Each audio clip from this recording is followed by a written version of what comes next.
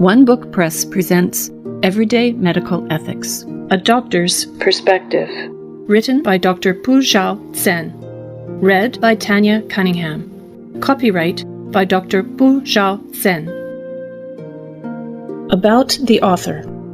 Dr. Puxiao Cen is an invasive cardiologist, board-certified in internal medicine, cardiovascular disease, advanced heart failure and transplant cardiology, nuclear cardiology, and adult echocardiography. She has been a fellow of the American College of Cardiology since 2003 and has been caring for the people of the Orlando, Florida area for 2 decades. Puxiao is also a physician member of the Medical Ethics Committee for the Area Health System and assistant professor at the University of Central Florida, College of Medicine. In addition to being a physician and a medical ethicist, Puxiao is a mother, world traveler, Dora the Explorer comes to mind, painter, history student, and a cultural connoisseur. She is a woman who puts her whole heart, mind, and soul into everything she does. She is the epitome of a philomath. But labels do not do her justice. Puxiao doesn't just absorb all that the world has to offer and keep that learning and knowledge locked away inside her. Dr. Cen considers it her mission to process and refine the knowledge she has gained from her experiences and distill it down to the salient points so she can re-communicate that knowledge in a manner that can benefit everyone. That philosophy was the motivation behind writing Everyday Medical Ethics. Dr. Cen wants to help impart some of the lessons she has learned as a medical ethicist in a major health system to the general public. By doing so, she hopes that the healthcare professionals, patients, their families, and the communities in which they live can better navigate the modern world of healthcare.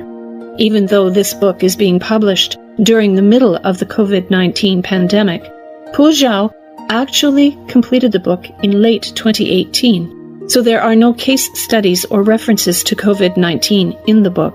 However, the basic principles discussed in the book are foundational to understanding medical ethics and can be applied to patient care and research ethics during the pandemic. Forward by Nanette K. Wenger. Multiple academic presentations have reviewed the pillars of bioethics in healthcare: beneficence, non-maleficence, autonomy, confidentiality, and justice. But how are these concepts incorporated and implemented in daily clinical practice? How are these manifest in physician-patient interactions? The contemporary practice of U.S. medicine and the professionalism of medicine involves social contracts between providers of healthcare, their patients, the community, and the insurers, based on these ethical principles of beneficence, non-maleficence, autonomy, and justice, with social justice posing special challenges. In our increasingly diverse society, cultural sensitivity becomes an important interface with these ethical issues. Economic inequality challenges social justice and compounds healthcare inequalities, yet physicians and their patients interact within these constraints in daily healthcare encounters. In Everyday Medical Ethics, A Doctor's Perspective, Dr. Puxiao Cen displays the unique approach of case studies, followed by relevant ethical issues, and poses questions based on the discussion topics. For example, end-of-life care, undocumented immigrants, interface of medicine and the law, access to health care, etc. Justice and equity in healthcare pose challenges to the appropriate implementation of healthcare policy and allocation of healthcare resources, particularly to vulnerable populations.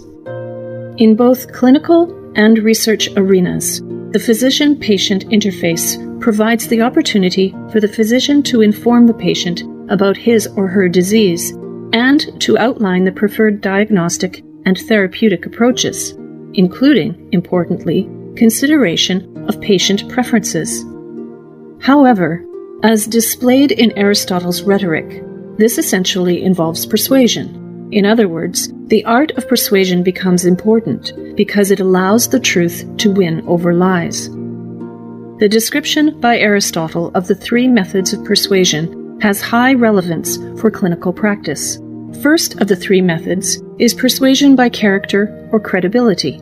In other words, people who appear trustworthy, with the trustworthy person typified as having good sense, good moral character, and goodwill.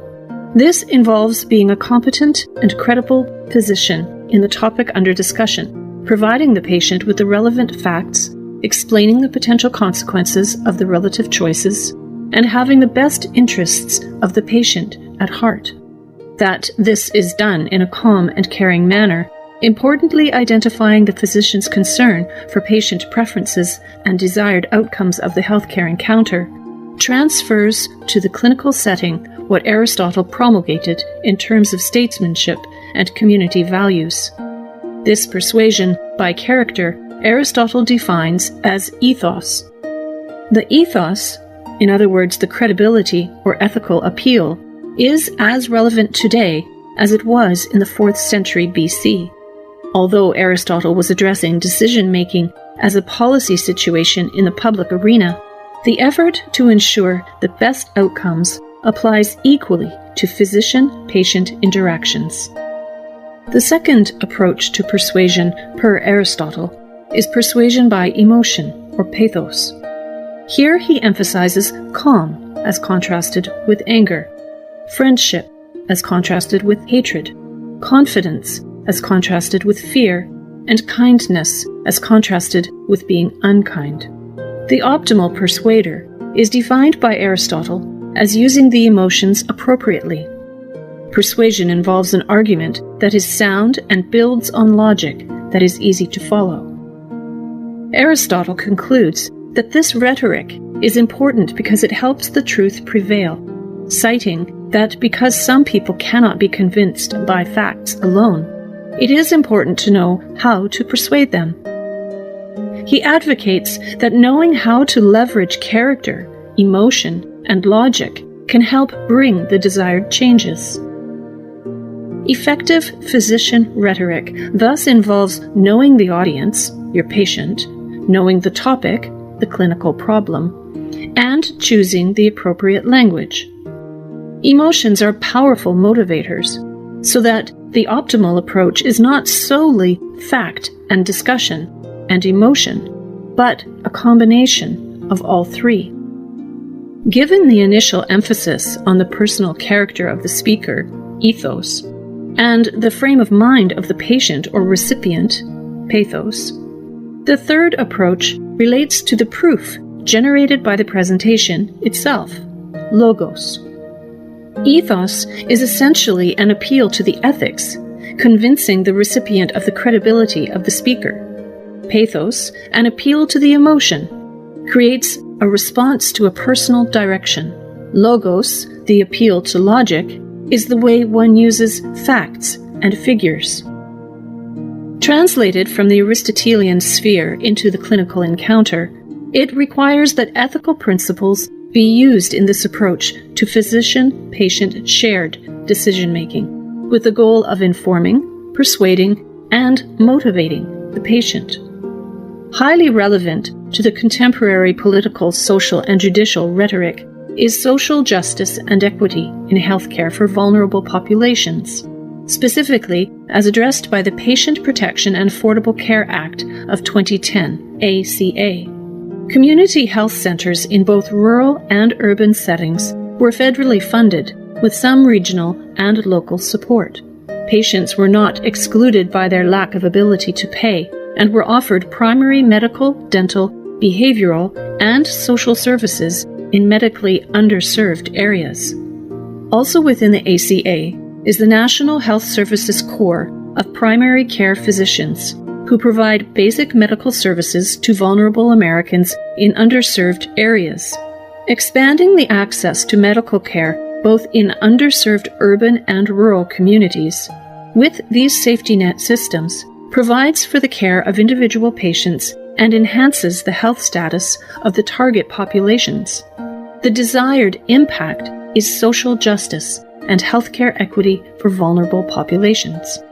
Nowhere are ethical principles more integral to the discussions than in medical research involving human subjects, where important issues of both individual protections and community protections are raised. Informed consent involving genetic research demands precise ethical attention to short and long-term consequences. In a chapter addressing the advances in therapeutic cloning, the potential to achieve organ transplantation without a donor and without the need for immunosuppressive therapy, benefit is balanced against potential risks.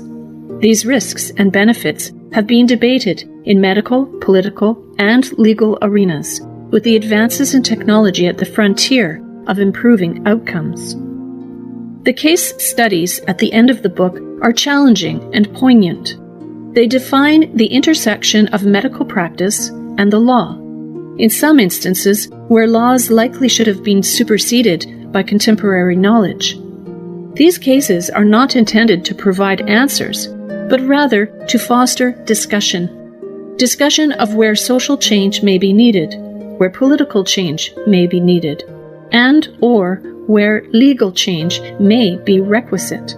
Optimal forums include grand rounds, journal clubs, medical staff meetings, IRB meetings, professional society congresses, and public professional convocations. The emphasis for all discussions is that the patient's rights and protections should be foremost, rather than a focus predominantly on liability. I thoroughly enjoyed reading and studying this monograph and enthusiastically recommend it to my colleagues. Chapter 1: Cultural Context, Lost in Translation. Often in healthcare ethics, we examine values through the lenses of philosophy and religion. We should also incorporate other perspectives or filters to determine how meaning is made and who can, should, does control how that is done. We can employ anthropology, globalization, U.S. healthcare, power issues, and autonomy as backdrops to consider that which is not overt in many bioethics discussions. Discussion topics. How is the context of the body both an internal and an external feature in how a life is lived? The story of Caitlyn Jenner has brought the topic of how a life is lived to the forefront of people's minds. Caitlyn saw herself as a man and an Olympic athlete when she was Bruce Jenner, and society perceived her as such. But at some point, Bruce's internal conception of who he was changed, and he knew that he was a woman. Once he came to terms with that idea, he took steps to transform his external appearance to match his internal perception of himself. Society then had to adjust the way it collectively perceived and received Caitlyn Jenner.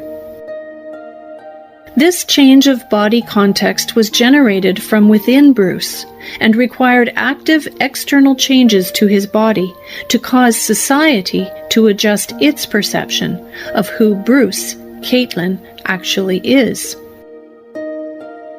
Interestingly, Sharon Kaufman, in her paper about Death with Dignity, turned the topic of changing appearance around in her discussion about Mrs. Sato and Mrs. Peterson.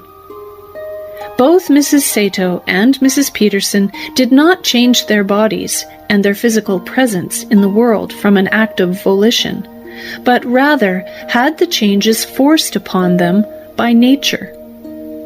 Unlike patients who are able to adjust their internal mental conception of self in response to their disease, Mrs. Sato and Mrs. Peterson could not make any internal mental changes to their reality.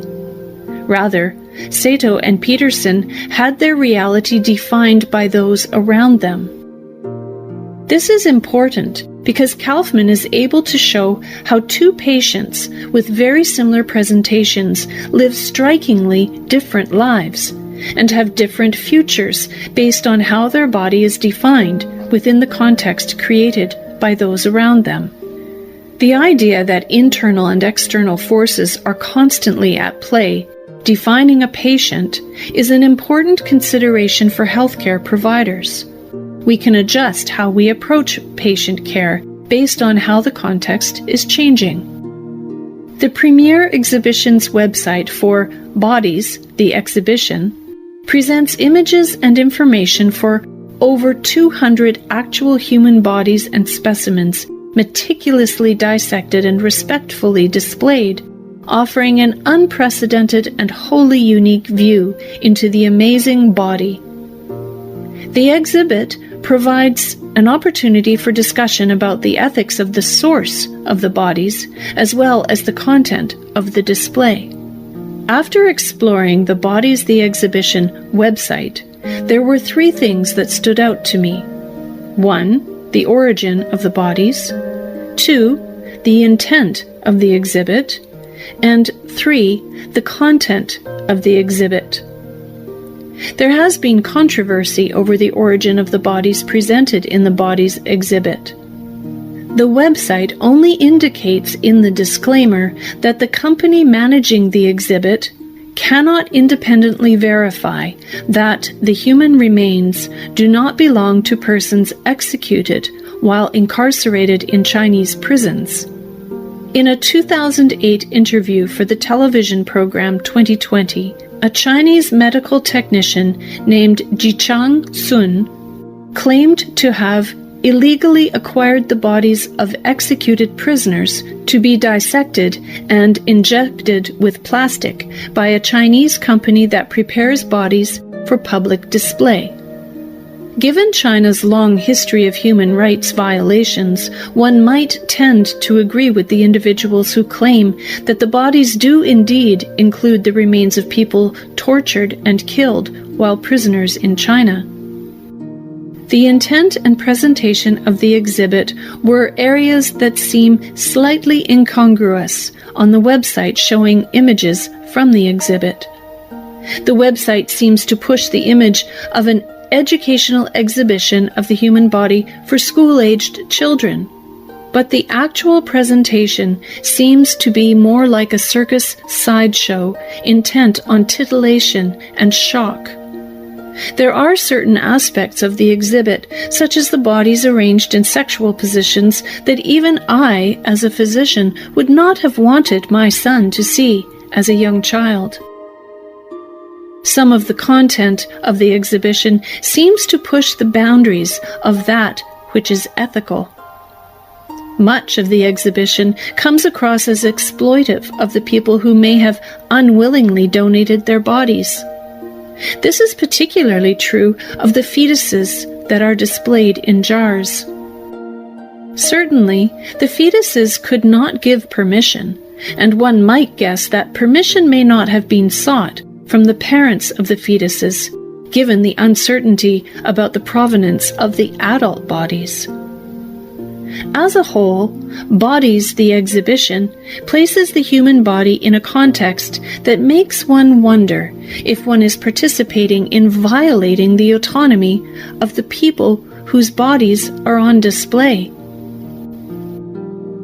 Of Arthur Frank's 4 body types, which one speaks most clearly to you, and why? Arthur Frank's The Wounded Storyteller attempts to explain why suffering needs stories. Stories of our own suffering and of other people's. The book is not only about the types of stories of suffering that we tell and how to recognize the purposes of these stories, but also how to listen to stories and the storyteller. Frank identifies 4 body types that exist in illness narratives: the disciplined body, mirroring body, dominating body, and communicative body. None of these body types can exist in singularity, but all play a greater or lesser role from time to time in one way or another. These bodies are attitudes towards the illness and the ordeals the ill body faces. The disciplined body prioritizes the demands of getting well over other desires. The mirroring body finds identity by modeling other bodies. Its desire is to be as healthy as the bodies shown in advertisements. The dominating body is one that attempts to control others because his or her own body is out of control. The communicative body is the idealized type for an illness narrative because it uses communion and communication of stories to define itself in relation to others.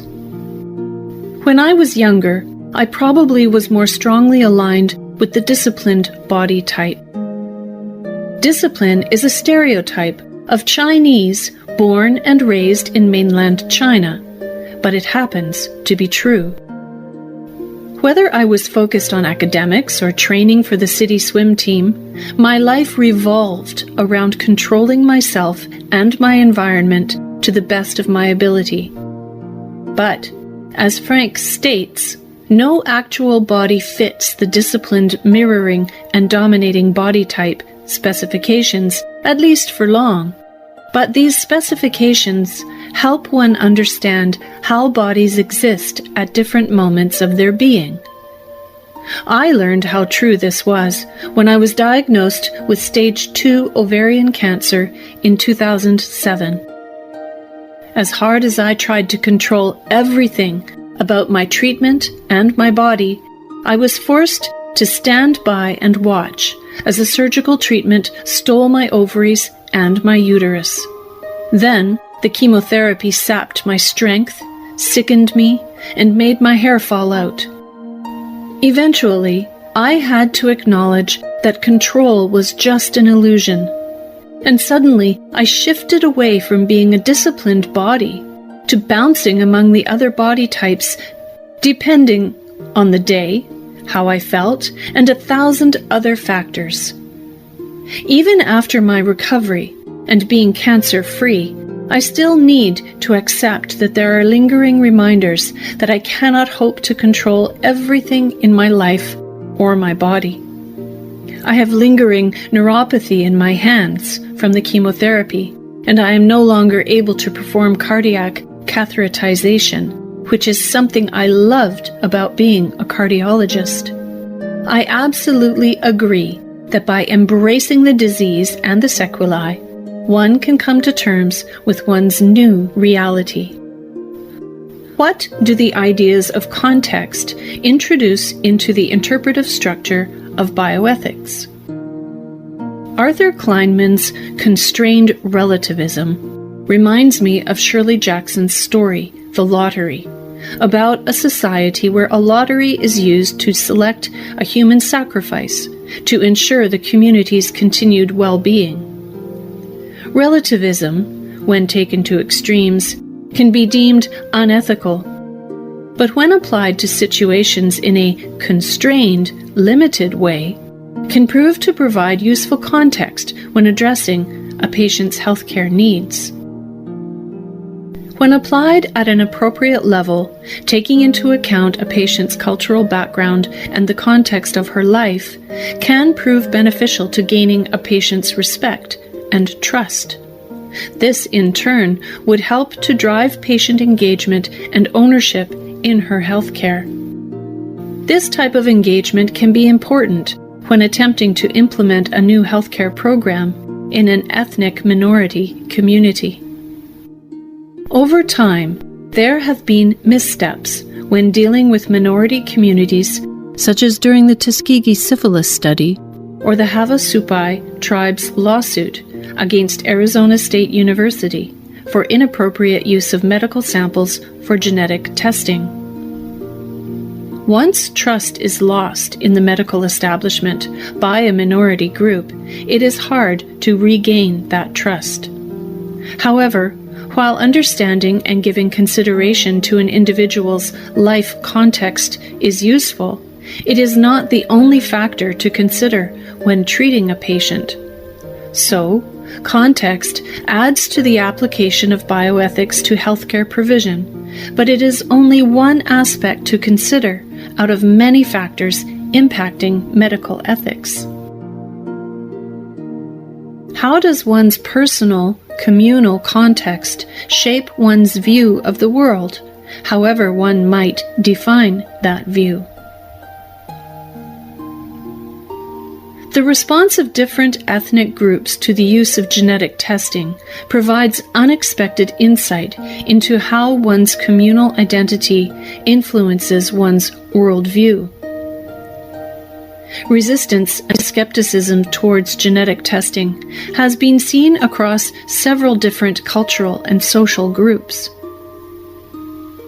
One example is the situation experienced by the Havasupai Indian tribe, who agreed to submit blood samples to researchers at Arizona State University to search for a link to diabetes. Unfortunately, the medical team decided to use the Havasupai samples for other research, including schizophrenia, migration patterns, and inbreeding, which violated the basic rule of human-based research ethics.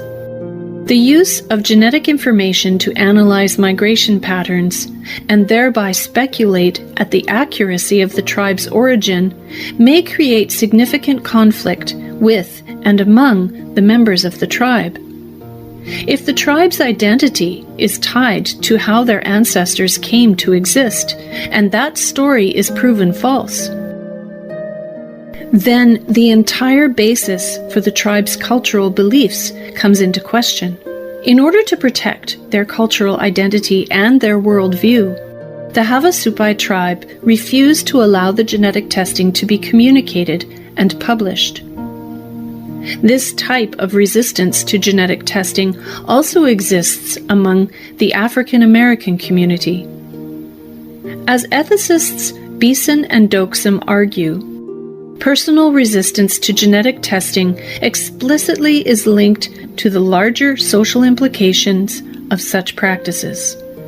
The main crux of the distrust that dominated an African American mother's viewpoint was the knowledge in her mind that the genetic testing will be used to discriminate against people. As she put it, the facts are, have been, and will be that there will be discrimination. There will be unfair treatment of a lot of people as this becomes the rule of thumb or the order of the day, when it shouldn't be like that. People from a different social and cultural context have a different response to genetic testing simply because of having a different worldview due to living in a different social and cultural context. However, even a group of people who might be considered to have a universal worldview, such as the gay community, might have a difference of opinion. For instance, the gay community is divided about whether finding genetic links to homosexuality is good or not. Those in the gay community who advocate genetic testing to find a gay gene believe that linking homosexuality to genes shows that homosexual orientation is natural and implies that gays should not be blamed, stigmatized, or discriminated against for an orientation that arises from their genetic makeup. Those concerned about genetic testing for homosexuality fear that it would lead to remedicalization of homosexuality with the consequent fetal testing and possible abortions and eugenics.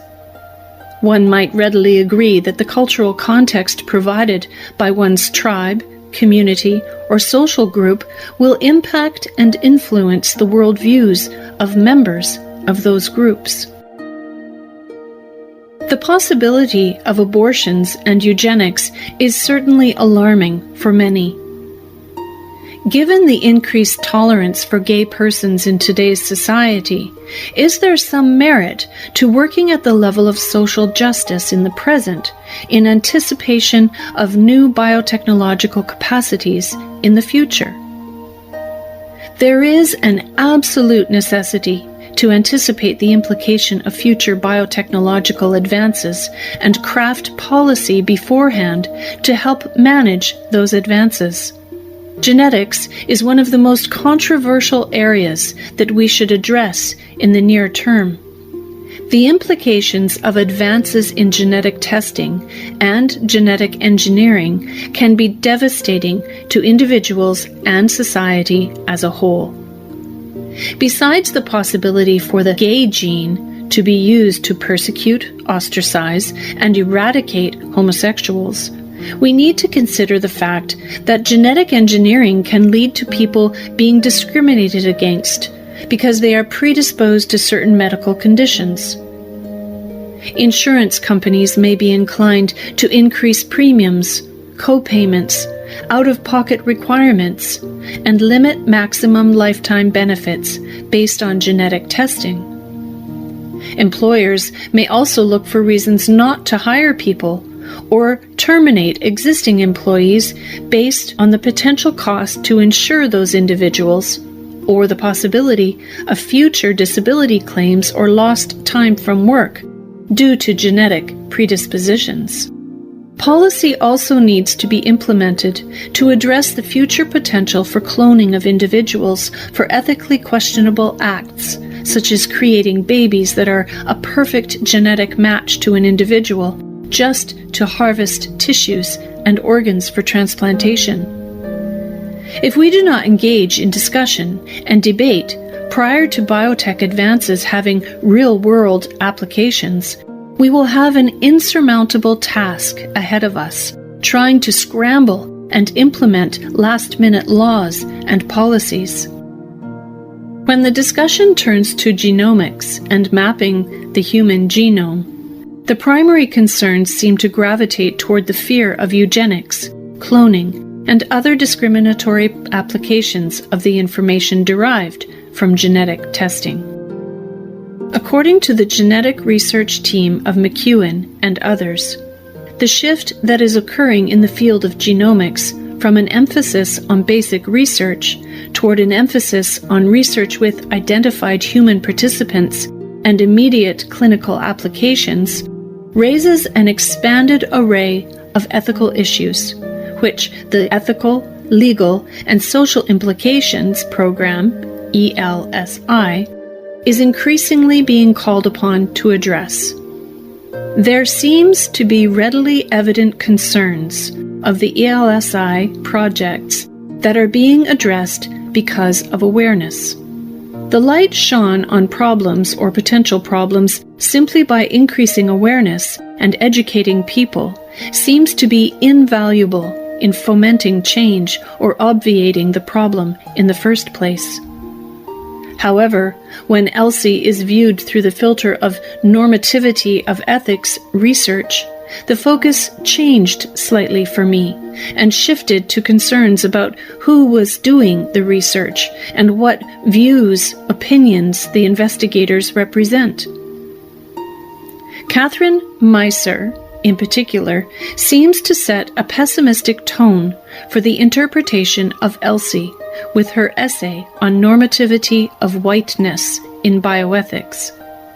Meiser's opinion provides food for thought about considering different socio-cultural contexts when evaluating bioethics principles in research and the development of bioethics theories, knowledge, methods, and policies.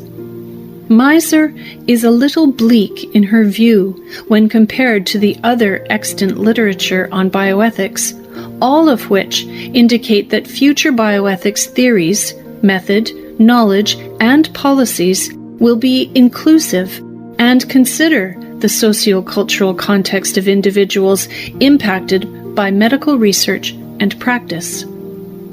I guess I am more hopeful that people actually learn from history and truly intend to do good to others. Taking that into account, the ELSI projects are confronted by the problem of ensuring that the investigators will be objective, intellectually independent, and morally honest. one of the main barriers to maintaining the integrity of the system is the fact that the ELSI program is housed within the same structure that supports the science being researched. If the ELSI projects can be insulated from any questions of integrity and maintain some indication of inculcating socio-cultural context into bioethical theory development, then ELSI may be able to facilitate the conduct of genomic science in an ethically, legally, and socially responsible way. Some people might question the down-the-road implications of the use of the research data. To take the thought process a step further, not only must we worry about who is using the data and for what purpose, but we must also worry about who may be adversely impacted by the data. In addition to the potential for an Orwell meets Maslow type of genetic purification in the future, we might also want to consider the unfortunate potential for targeting and culling of certain ethnic or social groups based on genetic profiling. Genetic testing is not only a biomedical procedure, but also a way of creating social categories. As a basic principle, we believe that people should be evaluated based on their individual merits and abilities, and not based on stereotypes and predictions about their future performance or health status. Usually, genetic testing can only point to probabilities or potentialities, and not necessarily absolute certainties. We believe that individuals should not be judged based on stereotypes and assumptions about what people in their class or status are like. Genetic data can indeed be misused and abused to target certain groups of people, which makes transparency of who is doing what and why they are doing it all the more crucial in the ELSI programs. My main point is that it is difficult to see the socio-cultural background and ideology of the people conducting the ELSI research projects and studies. By comparing Meiser's focus on the whiteness that she suggests predominates biomedical research with the ELSI's lack of transparency, one can see the implication of this lack of transparency in that certain ethnic or social groups might be targeted for discrimination. Medical anthropological research and global views on stigma. Arthur Kleinman's presentation, Medical Anthropology and Mental Health, 5 Questions for the Future Society for Medical Anthropology, at Yale University in September 2009, posed one question in particular that struck a chord with me. The question that interested me was Kleinman's query that if ground zero for patients with psychosis globally is moral death and social exclusion, what is the implication for medical anthropological research of going beyond stigma to redefine what is at stake in the most severe psychiatric conditions in cultural terms? Kleinman, a psychiatrist and professor of medical anthropology and cross-cultural psychiatry, has spoken about this several times over the years, and he has consistently opined that understanding the unique social and cultural processes that create stigma in the lived worlds of the stigmatized should be the first focus of our efforts to combat stigma. I agree with Kleinman's assessment that gaining an understanding of the root cause and contributing factors behind stigmatization within a society is vital to reversing the effects of stigma. Because a great deal of Kleinman's research has been performed in China and Taiwan, I feel a special interest in his theories. Kleinman's discussion of people in China who suffer from schizophrenia, HIV and AIDS, leprosy, or epilepsy, often facing social marginalization because of their illnesses, was quite accurate from my experience. Chinese society can be unforgiving of those who are outside the physical or mental standard for normal. From Kleinman's experience, people with stigmas lose their moral face and are not considered human. In China, the concept of face has been in existence for centuries and would be extremely hard to overcome. Anything that causes a person to lose face is to be avoided and not discussed. Kleinman believes that the solution to the problems of stigmatization will come from unintentional cultural changes, which have been happening over the past couple of decades that eventually strip mental illnesses of stigma. I agree with Kleinman's opinion that using both quantitative and qualitative research efforts can contribute to a scientific study of stigma, and that epidemiology can inform ethnographic research on the causes, course, and potential solutions for stigma. By utilizing this type of multidisciplinary approach to stigma, academic and medical research and public policy can come together to create anti-stigma interventions that have real and measurable outcomes.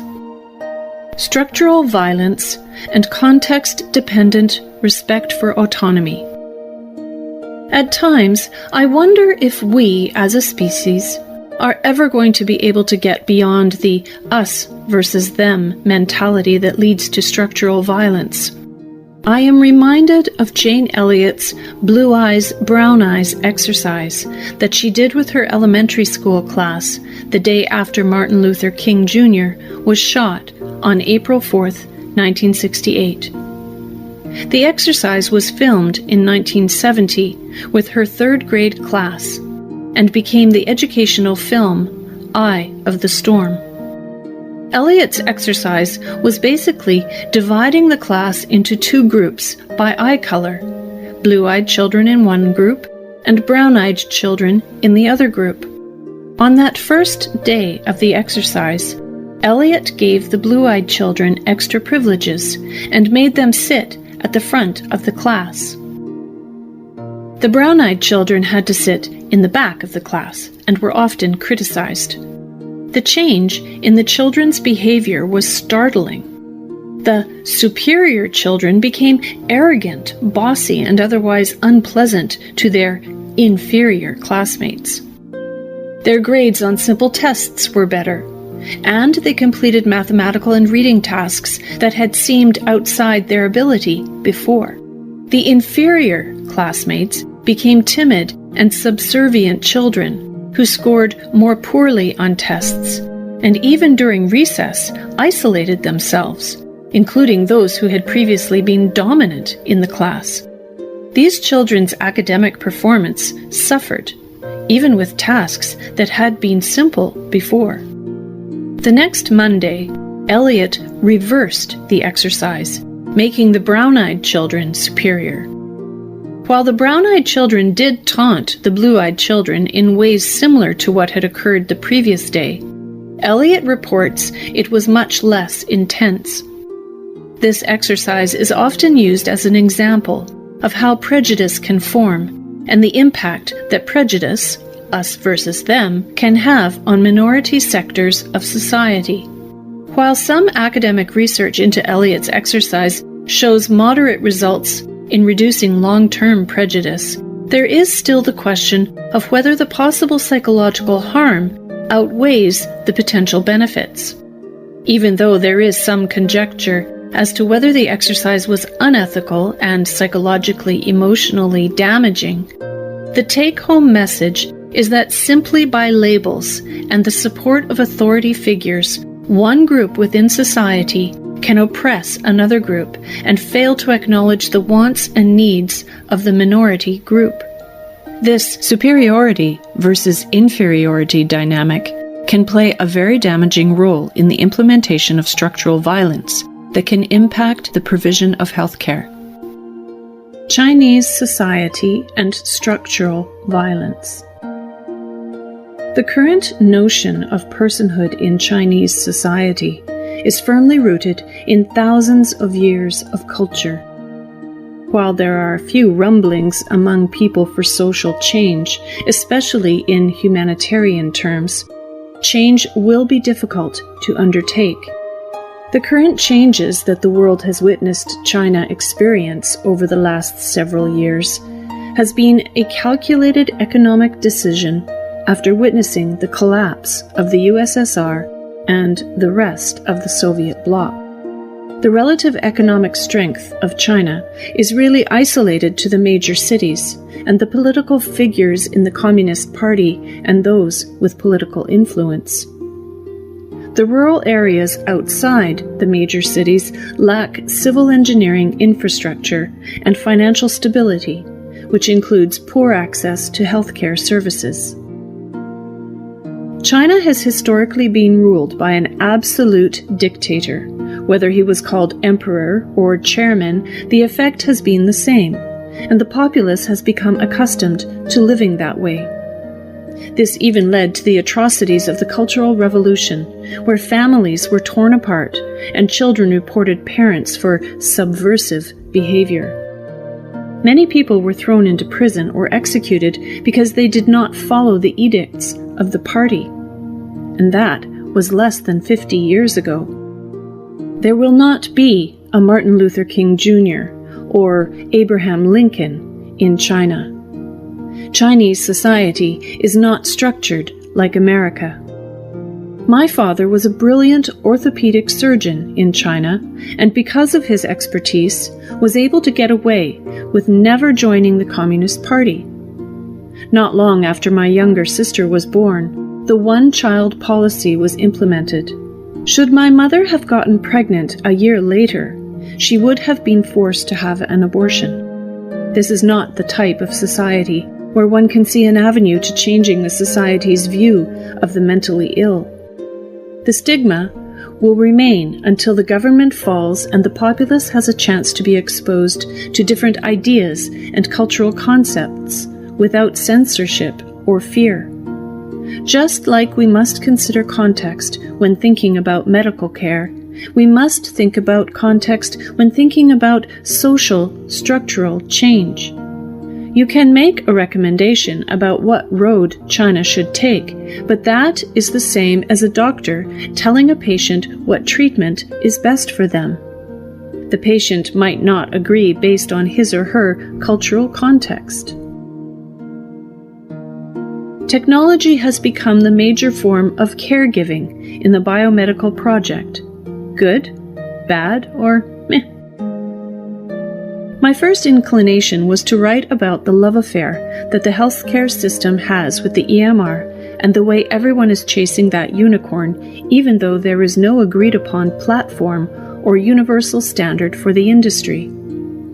Then I thought I should write about the growth of defensive medicine as a prophylactic against malpractice charges to show contentious medical practice. I have certainly seen this increase almost exponentially over my last 20 years of medical practice. But these are fairly obvious targets for discussion. One area that caught me off guard was the interplay between fertility treatments and technology.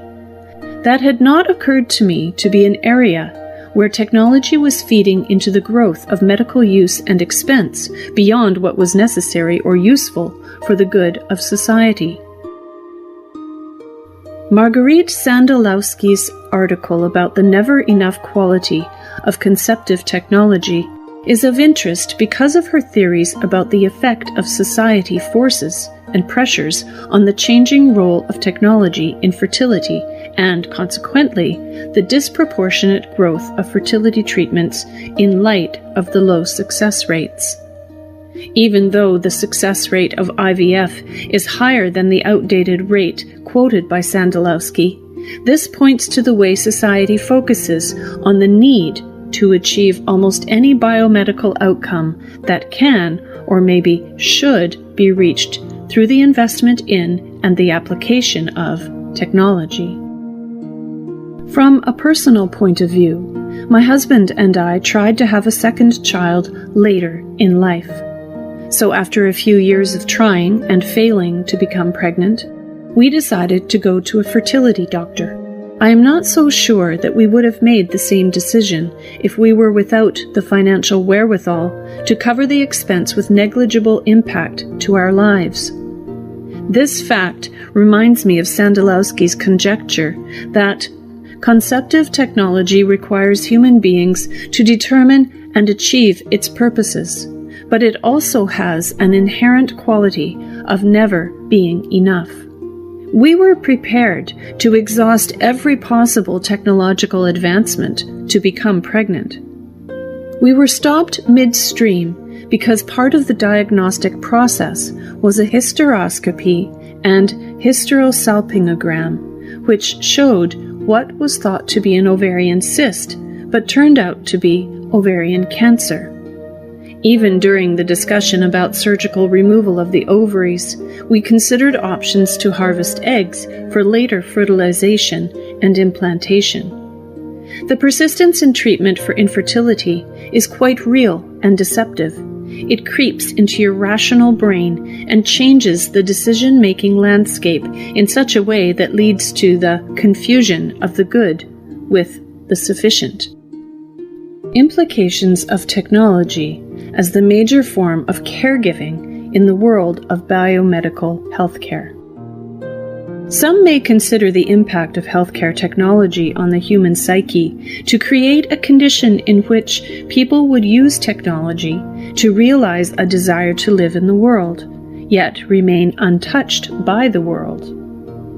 Lawler, in his paper Caregiving and the American Individual, addressed this concept of lives moved by a veneration of independence threaten to leave us unprepared for depending and being depended upon.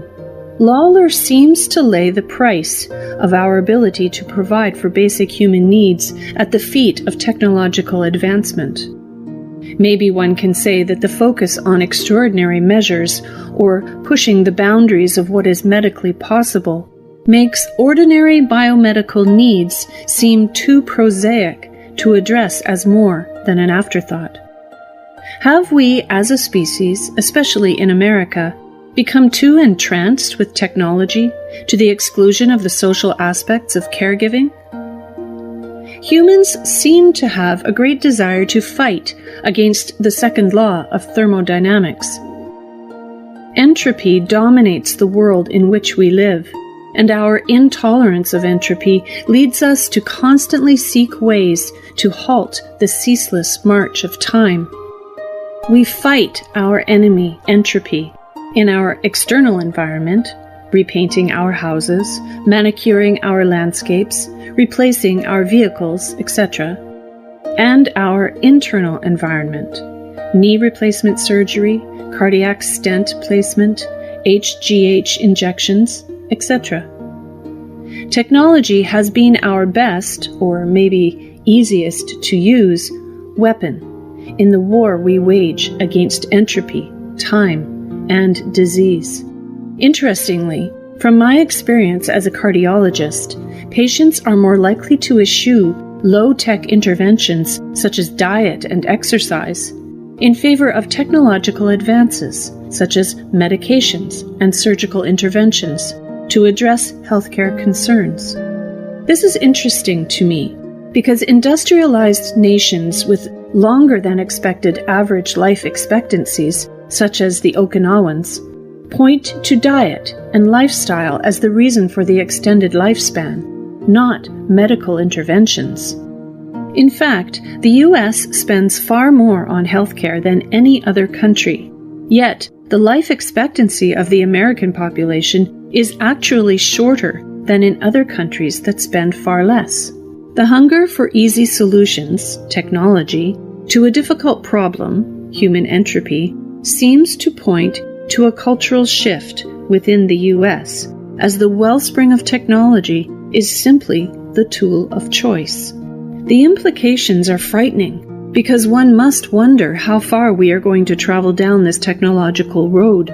in pursuit of longer life at the expense of our collective, communal humanity.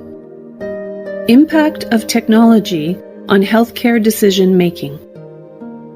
The negative impacts of technology through financial strain and societal expectation fit quite well with the idea that physicians have increasingly engaged in what has come to be called defensive medicine.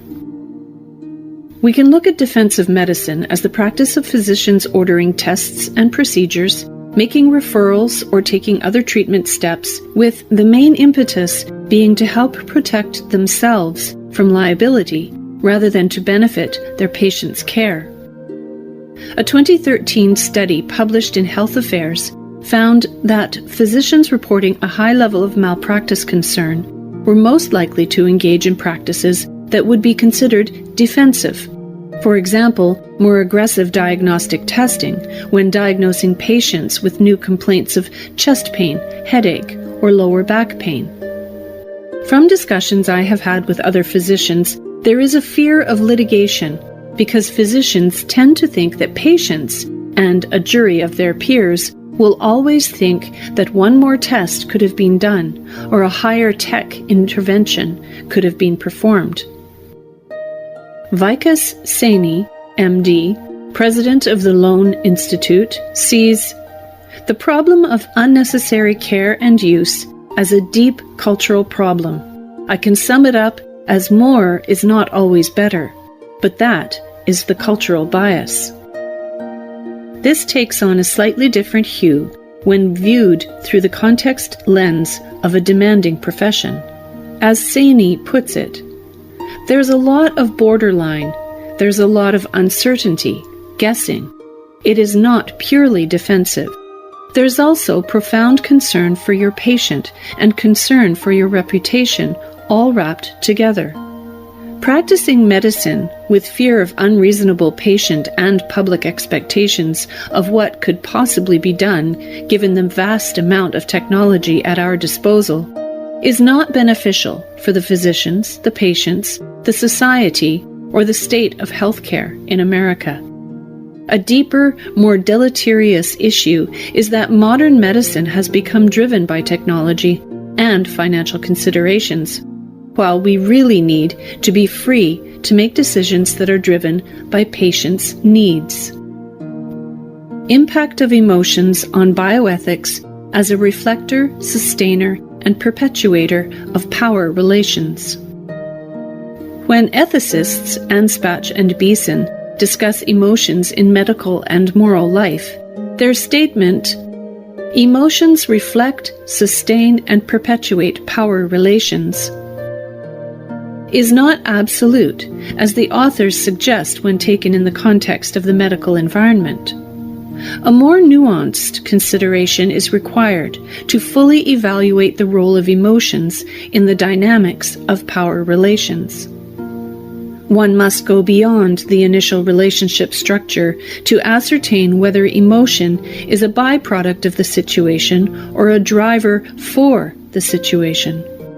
By default, a patient is going to be more emotionally invested in the patient-provider relationship than the medical provider because the relationship is all about self for the patient. In the case of the patient populations for Anspach and Beeson, we are talking about neonatal intensive care and genetic testing among pregnant women, respectively. Both of the decision-making patient populations for these studies are in the position where the health and welfare of their child is in question and at risk.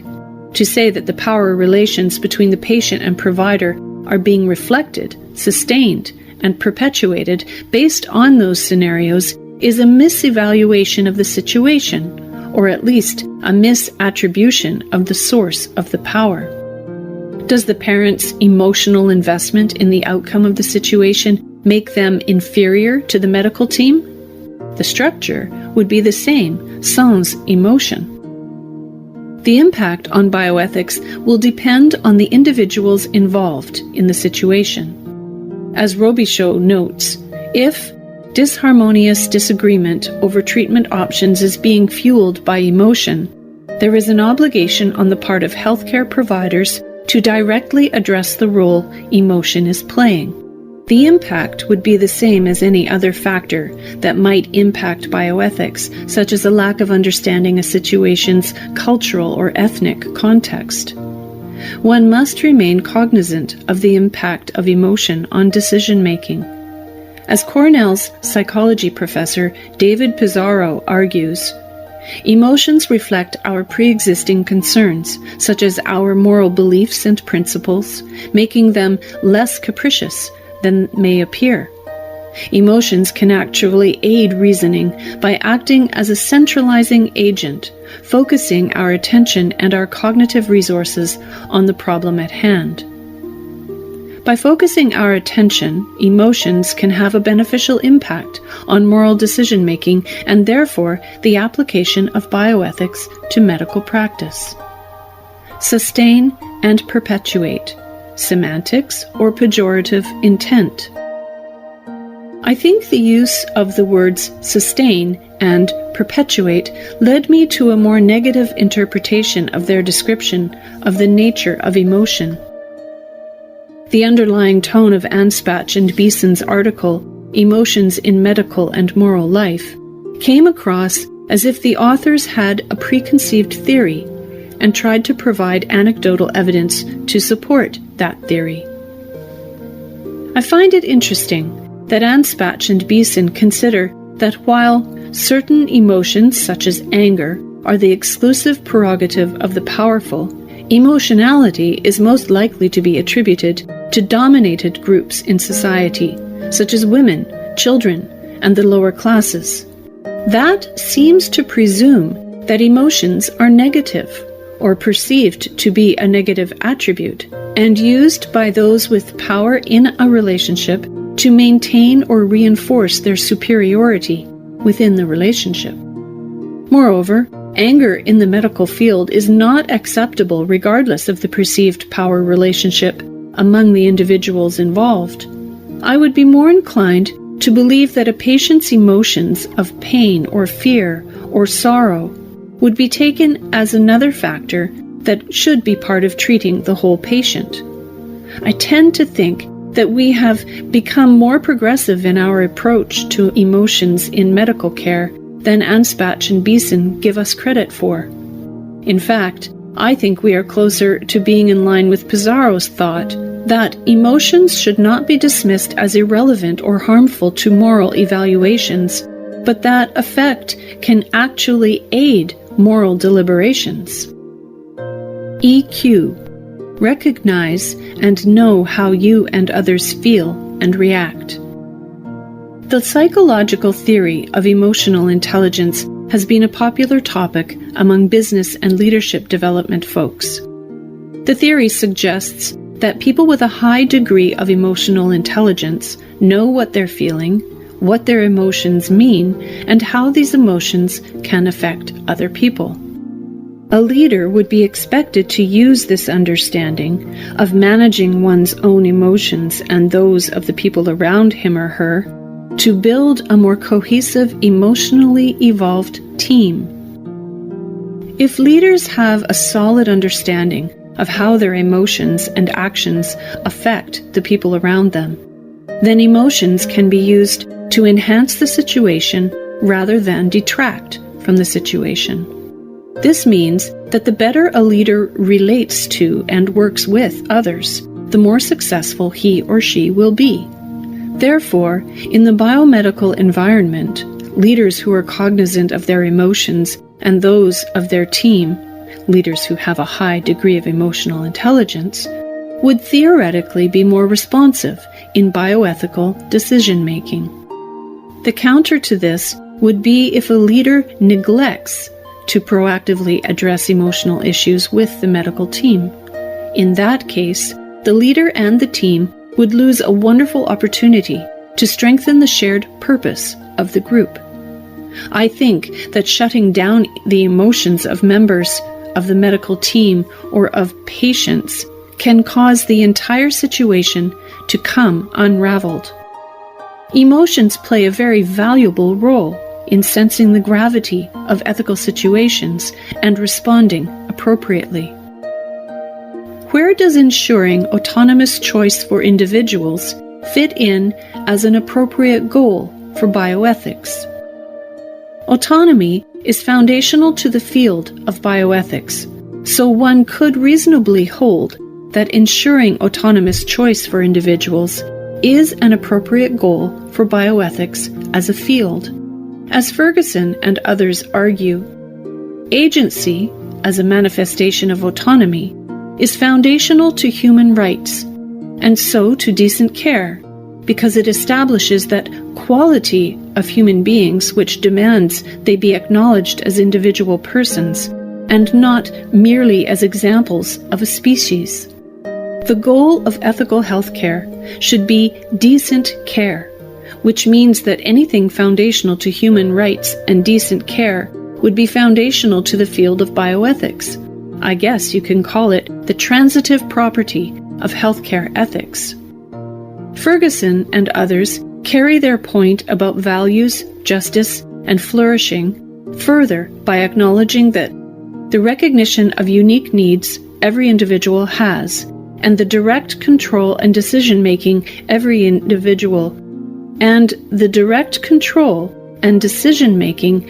individual should be able to enact in the care he receives, and how he receives it.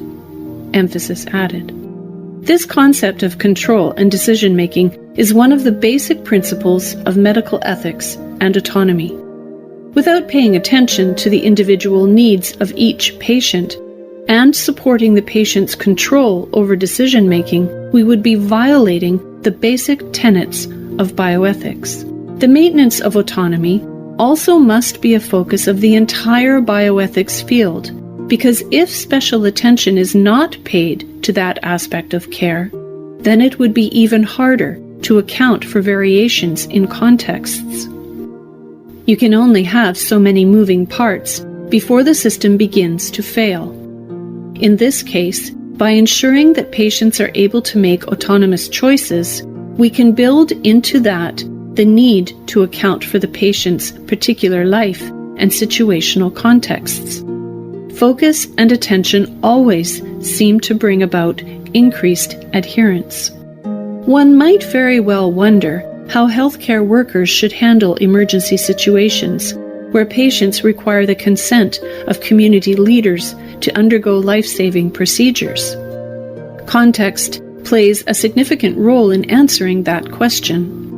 I say that because if the healthcare workers were active, vital members of the community, and the community had specific cultural responsibilities, then those healthcare workers would assuredly have a familiarity of what to do in emergency situations. That familiarity might involve having a list of community leaders to contact, or a standing order, local law, that regulates healthcare work activities in those situations. This might particularly be true in Native American tribal locations, where the tribe acts as an autonomous state, and everyone would be like-minded about life-saving procedures.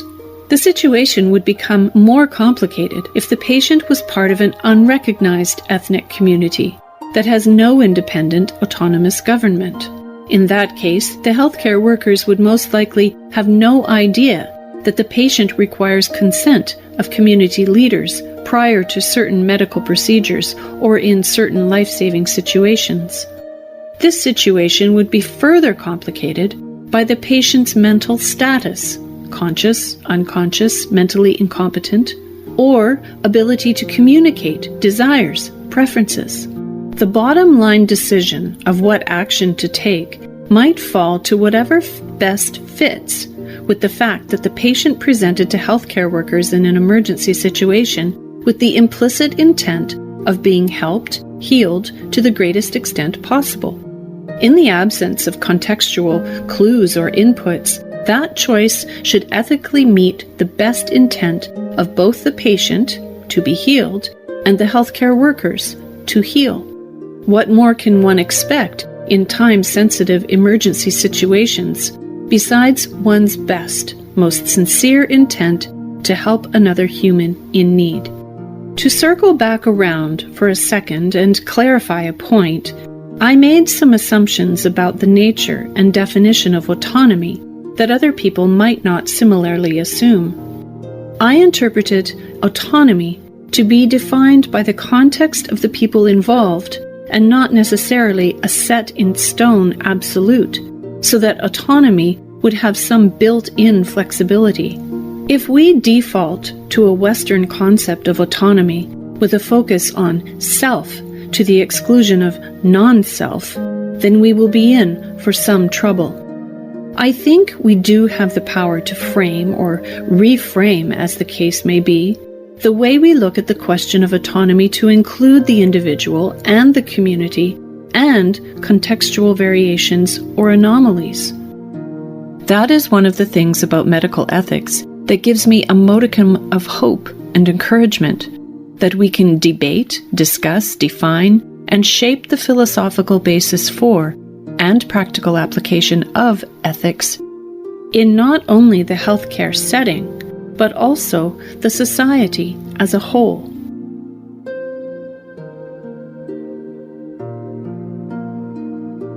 Essay 1. Identity and Well-Being.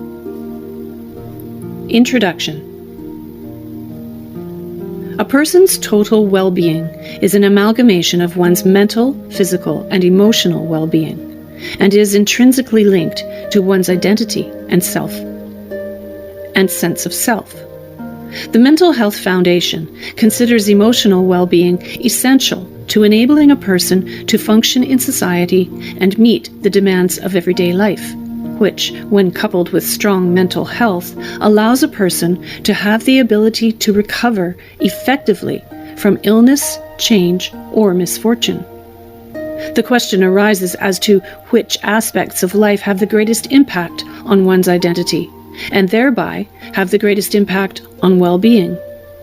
One could correctly posit that one's identity is most strongly influenced by how one views oneself and is viewed by others within the context of one's ethnic community, and how one adapts to changes to one's health and wellness. Communal context of identity. As Blackhall and others argue, one can be on a continuum of self-identity between being autonomous agents whose dignity and worth come from the individual choices we make with our lives, and the result of the social web within which we exist.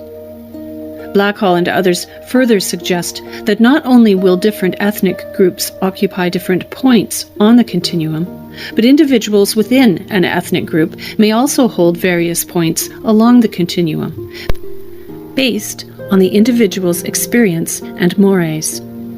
Communal context provides a foundation to establish one's identity. Whether one tends to one end of the continuum or the other end, one's identity is anchored by the communal context within which one lives, which lends one strength and enhances one's well-being. Adaptation to impairment. Another factor that impacts one's identity is the way one handles and adapts to impairment and disease. Chronic illness and impairment can shift one's view of self and throw one's sense of identity into a state of chaos. As Sharmaz posits, chronic illness with impairment intrudes upon a person's daily life and undermines self and identity. By undermining the sense of self and one's identity, impairment can have deleterious effects on one's well-being. Sharmaz further suggests that the body, identity, and self intersect in illness, and by adapting to accommodate to physical losses and to reunify the body and self in socially and personally acceptable ways. Through the process of adapting to the changes the mind and body undergo during chronic illness, a person can gain strength of self and a renewed sense of identity. Any time an individual is able to strengthen one's identity, she will gain well-being. Conclusion. The two components of identity that have the greatest impact on well-being are the communal context within which one lives and the self-knowledge gained from adapting to illness and change. the communal context of one's life provides foundational identity that grounds and strengthens one. If an individual has a strong foundational identity, then one can more easily handle the traumatic changes caused by chronic illness and impairment. Then, by going through the process of adaptation, one gains even more strength of identity. In the end, one's well-being is enhanced and secured by the combination of the two components of identity. Essay 2. Hmong and Respect for Autonomy. Introduction. Anne Fadiman's book, The Spirit Catches You and You Fall Down, tells the tragic story of a young Hmong girl who was caught in the cultural chasm between Western medicine and Hmong philosophy of life. The young Hmong girl, Leah, suffered from epilepsy and septic shock, which are both easily managed medical conditions. Unfortunately, Leah was a victim of the cultural disconnect between her caregiver Hmong parents and the Western physicians responsible for her treatment. Fadiman came to believe that Leah's life was not ruined by septic shock or non-compliant parents, but by cross-cultural misunderstanding. Fadiman drew a clear portrait of a clash between the parents and the physicians based on mutual misunderstanding due to language, cultural, and religious differences. While the story centers on a specific situation, the lessons learned can be a guide to understanding why one must consider cultural context when evaluating the application of biomedical ethics. This paper will address the idea that of the bioethics principles, respect for autonomy, as put forth by Beauchamp and Childress, might have some valid meaning to the Hmong given the lessons learned from Fadiman's story of Leah's tragedy. Respect for autonomy. Beauchamp and Childress describe respect for autonomy as both a negative and positive obligation. As a negative obligation, one must ensure that an individual is not subjected to controlling constraints by others. As a positive obligation, one must ensure respectful treatment in disclosing information and actions that foster autonomous decision-making. One important consideration in the Beauchamp and Childress principle for respect for autonomy is the concept of self versus delegated decision-making. In a UCLA study of 800 individuals, of which 200 were Korean American, 200 Mexican American, 200 African American, and 200 European American, Korean Americans and Mexican Americans were more likely than African Americans and European Americans to believe that family should make the decision about the use of life support. While the original investigators believed that the study showed an alternative to patient autonomy, which the researchers termed a family-centered model, Beauchamp and Childress believed that this is still an exhibition of individual autonomy.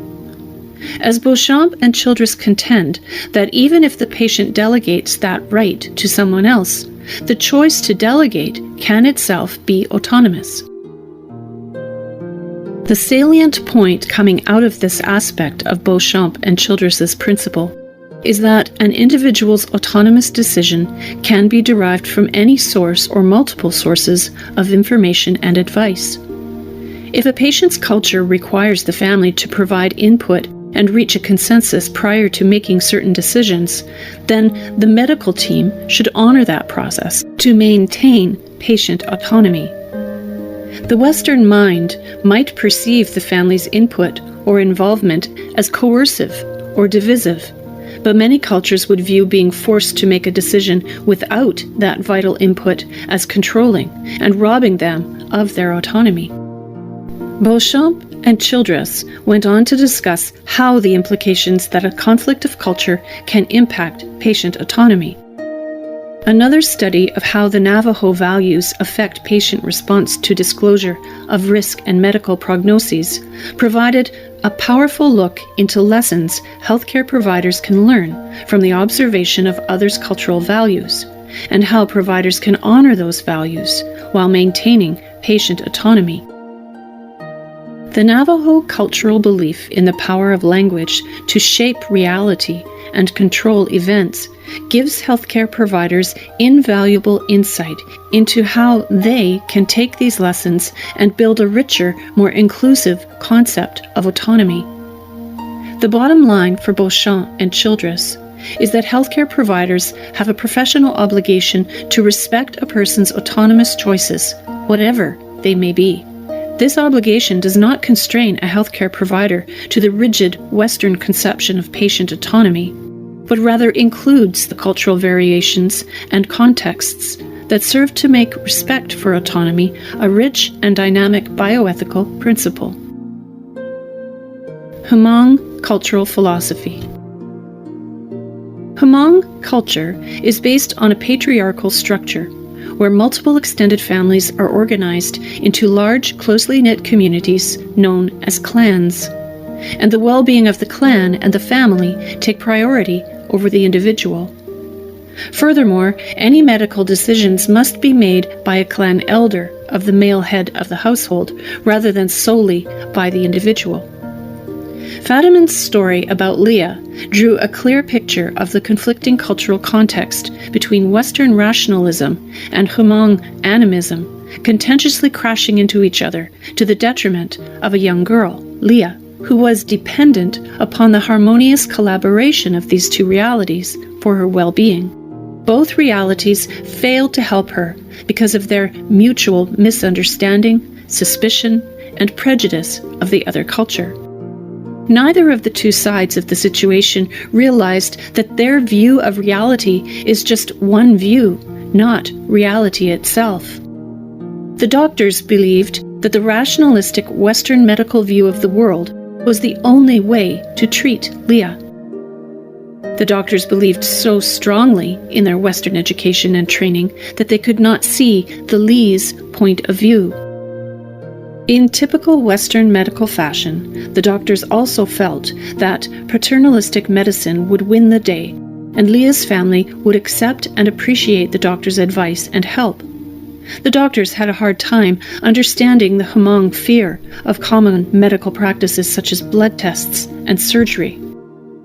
The Lees, on the other hand, could not imagine any other way of viewing the situation than through the lens of the traditional Hmong belief of animism. The Lees looked at Leah's medical problem of epilepsy as soul loss, rather than the Western diagnosis of epilepsy. Because each side saw a different cause for the malady, they each saw a different way of treating the problem. As Fadiman noted, the Lees' version of reality fails to match that of their doctors pretty much across the board. The Lees did not understand how or why to give Leah her medicine, and the doctors did not know how to convince the Lees the medication was vital. The cultural conflict that contributed to Leah's condition could have been avoided if the medical doctors implemented Beauchamp's and Childress's respect for autonomy. Conclusion. Fadiman's book, The Spirit Catches You and You Fall Down, can be seen as a clarion call for greater implementation of cultural context in medical respect for autonomy. One would anticipate that as medical professionals implement respect for autonomy with the cultural context of the patient, then outcomes among minority and ethnic individuals might be increased. Beauchamp and Childress's respect for autonomy, due to its inclusive nature, would serve the Hmong people well when in healthcare situations. Essay 3. Ethnocentrism to Ethnopluralism, Changing Perspectives on Patient Autonomy and Cultural Context. Introduction. Bioethics is a field that has undergone tremendous growth and change over the last 70 years. Ever since the time of the Nuremberg Code in 1947 and the Belmont Report in 1978, bioethics has moved toward practices based on the principles of benevolence, non-maleficence, autonomy, and justice. Of these 4 principles, the principle of autonomy can vary the most depending on the racial, cultural, and ethnographic gap between the patient and the medical providers. In order to bridge the gap, one must appreciate the diverse value systems of ethnic minority groups and understand how unexamined cultural assumptions by health professionals can underpin judgments of the quality and appropriateness of care. Medicine and medical research in the U.S. has been heavily influenced by and predicated upon the mores and values of Western society and culture. This Eurocentric focus has predominated the early practice of bioethics and the manner in which those principles are interpreted and applied to the practice of medicine. Ideally, the interpretation of autonomy within bioethics must take the racial, cultural, and ethnographic context of the patient's situation into account, so that medicine cannot only be practiced ethically, but also effectively. This paper will discuss how to redefine patient autonomy within an ethnographic context and why one can apply this globally to healthcare ethics. Patient autonomy. Autonomy, in keeping with the general philosophy of bioethics, has various theories about what the term actually means. Autonomy can be defined as the capacity to act freely in making decisions in accordance with choices that have been determined by the individual, acting without interference from others. The aforementioned definition can be refined by the addition of respect for an individual's autonomy as the affirmation of an individual's right to independently make choices, and perhaps more importantly, to act according to their principles, values, and beliefs without coercion from others. Beauchamp and Childress espouse a 3-condition theory of intentionality, understanding, and non-control that is focused on non-ideal conditions instead of an ethereal, ideal autonomy. The malleability of Beauchamp and Childress's concept of autonomy is reliant upon including context so that the principles, values, and beliefs of the individual can be taken into account. The patient's decision-making is dependent upon the patient's autonomy, which is defined by the patient's ethnographic context. Cultural context. The lottery. Cultural context should not be misunderstood as radical moral relativism or even radical cultural relativism, as depicted in Shirley Jackson's The Lottery. While Shirley Jackson intended The Lottery to be a commentary on American society's proclivity to blindly following traditions, one cannot help but see a similarity to the rituals practiced by the people of the pre-Columbian Mesoamerica and South America. The Maya, Inca, and Aztecs regularly sacrificed people, usually captured prisoners, but sometimes members of their own society, especially children, in order to control the weather and influence gods to favor them. The lottery similarly sacrificed a member of their society in order to influence the harvest, as Old Man Warner suggests when he says, "Lottery in June, corn be heavy soon." I mention this to bring back the idea that the argument supporting the lottery is cultural relativism, which holds that all cultural beliefs are equally valid and that truth itself is relative, depending on the cultural environment. Therefore, the entire situation of the lottery might be morally bereft in modern Western ideology, but for the people who live in the fictitious society of the lottery, all religious, ethical, aesthetic, and political beliefs are completely relative to the individual within that specific society. Again, this is not to say that radical cultural relativism should be employed in bioethics, but rather one should lean on constrained relativism. This would serve to recognize and affirm the differences between cultures, but does not simply deem a practice or belief acceptable just because a group of people hold it to be so. As Arthur Kleinman argues, one must compare alternative ethical formulations with the ethical standards he or she holds for the evaluation of a particular problem in a particular context. The ethnographic approach put forth by Kleinman requires medical providers to fully appreciate and engage with the lived moral orientations of their patients in order to minimize the influence of the Western ethical standards on situations where those standards are not valid. This concept is especially important when considering medical care among patients of non-Western ethnicities, because those cultures largely hold that the individual's autonomy is rooted in and subservient to social, familial, and communal obligations. The medical provider must understand that the patient's autonomy must be viewed through the lens of the patient's ethnographic context. Cultural context: stranger in a strange land. The idea of ethnographic context is more like the Robert Heinlein novel Stranger in a Strange Land than Shirley Jackson's The Lottery. Heinlein's protagonist, Valentine Michael Smith, is a human who was raised on Mars by Martians with no human contact for most of his life. Therefore, he was culturally and ideologically a Martian in thought, word, and deed. Upon his return to the Earth, Smith was placed in Bethesda Hospital for observation and only attended by male staff because he had never seen a human female. One nurse, Gillian Boardman, was overcome with curiosity and, viewing her exclusion as a challenge, decided to sneak in to see Smith.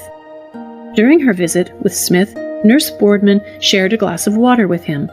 Nurse Boardman was unaware of Martian customs and, by sharing the water, unknowingly became a water brother, which is considered a deep and profound relationship by the Martians.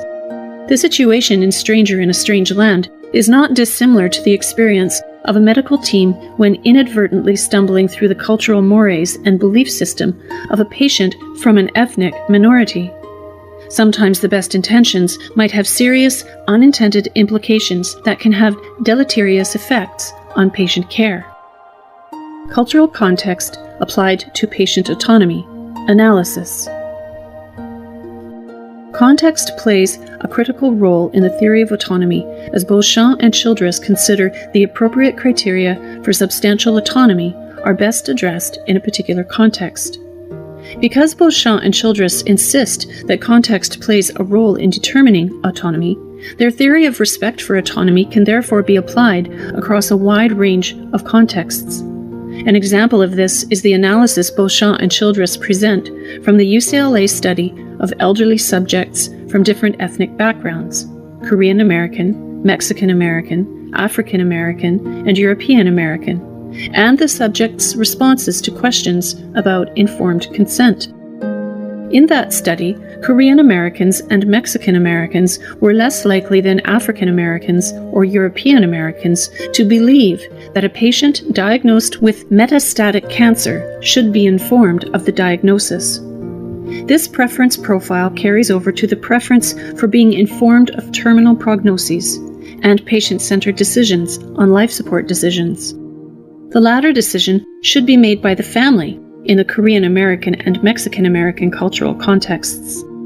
The difference in application or interpretation of autonomy based on context does not invalidate the patient's autonomy in terms of understanding, intentionality, or non-control. By having autonomy based on the patient's individual context, the theory of respect for autonomy can be applied globally. The main reason that Beauchamp and Childress's model can be applied across a multiplicity of contexts is because of their definition of the constituent parts of their model. Beauchamp and Childress's model for autonomy is a patient-sourced decision that not only includes intentionality, understanding, and non-control, but also includes the possibility that the patient's decision-making criteria are untethered from the standard Western ideas of autonomy as based in individualism, personal happiness, and self-actualization. Cultural differences need not hinder autonomy. Rather, different cultural contexts, if understood and appreciated, serve to ensure patient autonomy and maintain the integrity of the informed consent process for clinical healthcare and biomedical research. Cultural context applied to patient autonomy, the art of medicine.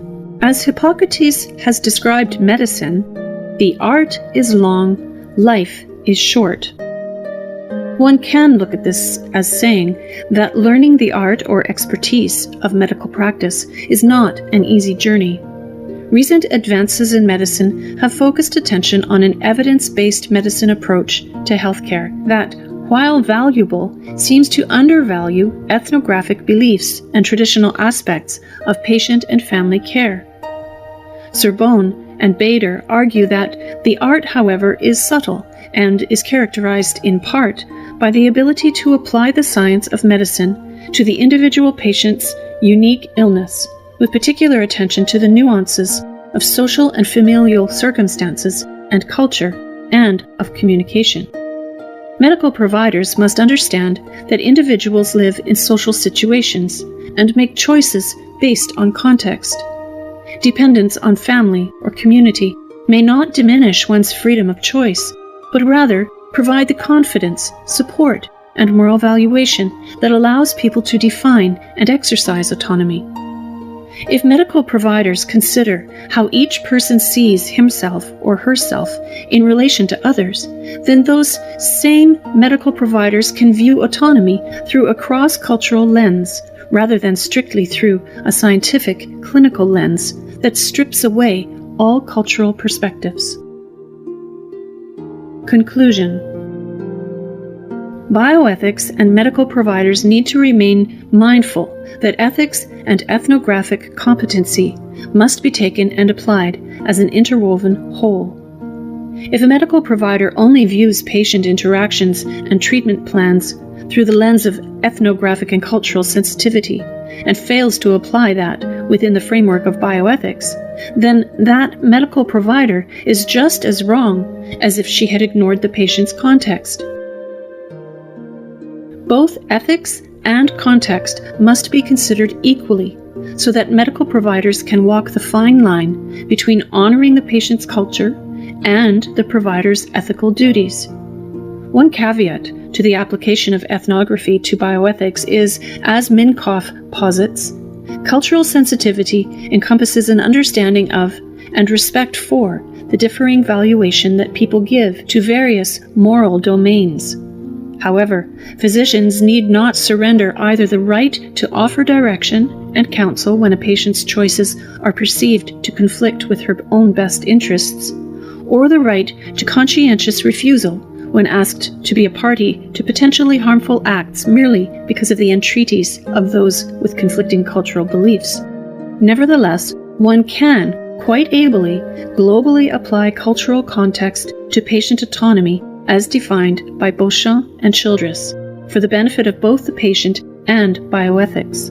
One area that warrants further investigation is how removal from the ethnographic context by time, second or third generation immigrant versus first generation immigrant, or distance, living outside the ethnic community with no family community support, affects the patient's autonomy. Case study. NT is an 8-year-old Vietnamese male who presents with flu-like symptoms. Upon physical review, the boy removes his shirt and you notice a pattern of very distinct bruises on the boy's torso. You ask NT's mother about the source of the bruises, and she tells you that they are from a procedure she performed on him known as Xiao Gyu. NT's mother explains that she performed Xiao Gyu to help NT recover from his illness, and describes a process of lubricating NT's skin with massage oil and scraping along the skin with a coin in repeated pressed strokes. NT's mother explains that Xiao Gyu is used to release unhealthy matter from the blood and improve circulation and healing. When you touch NT's back with your stethoscope, he winces in pain from the bruises. Note, Xiao Gyu originally came to Vietnam from China, where it is known as Gua Sha and is widely practiced by people in Vietnam, Cambodia, Indonesia, and other Southeast Asian countries and expatriate communities. Ethical questions to ponder. 1. Should you contact Child Protective Services and report NT's mother? Why or why not? 2. Does it matter that Olympic athletes voluntarily use similar practices, like cupping, to improve performance? 3. What if NT's father was also there, and he showed you that he had similar bruises because he had flu-like symptoms, and the process healed him? 4. When should a physician step in to stop a cultural practice? 5. Would you think differently if you had a Vietnamese colleague who understood the practice of Puxiao Cen and characterized it as harmless?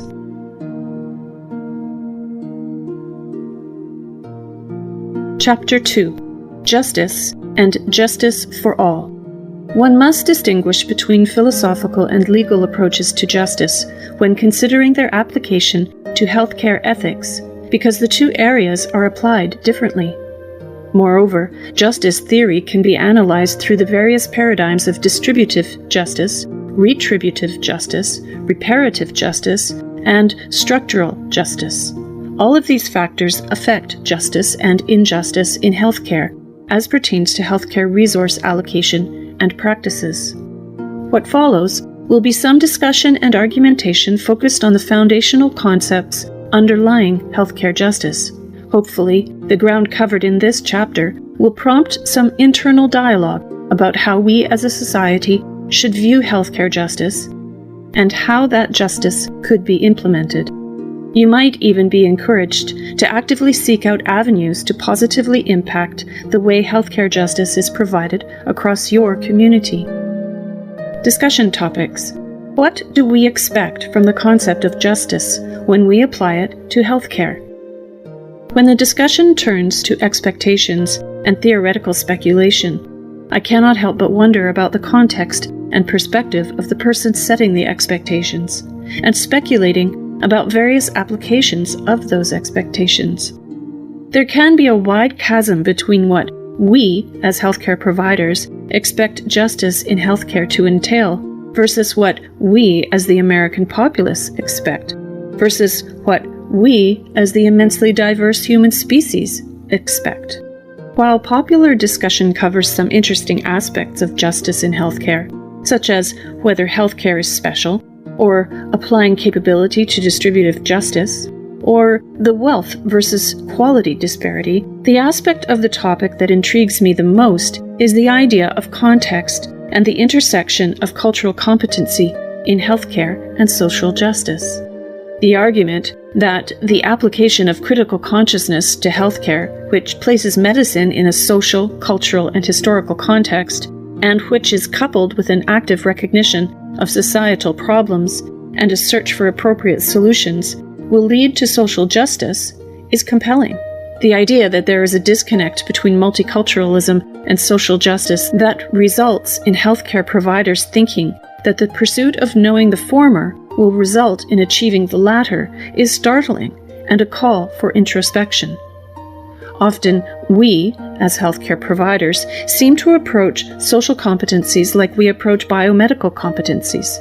We define cultural competency as acquiring knowledge of characteristics, cultural beliefs, and practices of different non-majority groups, and skills and attitudes of empathy and compassion in interviewing and communicating with non-majority groups.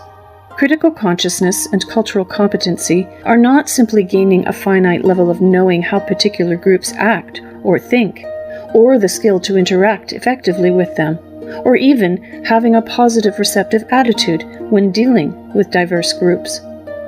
But rather, critical consciousness requires one to constantly undergo self-evaluation, education, and iteration to attain an awareness or consciousness of the interconnectedness of each of us and the world around us. In order to treat each and every patient fairly, justly, and compassionately, we as healthcare providers must cultivate that cultural consciousness. Without that foundational quality, we might be hard-pressed to treat patients, manage health systems, and develop public policy that provides social justice in healthcare. I would have to say that we as healthcare practitioners need to become patient advocates in a different way than previous generations. First, On an individual patient basis, we need to work in a collaborative way with social services workers and financial advocates and third-party analysts to identify basic needs that the patient is lacking and the means to help relieve those unmet needs. On the level of the health system or the society, we can help educate the policymakers about what areas need attention and how we, as a society, might be best able to remedy the ills of society that are causing the ills of its members. Another area of concern is the potential impact of our environment and food choices, availability, on one's health status and the link to the social and economic status of the communities. An area that piques my interest is the limited healthy choices resulting from one's living conditions and location, as referenced in the Unnatural Causes documentary. The amount of mental and physical stress on the body caused by living in a location that subjects one to air pollution, poor housing, lack of access to grocery stores, violence, and transportation that limits options even more is incalculable. The access to grocery stores for people who live in large cities is of particular interest to me because during my internal medicine residency, I lived in New York City, and during my cardiology fellowship, I lived in Philadelphia. Both of those cities are quite large and had an interesting grocery store dynamic. I did not get to see too much of the various boroughs in New York City because of the transportation and time constraints I had during my residency. I had to travel solely by public transportation and had very little free time, so I had to limit my shopping to locations close to work and home. Fortunately, I lived on the Upper East Side, within walking distance from the hospital, and had multiple grocery options because the area is very affluent.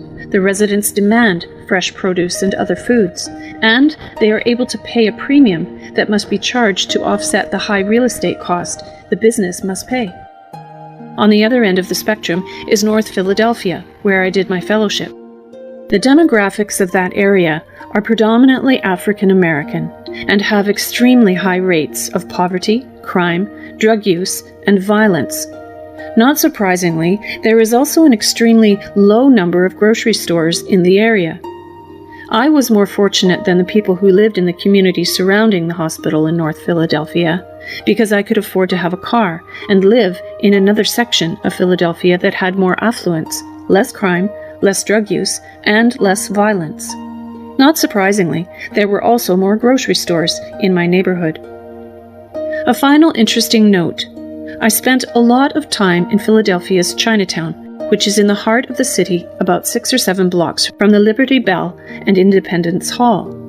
Chinatown was rife with crime and far from affluent, but there were at least 7 grocery stores in a section that was 4 blocks by 5 blocks in size. Makes one wonder how we can change the social and living conditions in an area like North Philadelphia. What are the uses and limitations of distributive justice theory and structural justice theory in thinking through problems of justice in healthcare? For some, the discussion of the distributive model of justice begins by arguing that most views are too narrowly focused on distributive justice at the expense of other aspects of justice. American political theorist and feminist Iris Young notes a couple of problems with distributive justice. The first one is that the model would tend to limit the discussion of social justice to the allocation of material goods such as things, resources, income, wealth, social position, and jobs. According to Young, the preoccupation with material things would prevent us from considering the social structures and institutional contexts that cause the current pattern of distribution of such material goods. The second problem noted by Young is the tendency to stretch the discussion to include non-material goods and burdens, such as rights, power, opportunity, and self-respect. Young argues that treating these non-material goods and burdens as something distributable, just like the material goods and burdens, would in the end distort their very nature. For example, once you look at power as something distributable, this would cause one to misunderstand that power is a relation rather than a thing, and to miss the fact that power is a structural phenomenon of domination. Young concludes by positing that whether social justice talks about material or non-material goods and burdens, the distributive model of justice is not sufficient to adequately handle all the various issues. This leads Young to proposing a social justice model that works in coordination with distributive justice. Young feels that a focus on the distribution of material goods and resources inappropriately restricts the scope of justice, because it fails to bring social structures and institutional contexts under evaluation. The effects of structural injustice were shown by Levin and Schiller in their narratives about the CEO and the sharecropper. This highlights how the provision of justice can benefit from giving consideration to the social and class context of the individuals within the larger society. This contextual consideration fits nicely with Recklin's discussion of solidarity with regard to social responsibility in healthcare. This can be thought of as the disposition to take particular care of the needs and interests of the weaker members of the group. One might see a striking similarity between that concept and Jesus' preaching good news to the poor, Luke 4:18, where he identifies himself with the least among men and sets treatment of the poor as the criterion by which he will recognize his chosen ones, Matthew 25:31-46. The structural and contextual existence of individuals and groups within society seems to be a crucial addition to the application of distributive justice to healthcare.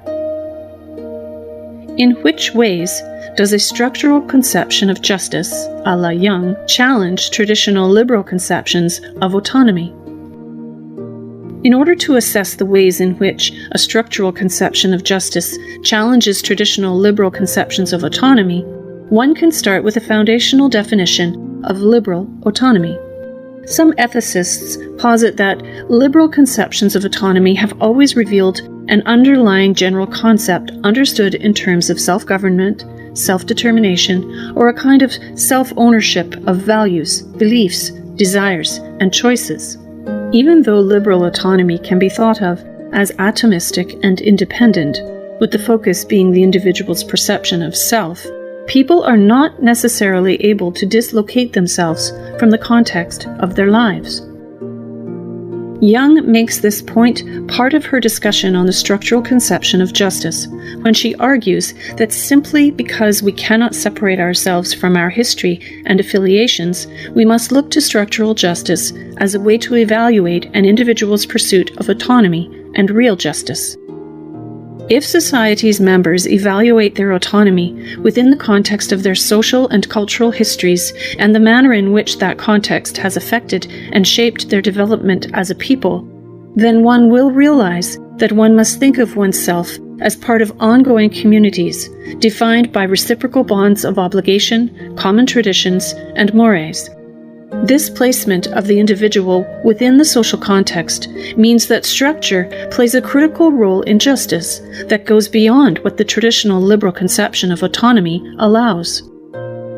In light of considering social justice as a revised view of autonomy, one must understand that this revised view does not obviate the issues raised by social structures and their incumbent injustices. Young lends the term oppression to the concept of structural injustices and clarifies oppression into the categories of exploitation, marginalization, powerlessness, cultural imperialism, and violence. Oppression, as seen by Young, is structural and its causes are embedded in unquestioned norms, habits, and symbols, in the assumptions underlying institutional rules and the collective consequences of following those rules.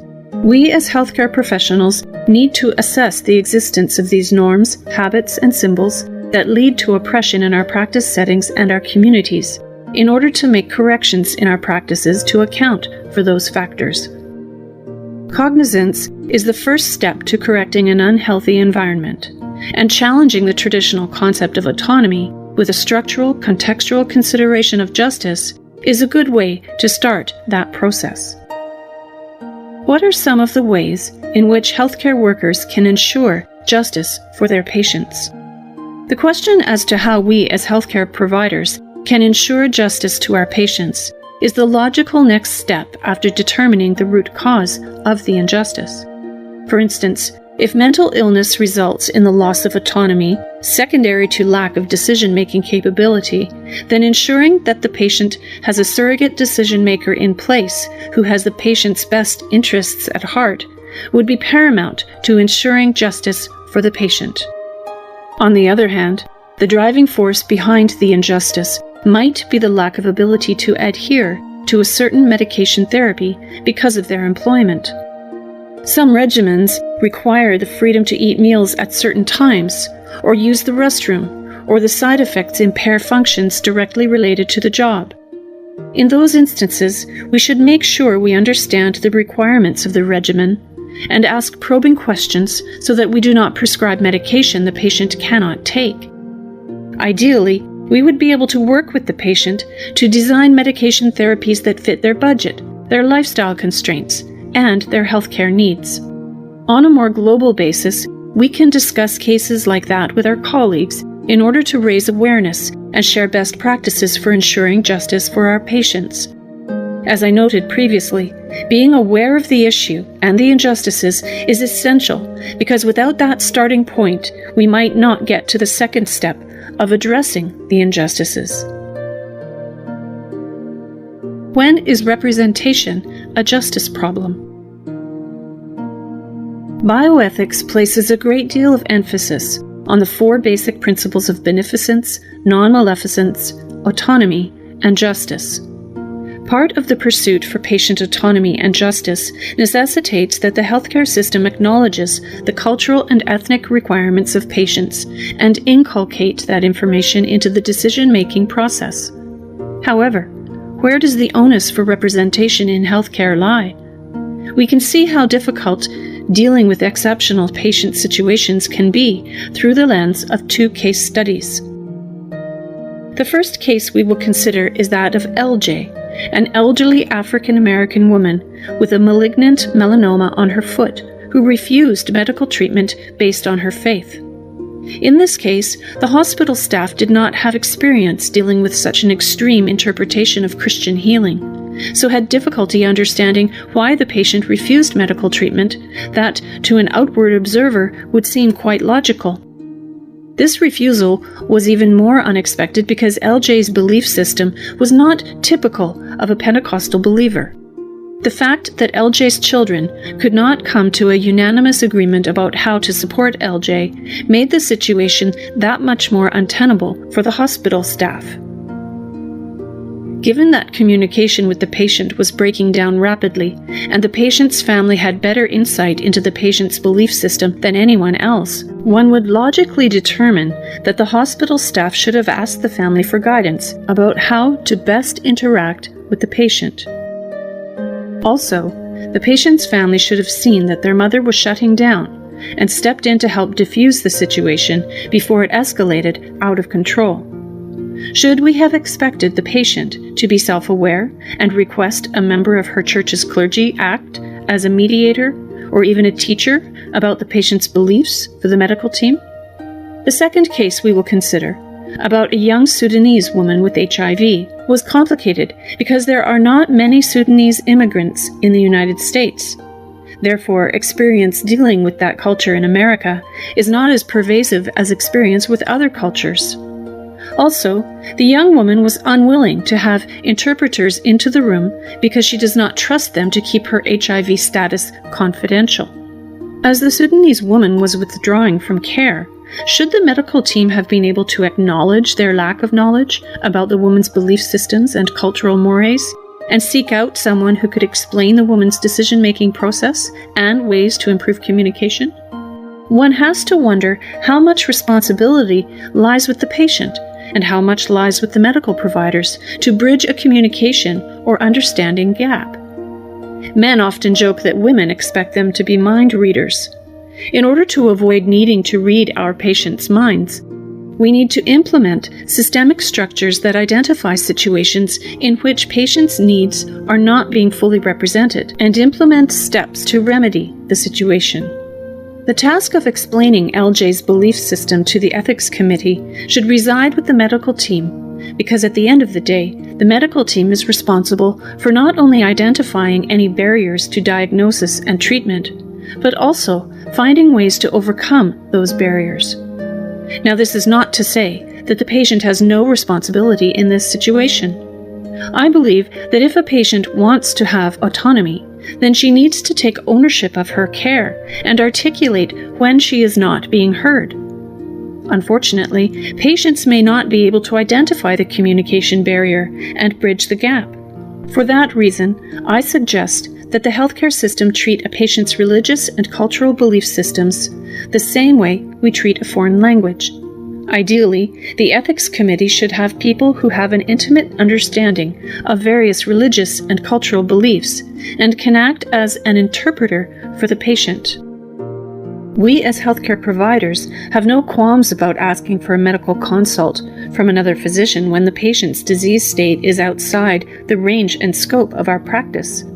We should feel equally comfortable saying, "I need help understanding what this patient is telling me because I do not understand the context of their life. Please help me understand so I can help this person." The real work needs to be done by rolling up our sleeves and taking concrete action. Part of that action is to push back against intolerance when you see it. Invest time and money in hearing marginalized voices and perspectives, and work to be inclusive in your own life. We can lead by example. All it takes is the strength of will and character to see it through to the end. Also, while I agree with Young's contention that equality as the participation and inclusion of all groups sometimes requires different treatment for oppressed or disadvantaged groups, different does not mean blanket favoritism. I would personally feel like less of a person if I received a benefit I did not earn because of my race or gender. To borrow a bit of proverbial wisdom, give a man a fish and you feed him for a day. Teach a man to fish and you feed him for a lifetime. We need to support the growth and development of the disenfranchised and not give them handouts and treat them as children who cannot fend for themselves. How do cultural imperialism and violence express as justice problems in healthcare? Maybe my view of this is oversimplified, but cultural imperialism and violence seem to fall under the category of structural justice versus structural violence. The idea of imposing one set of cultural beliefs and standards on an entire society, with complete disregard for the different cultural beliefs of individual groups or members within the society, should be considered unjust. Structural cultural imperialism leads to many of the societal woes as discussed in the Unnatural Causes video entitled Bad Sugar, when investigating the plight of the Native American tribes. The cultural diet and manner of living life was stripped away and replaced with a governmentally supplied diet. The Native American population took the various ingredients and tried to do the best they could to make the food work in their cultural context. One example is the use of flour, lard, and oil to make and fry some pastry-like dietary staple. Unfortunately, the nutritional profile of the diet, combined with the other cultural changes to the North American lifestyle, created the perfect storm for diabetes to run rampant through the community. The native population has no way to combat many of the cultural changes that destroyed their diet and their lifestyle. As S. Leonard Syme pointed out in the Bad Sugar video, those ethnic populations that have been dispossessed of their lands and their history have no way of reclaiming them. He goes on to postulate that those populations that are ripped from their roots have a higher incidence of disease because of the cultural imperialism that they experience. One of the results of the subjugation of the North American population has been economic and educational barriers that further exacerbate the healthcare issues.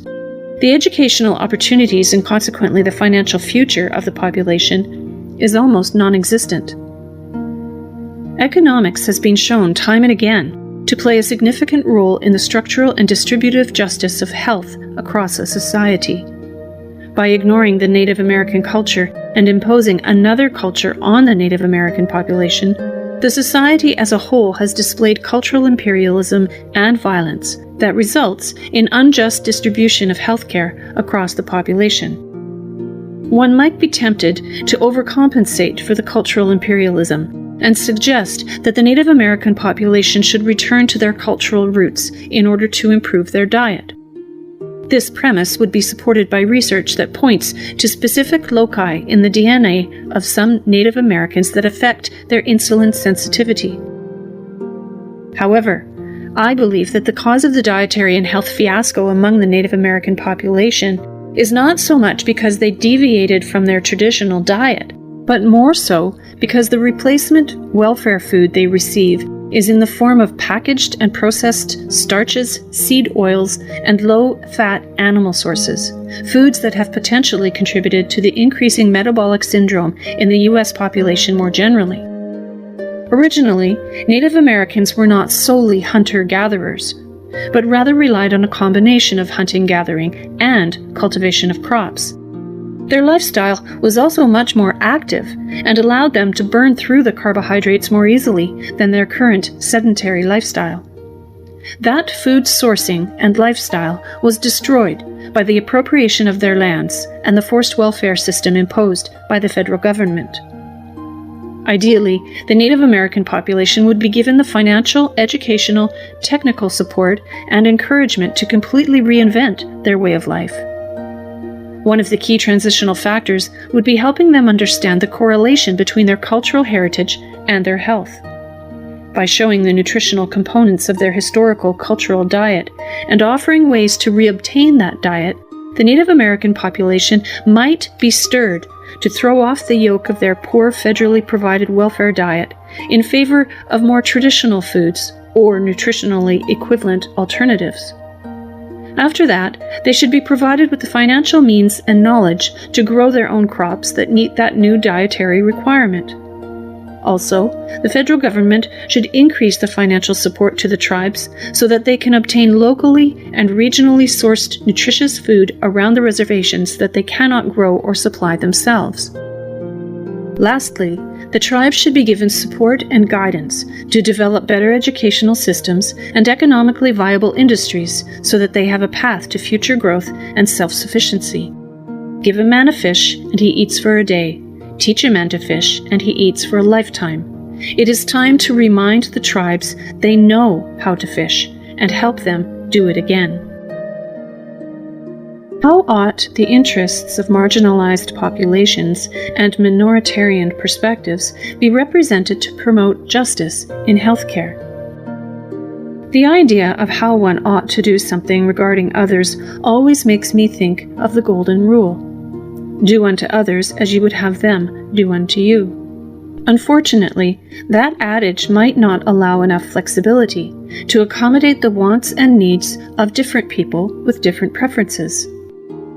When considering how one ought to treat marginalized and minority populations in an attempt to promote healthcare justice, one would need to identify which differences of situation are morally relevant. Ideally, one would hope that healthcare providers would ignore any internal prejudice against a patient's race, ethnicity, or medical conditions when deciding how to act towards that person. Also, one would hope that those same healthcare providers would consider how the patient's situation might lead to that patient receiving less healthcare equity or justice than other patients might receive. In the documentary, Out of the Shadow, the struggles Millie encountered when trying to obtain effective treatment for her schizophrenia within the healthcare system exemplified how healthcare justice can be elusive even when the patient and the patient's family are actively trying to find some. The psychological trauma that the younger daughter suffered because of Millie's undiagnosed and later poorly treated illness was evident throughout the documentary.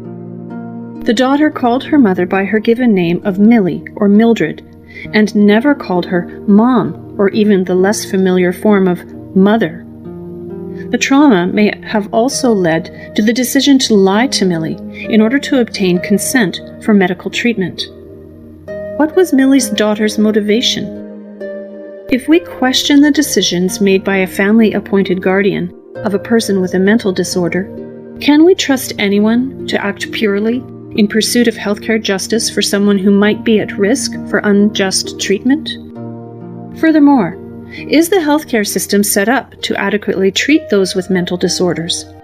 Millie was in and out of institutions for the majority of her adult life with little success and no long-term solutions until Millie was entered into a non-traditional treatment program. Oliver Sacks referenced the residential communities that sprang from the asylums and therapeutic farm communities of the 19th century that foster community, companionship, opportunity for work and creativity, and respect for the individuality of everyone there, coupled with the best of psychotherapy and whatever medication is needed. Unfortunately, even though those institutions have positive outcomes, there are only enough to accommodate a few hundred patients and cost more than $100,000 per patient per year. How does this serve justice when the best therapeutic option is only available to less than 1% of the patient population? Sometimes a more expensive therapeutic intervention actually saves money in the long run. Maybe using therapeutic communities for those with mental disorders is one of those situations where we are better off spending more money up front for better outcomes and potentially decreased expense in the future. The implementation of residential therapeutic communities would potentially decrease the homeless population by upwards of 20 to 25%. If the National Coalition for the Homeless's estimate of the number of homeless with some form of severe mental illness is correct. In 2006, a National Mental Health Association study showed that supported housing that includes mental health treatment, physical health care, education and employment opportunities, peer support, and daily living and money management skills training is effective for treating the mentally ill.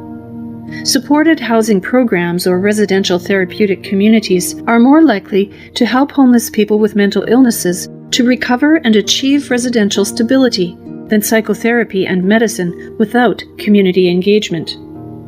The easiest way to reintroduce and implement this type of program would be in a government-funded, longitudinal, randomized controlled study that compares the residential therapeutic community to mental health treatment alone with no other support, and to mental health treatment with housing but without any other community support features.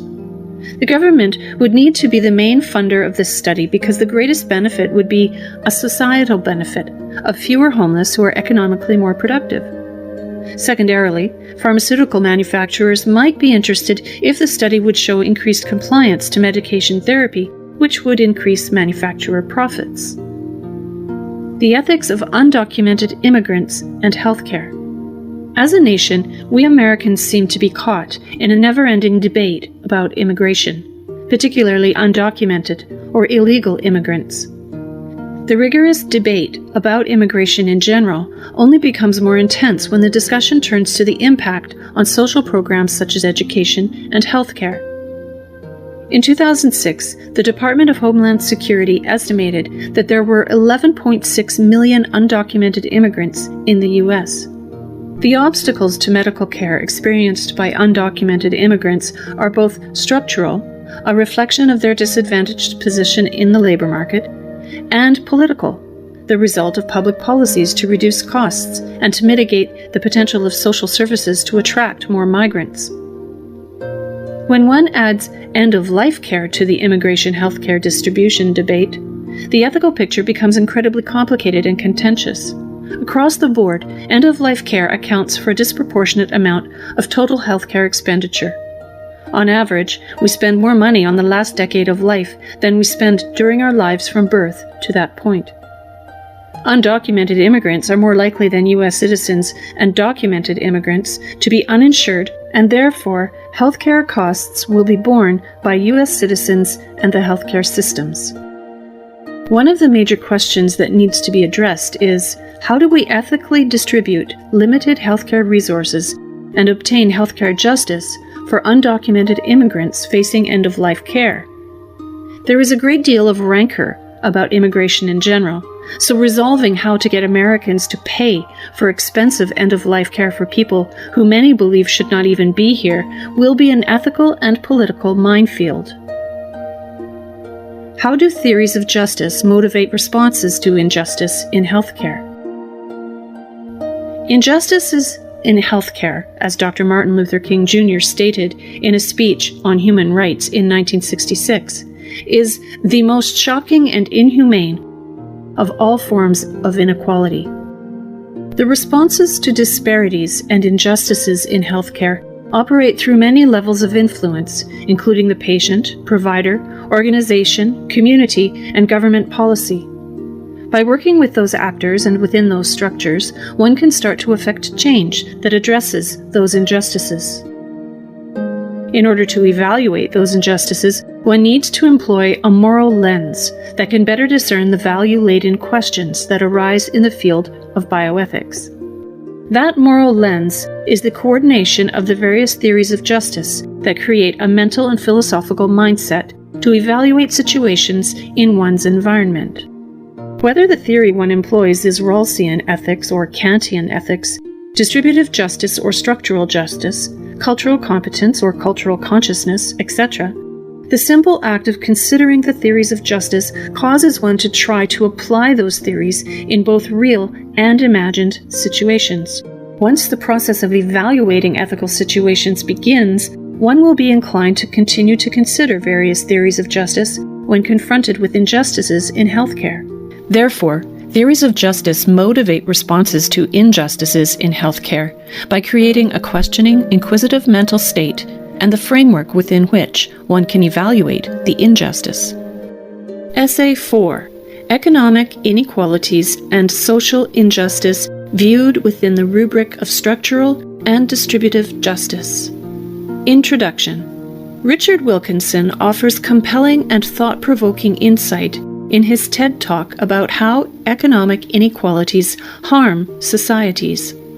Wilkinson's talk examines the comparative effect of income disparity within a society across democratic, market-driven nations, as opposed to the standard consideration of the impact of gross domestic product or gross national product to compare one society to another. Nevertheless, Wilkinson's discussion of mental illness, violence, and social mobility allows one to gain insight into understanding the relationship between justice and healthcare.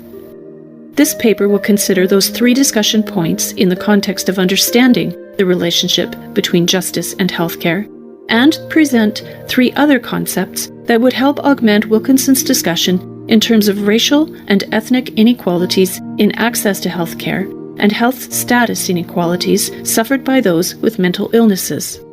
Mental illness. Wilkinson not only compared data among various developed nations across the globe, but he also compared data across the 50 United States. Within that analysis, Wilkinson first considered WHO data that used the same diagnostic interviews on random samples of the population to allow us to compare rates of mental illness in each society. The data showed that among developed nations there was a 3-fold difference in the number of individuals with mental illness within each population, with a corresponding linear relationship to economic inequality. While the data are correlational and not causational, there is still a strong indication that where one finds great economic disparities, one is certain to find mental illness disparities. Those people with mental illness are subjected to further inequities in healthcare status and provision. When one considers the history of mental illness in America, many mentally ill were pushed out onto the streets after many state-run mental hospitals were closed, which led to a homeless population of mentally ill who are a non-autonomous population granted full responsibility for their lives, responsibility without autonomy. Advocates for the mentally ill often thought that psychiatric facilities were inhumane and coercive, which obviates the basic tenet of autonomy. However, because the homeless mentally ill have no medical or ancillary psychiatric treatment, they are actually subjected to a decreased health status, both overall and compared to the rest of society, than they experienced when in the facility. This can be viewed as structural injustice for the mentally ill that results from the way that society views, values, and treats the mentally ill. Therefore, the economic inequality across society is correlated to increased mental illness, which in turn contributes to unequal health status as a result of structural injustices. The injustice suffered by the mentally ill can be remedied in part by recognizing that the needs of the mentally ill do not deny them respect as person. On the contrary, it is society's failure to recognize their special needs and vulnerabilities that is dehumanizing to the mentally impaired. Once society recognizes and addresses those special needs by changing societal structure, the mentally ill will have a better chance of obtaining the necessary health status required for improved healthcare outcomes. Violence. A second area that Wilkinson addresses in his talk that can be applied to the relationship between justice and healthcare is violence.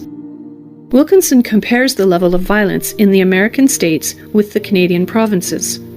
Wilkinson's data analysis shows that a strong correlation exists between economic inequalities and the number of homicides in a society and the number of people incarcerated in a society. In fact, the difference is tenfold between the poor and the wealthy for both per capita homicides and incarcerations. Wilkinson attributes the disparity not only to crime rates, but mainly to more punitive sentencing, harsher sentencing, and the more unequal societies are more likely also to retain the death penalty. The systemic violence is not limited to crime and punishment. The rate at which children drop out of high school is also directly related to the economic disparity within the society. One can infer from the data analysis presented by Wilkinson that economic inequality can produce social injustice and transitively thereby cause healthcare inequalities. The effect is more dramatic for the minority populations across America because those individuals are the most likely to be victims of homicide, commit homicide or violent crimes, and be incarcerated in American prisons. Violence is a phenomenon of social injustice and not merely an individual moral wrong because of its systemic character, its existence as a social practice. Wilkinson adds to this understanding of the impact on health by positing that psychosocial effects of inequality are caused by threats to self-esteem or social status in which others can negatively judge your performance. Iris Young adds another layer of granularity with her argument that the oppression of violence consists not only in direct victimization, but in the daily knowledge shared by all members of oppressed groups that they are liable to violation solely on account of their group identity. An understanding of the impact of economic inequalities on systemic violence targets of specific racial groups helps to elucidate the consequent deleterious impact on healthcare inequalities. Social mobility. The third aspect of Wilkinson's talk that draws a correlation between economic inequality and social injustice is social mobility. Wilkinson's analysis of income data between generations showed that there is actually a measure of mobility based on income. And at the more unequal end, father's income is much more important. In the UK, USA, and in Scandinavian countries, father's income is much less important. There's more social mobility. This concept has dramatic implications for those in America at the lower end of the socioeconomic scale, because people born to parents in the lower bracket are more likely to remain in the lower bracket and have sustained inherited economic inequality and the incumbent social injustice. One can readily see how economic and social injustice derived from social immobility can carry over to healthcare injustice and inequalities due to both the lifestyle attached to the social status and society's perception of the individual. In an attempt at humor, Wilkinson quips that if Americans want to live the American dream, they should go to Denmark. Over the last century, that statement has become increasingly true for the vast majority of America. In her discussion of oppression and social division of labor, Young notes that in the 19th century, the doctrine of equal opportunity had a more radical and democratic meaning than it does now.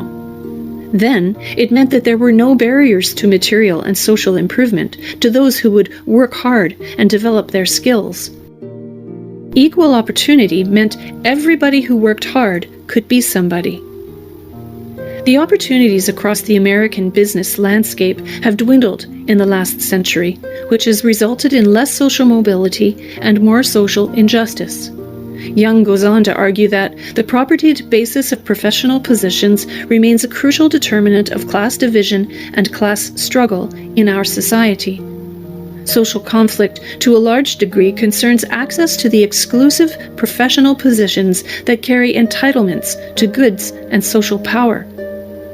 One of the contributing factors that plays a role in this social dynamic is the fact that job structure in the United States is divided between prestige positions for which certification is difficult and costly to acquire, and a vast array of low-skill, low-wage, low-mobility positions that carry little autonomy and creativity. The lack of autonomy is an element of structural injustice that leads to oppression. Young considers the targeting of menial labor to minorities as a form of racially specific exploitation, which she places within the context of a distributive model of justice. The distributive model of justice can help to solve many ills of social injustices, but the simple redistribution of wealth or goods cannot reverse all of the injustices of exploitation as long as institutionalized practices and structural relations remain unaltered. One of the key mechanisms to establishing justice in the face of exploitation is to implement reorganization of institutions and practices of decision-making, alteration of the division of labor, and similar measures of institutional, structural, and cultural change. What about cultural influences? Wilkinson's presentation could have been enhanced by addressing the cultural and racial differences among the various countries that may contribute to the way differences in economics impact societies. For instance, how does an individualistic society differ from a collectivist society? Individualistic cultures, such as the United States, place a great deal of emphasis on personal identity and self-determination. On the other hand, collectivistic cultures, such as African, Asian, and Middle Eastern societies, emphasize the value of belonging, and as a result, majority influence happens to be greater. How would that factor impact Wilkinson's analysis of the data? Wilkinson mentions that Japan and Sweden have similar per capita net income, but arrived at that point through different means. Japan has more equal wages and equal taxes across society, whereas Sweden has highly differentiated wages and an extremely progressive tax rate so that each group has a similar net income and standard deviation of net income across their societies. Conclusion. Wilkinson's TED Talk about social ills stemming from economic inequalities is a starting point to consider the impact of social injustice on racial and ethnic healthcare inequalities and health status inequalities in the mentally ill. That discussion can be augmented by intertwining those ideas with the concepts presented by Iris Young's discussion of structural injustices, oppression, and systemic exploitation. Mental illness, violence, and social mobility can be placed within the rubric of structural and distributive justice to arrive at a clear understanding of the factors that influence healthcare injustice and to elucidate methods to address those injustices.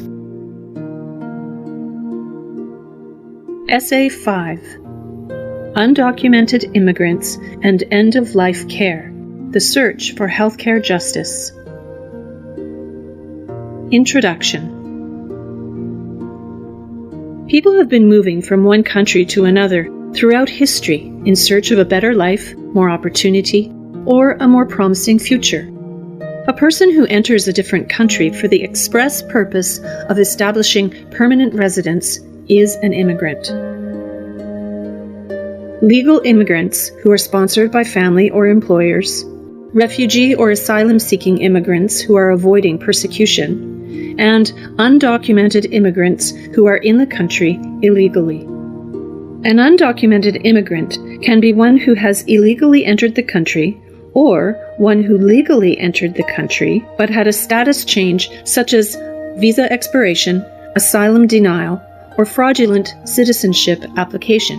The response of nations to these immigrants can have dramatic impact on the lives of the immigrants and the social structure of the nation receiving them.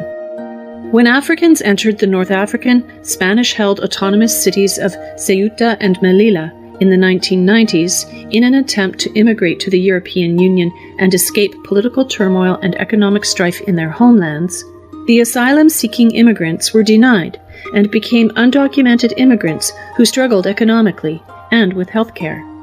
On the other hand, over 100,000 Cuban refugees were expelled from Cuba in the 1980s during the Mariel boat lift and in the 1990s during the rafter crisis and granted refugee status in the U.S., which allowed them greater access to health care than received by the undocumented African immigrants received in the European Union. Healthcare access and the resultant health status of undocumented immigrants is compromised because they are less likely to have healthcare insurance and are not eligible for coverage under the Affordable Care Act. Diminished access results in less preventative care and often delays in seeking care when needed, which leads to worse morbidity and mortality rates for chronic diseases than the national average. The impact is even greater when the disease state requires end-of-life care and allocation of limited healthcare resources. Combining all three factors, undocumented immigrants, end-of-life care, and allocation of limited healthcare resources, leads to an immense crisis of medical and social ethics. This paper will discuss the healthcare crisis faced by undocumented immigrants facing end-of-life care and ways to ethically distribute limited healthcare resources and obtain healthcare justice for undocumented immigrants facing end-of-life care. Undocumented immigrants, by the numbers. According to statistics from the Department of Homeland Security, as of 2008, there were an estimated 11.6 million undocumented immigrants in the U.S., of which 81% were from Latin America. The states of California, Texas, Florida, New York, New Jersey, and Illinois account for over 60% of unauthorized immigrants, which can place a heavy burden on the healthcare infrastructure of those states. Undocumented immigrants comprise just over 5% of the American workforce and annually add about $12 billion in taxes. Even with their contribution to the tax rolls, undocumented immigrants do not qualify for the Affordable Care Act, and most have no health care insurance and must pay for care out of pocket. Most primary health care is provided to them through community clinics and hospital emergency departments. Ironically, oftentimes those facilities lack adequate staffing and equipment in general because they are usually poorly funded and serve a large patient population. Moreover, those facilities often have a lack of culturally and linguistically trained staff to handle the variety of undocumented immigrants. Because the undocumented immigrants are less likely to receive preventative care, they are more likely to delay seeking necessary care and have worse chronic disease morbidity and mortality as a result. The higher rate of chronic disease morbidity and mortality results in a greater number of undocumented immigrants facing end-of-life care with poor access to healthcare services. End-of-life care. End-of-life care can cover a vast array of disease states and patient populations. Some patients might have disease states such as cancer that might be end-of-life care, but through treatment, the patient is cancer-free, and the treatment, while expensive, is not truly end-of-life care. For this paper, end-of-life care will be considered a chronic disease state, such as end-stage renal disease, ESRD, that requires ongoing or intensive treatment to prolong life or increase the patient's quality of life. A thorough understanding of the needs of the undocumented immigrant population with ESRD requires being able to estimate the number of undocumented immigrants with ESRD and the cost of their medical care, as well as the factors that impact their care. These data are difficult to uncover simply because of the nature of that population being undocumented immigrants. Much of the analysis relies on using theoretical data extrapolated from anecdotal case studies, such as Annette Mendola's case study of Henry, an undocumented Haitian immigrant with ESRD. Using Henry's case as the basis for analysis, one can develop an appreciation for the decisions that healthcare providers and society must face when developing ethical ways to distribute just healthcare to that patient population. ESRD: Treatment Modalities, Cost, and Consequences. The primary treatment for patients with ESRD is hemodialysis, which comes with an annual price tag of approximately $72,000 per patient. This cost is largely covered for all U.S. citizens who qualify for Medicare or Medicaid with ESRD through the End-Stage Renal Disease Program passed by Congress in 1973. Unfortunately for undocumented immigrants, the U.S. passed the Consolidated Omnibus Budget Reconciliation Act, COBRA, in 1986, which explicitly prohibits the use of federal funds for covering undocumented residents for non-emergency services such as dialysis. This means that in most U.S. states, the burden of paying for long-term dialysis therapy for undocumented immigrants with ESRD who cannot afford to pay for their own care falls on the shoulders of taxpayers. Unfortunately, the lack of a structured, comprehensive dialysis program for undocumented immigrants, coupled with the lack of opportunity for locating viable donors, results in ESRD patients resorting to getting their care in emergency departments. Additionally, those patients must also wait for ESRD complications to arise in order for their condition to be considered emergent and thereby qualifying for care in the emergency department. In a small study done at Elmhurst Hospital Center in Queens, New York, Linden and others found that 9% of undocumented immigrants with ESRD in their study had come to the U.S. with a prior diagnosis of kidney disease expressly because they needed dialysis. In the same study, 89% of patients would remain in the U.S. if nothing changed in their health status or treatment plan in order to continue receiving kidney disease treatment. This means that those patients would continue to receive barely enough care to keep them alive, but at an inflated price and with poorer outcomes compared to other treatment options such as transplant. Research has shown that kidney transplant is superior to dialysis in terms of cost and outcomes including morbidity, mortality, and quality of life.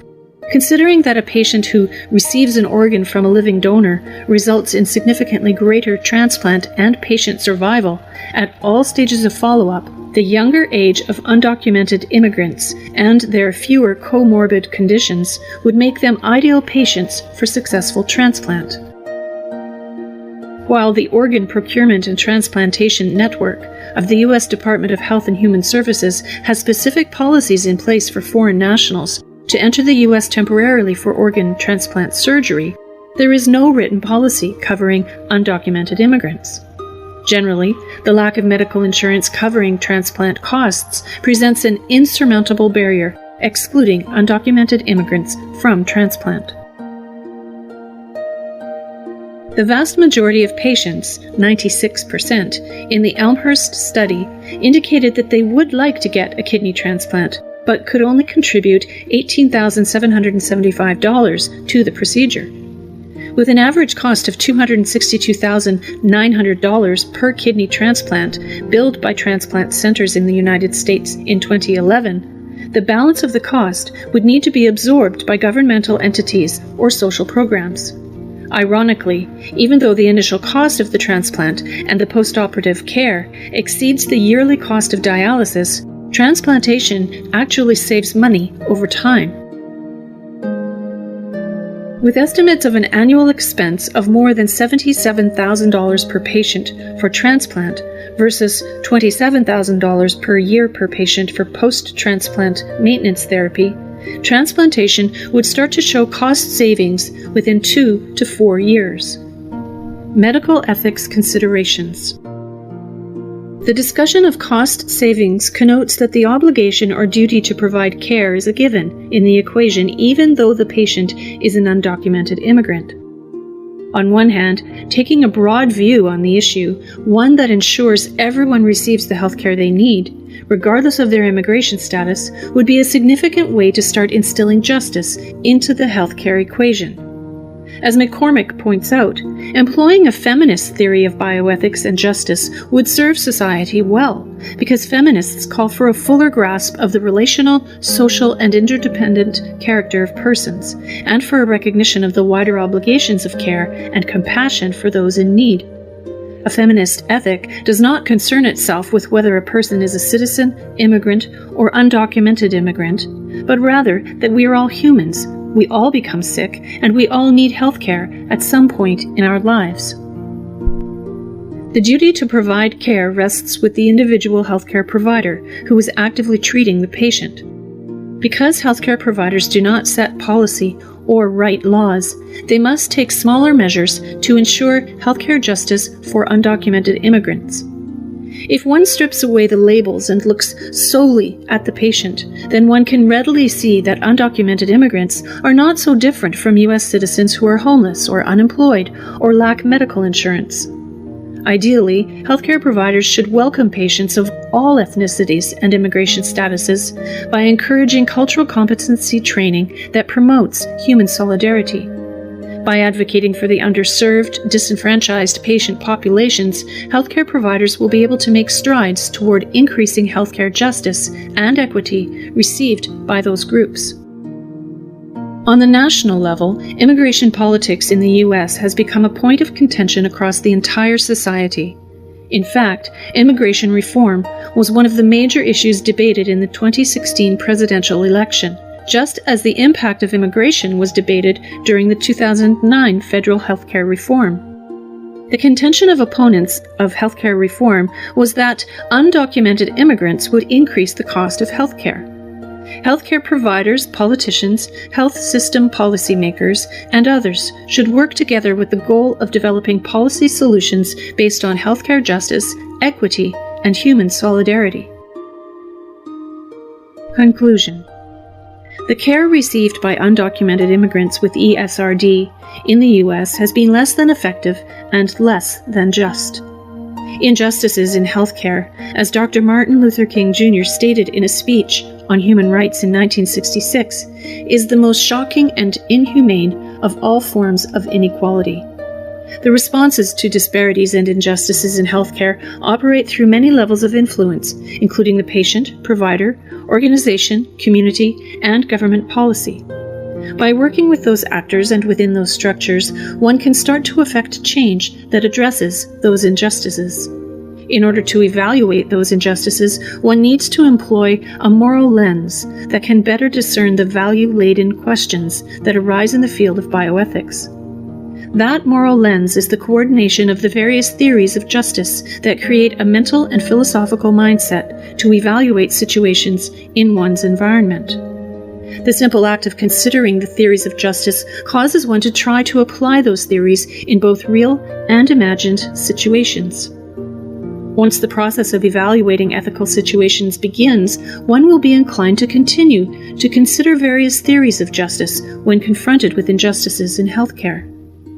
Therefore, theories of justice motivate responses to injustices in healthcare by creating a questioning, inquisitive mental state and the framework within which one can evaluate injustice. The healthcare community needs to apply this process to the provision of medical care for undocumented immigrants, and maybe one day we will employ a broader view approach to the problem and develop more just.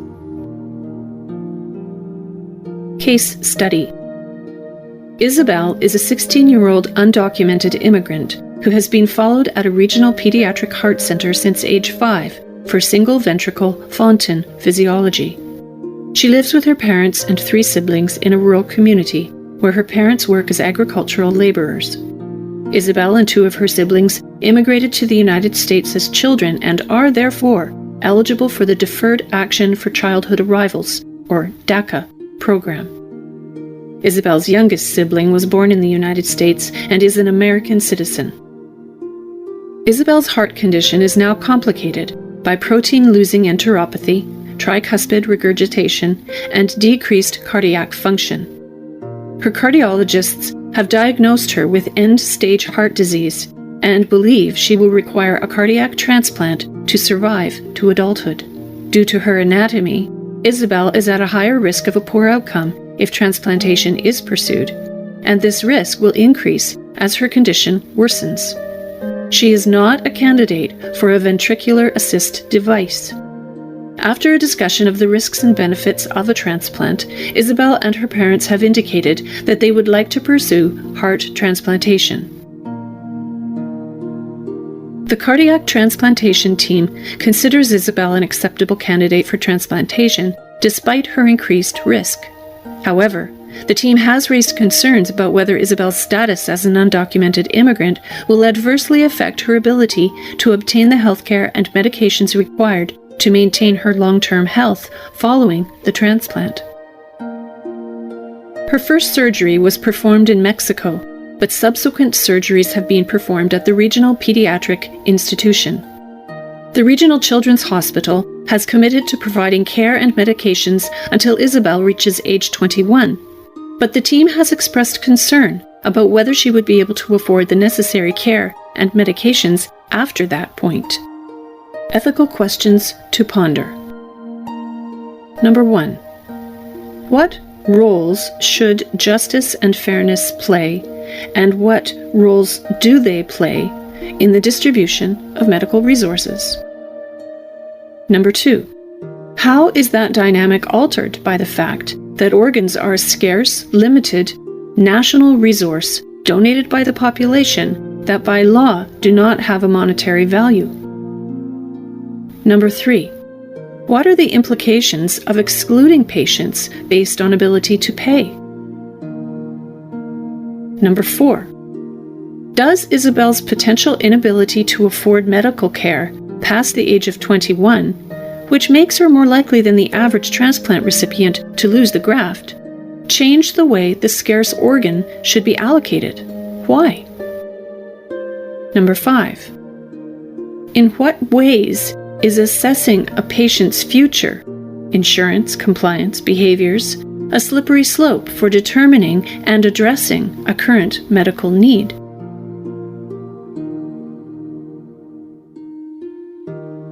Chapter 3. Research. Lessons from Tuskegee.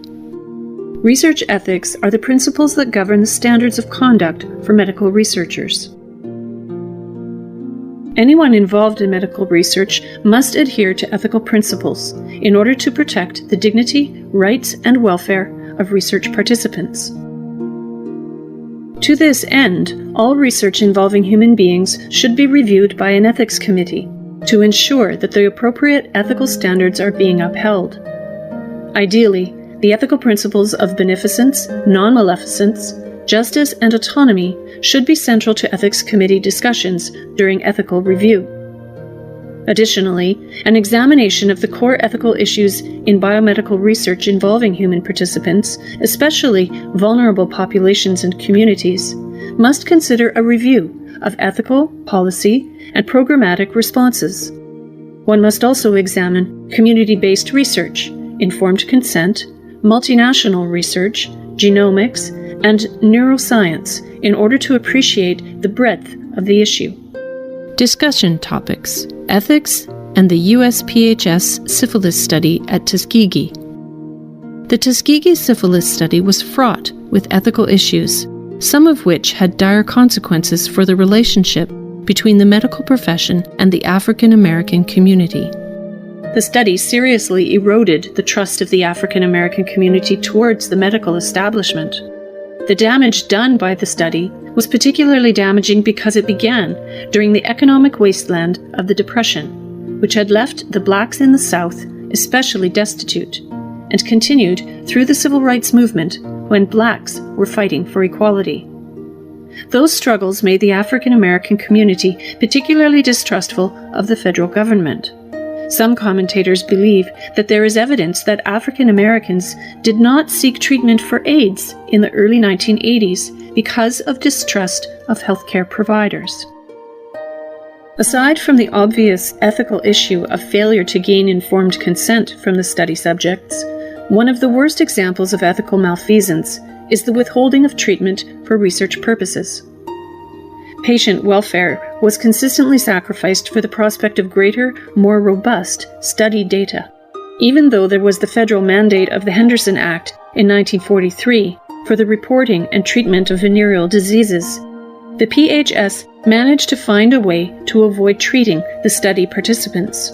The PHS went so far as to withhold penicillin treatment after the drug came to the forefront of treatment during World War II, under the reasoning that no data were available proving the efficiency of penicillin treatment in late syphilis. The PHS researchers unilaterally determined that the benefits of non-treatment outweighed the benefits of treatment. By withholding treatment from the known diseased patients, the study researchers acted with complete disregard for any basic ethical or moral propriety. While the impact on the study subjects and their families is quite obvious, the impact on the psyche of the African American community has been pervasive and long-lasting. In some ways, the African American community has remained hesitant to seek medical attention and often doubts the validity of diagnosis and treatment to this day. Paternalism, Federal Research Regulations, and the Belmont Report. Alan Wertheimer, in his book Rethinking the Ethics of Clinical Research, addresses some fundamental questions surrounding the field of medical research ethics, where the regulatory arena and a history of scandals like Nuremberg and Tuskegee combine to frame a great deal of debate and conjecture. The question of paternalism is one of those areas of debate that arises in Wertheimer's book. Among many topics, Wertheimer specifically covers paternalism from multiple vantage points. Wertheimer first discusses the difference between the application of paternalism to clinical medicine and the application of paternalism to clinical research. Wertheimer considers clinical medicine to be anti-paternalistic because of the general consensus that a competent adult patient has the autonomy to reject treatment, even if the physician thinks the patient is mistaken. He breaks the analysis of paternalism down into points of comparison such as indirect versus direct, soft versus hard, and individual versus group. Wertheimer then puts forth a fourfold thesis. The 4 parts of the thesis are: the regulatory system for human research is paternalistic at its core, and is a form of group soft paternalism that may be perfectly justifiable and is compatible with the values that the principle of informed consent is designed to serve, even though research regulation does not rely exclusively on the mechanism of informed consent. Wertheimer goes on to state that the institutional review boards that predetermine whether a study is even permissible in the first place does that through group soft paternalism. He believes that the structure of the system and many of the criteria that IRBs are asked to apply are best justified by group soft paternalism. That belief is highly consistent with the Belmont study published by the United States Department of Health and Human Services in 1979. The Belmont study considered the ethical treatment of human study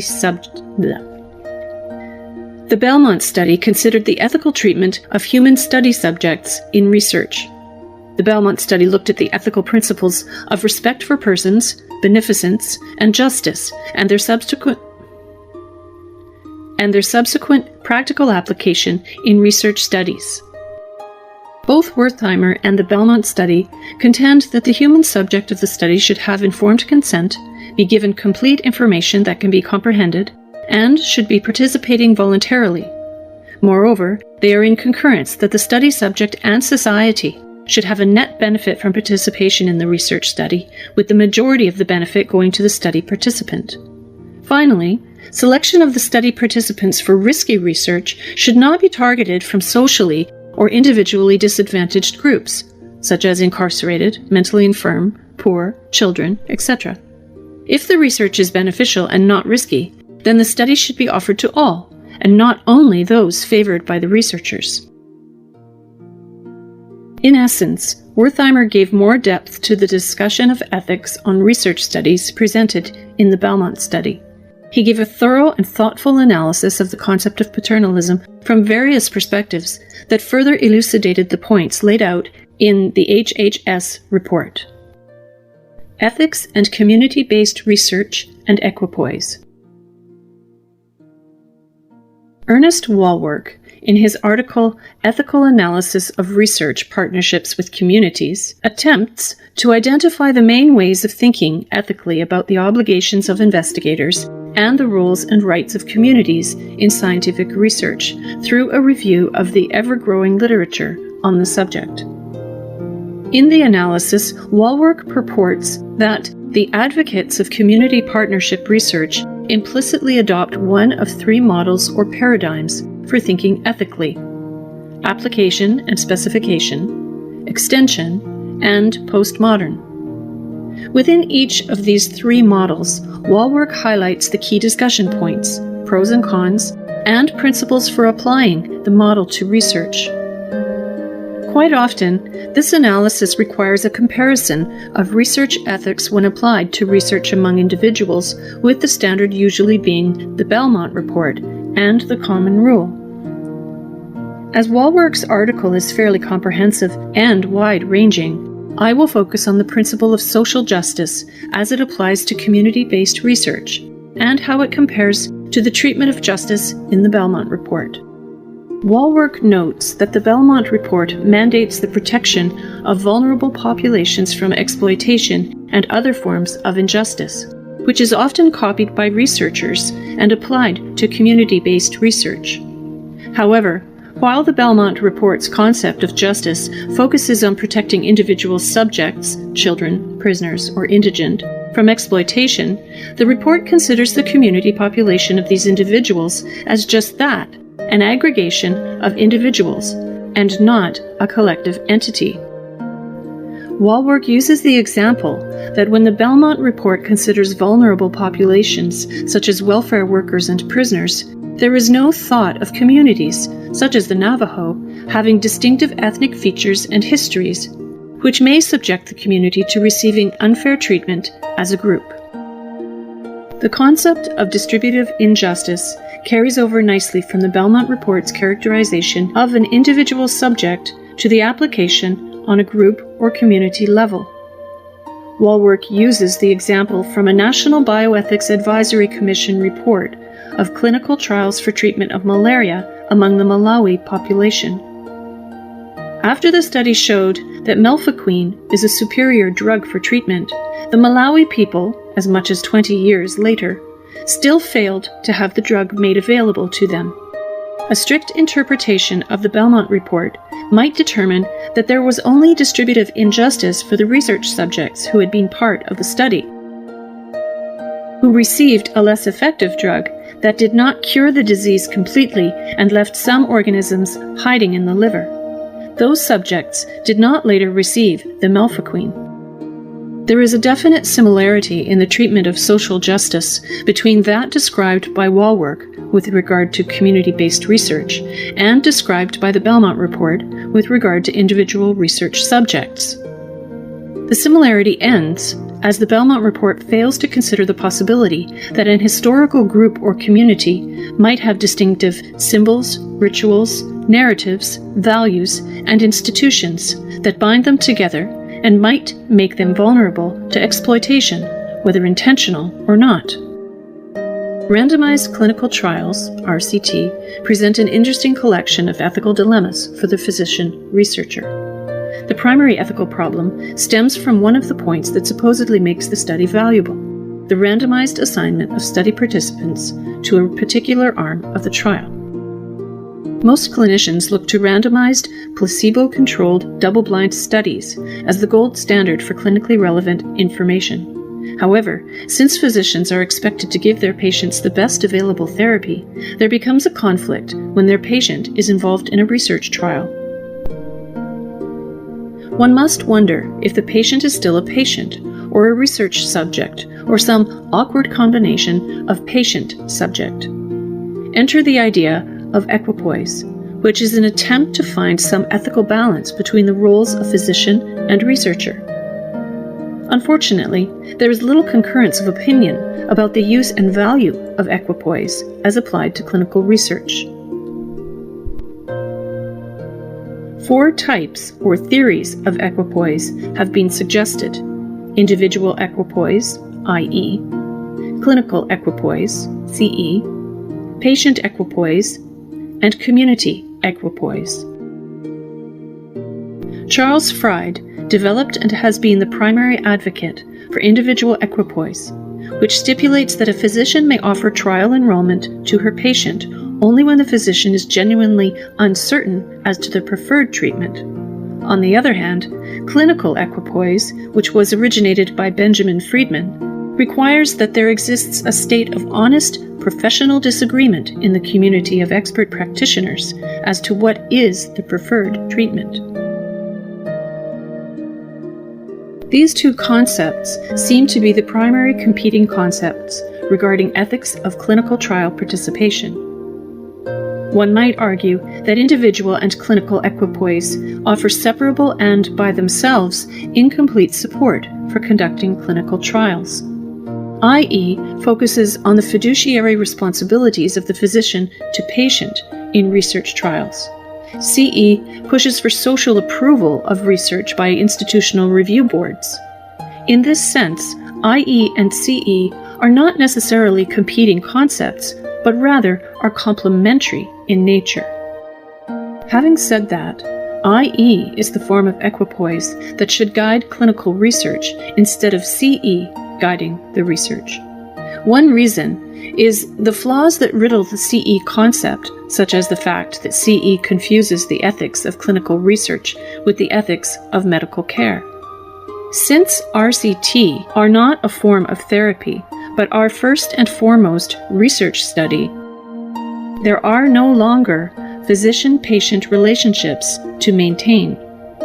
Therefore, trying to apply the ethics of what a physician would do in clinical practice should have no bearing on what should be done in a research trial. The focus should be on how to ethically randomize or assign patients to one arm or another of a research trial. Children and non-beneficial research. Society has a responsibility to provide protection for vulnerable populations involved in research studies. Vulnerability for an individual can be due to conditions that cause a person to have diminished capacity to make fully informed decisions for him or herself. Also, a population as a whole may be deemed vulnerable due to circumstances that leave the population susceptible to coercion or undue influence to participate in research projects. Children would be vulnerable due to their lack of ability to make decisions.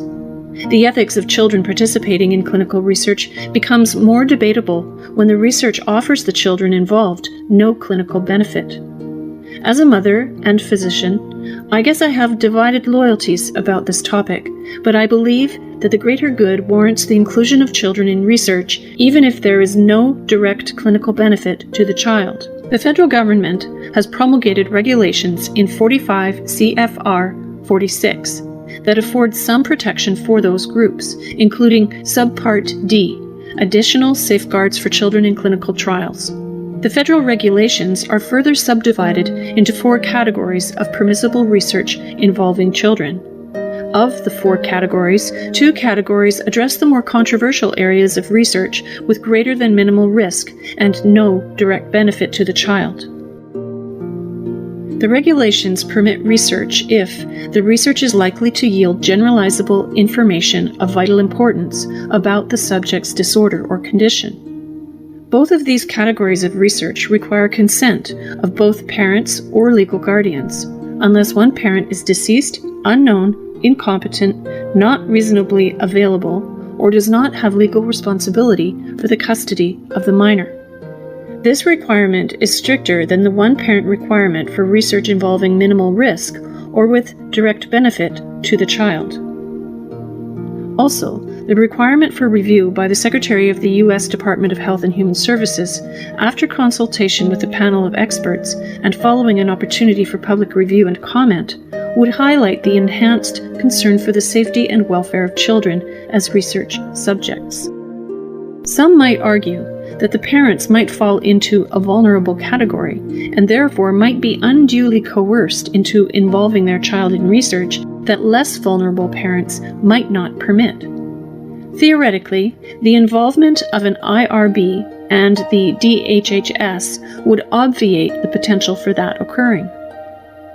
For a child to be inappropriately involved in a research study, multiple actors who are completely disparate from one another would need to simultaneously forsake their fiduciary obligations.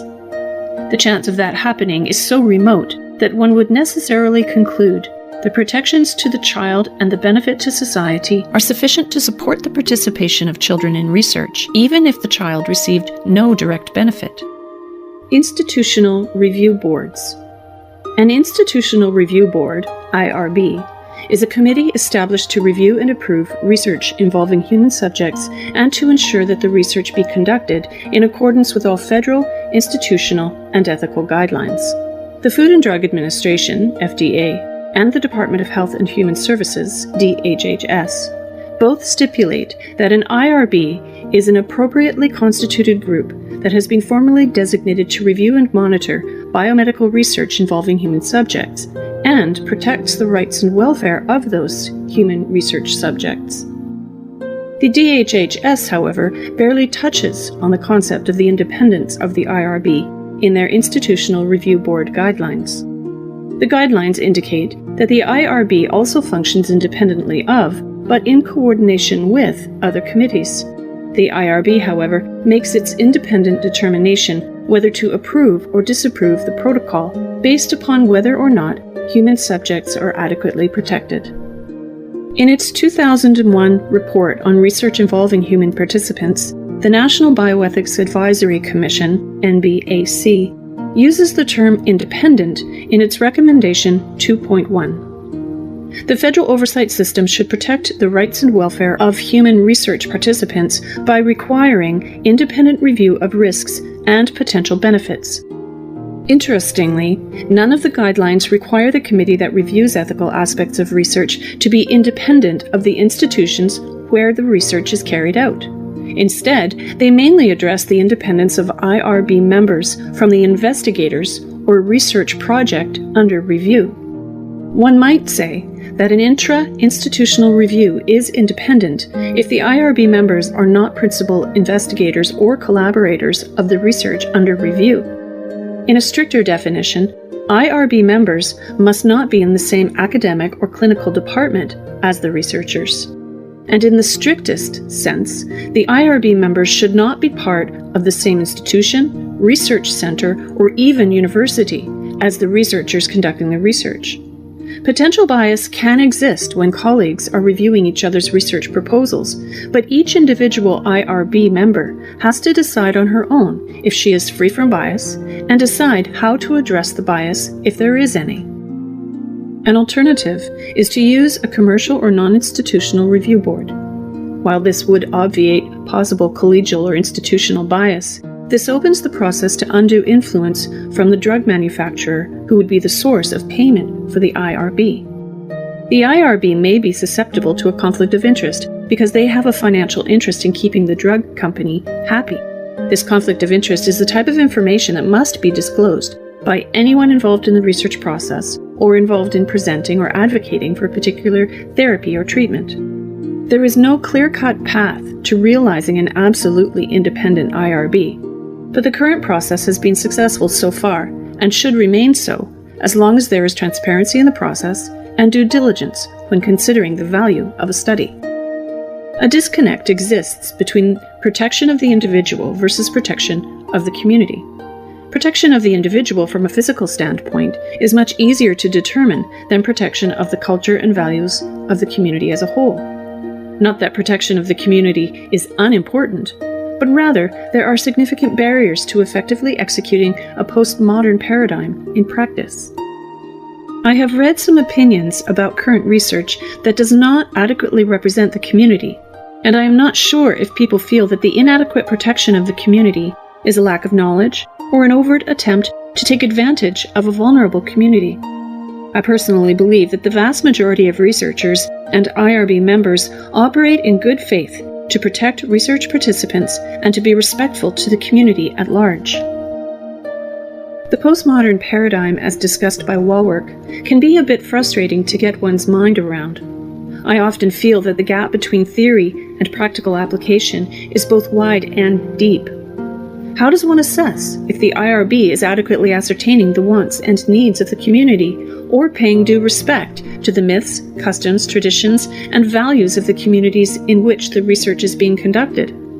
Moreover, who will select the person or people that will be responsible for judging the extent to which the IRB has attained a completely subjective standard of community consideration? I think at the end of the day, one needs to acknowledge that the process of conducting community-based research can never reach a point of absolute theoretical perfection.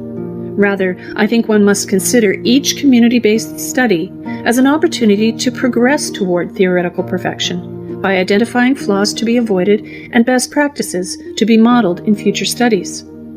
As Walwork states, postmodernism helps investigators become aware of this situation and, even more importantly, take moral responsibility for hidden biases and uses of power and knowledge.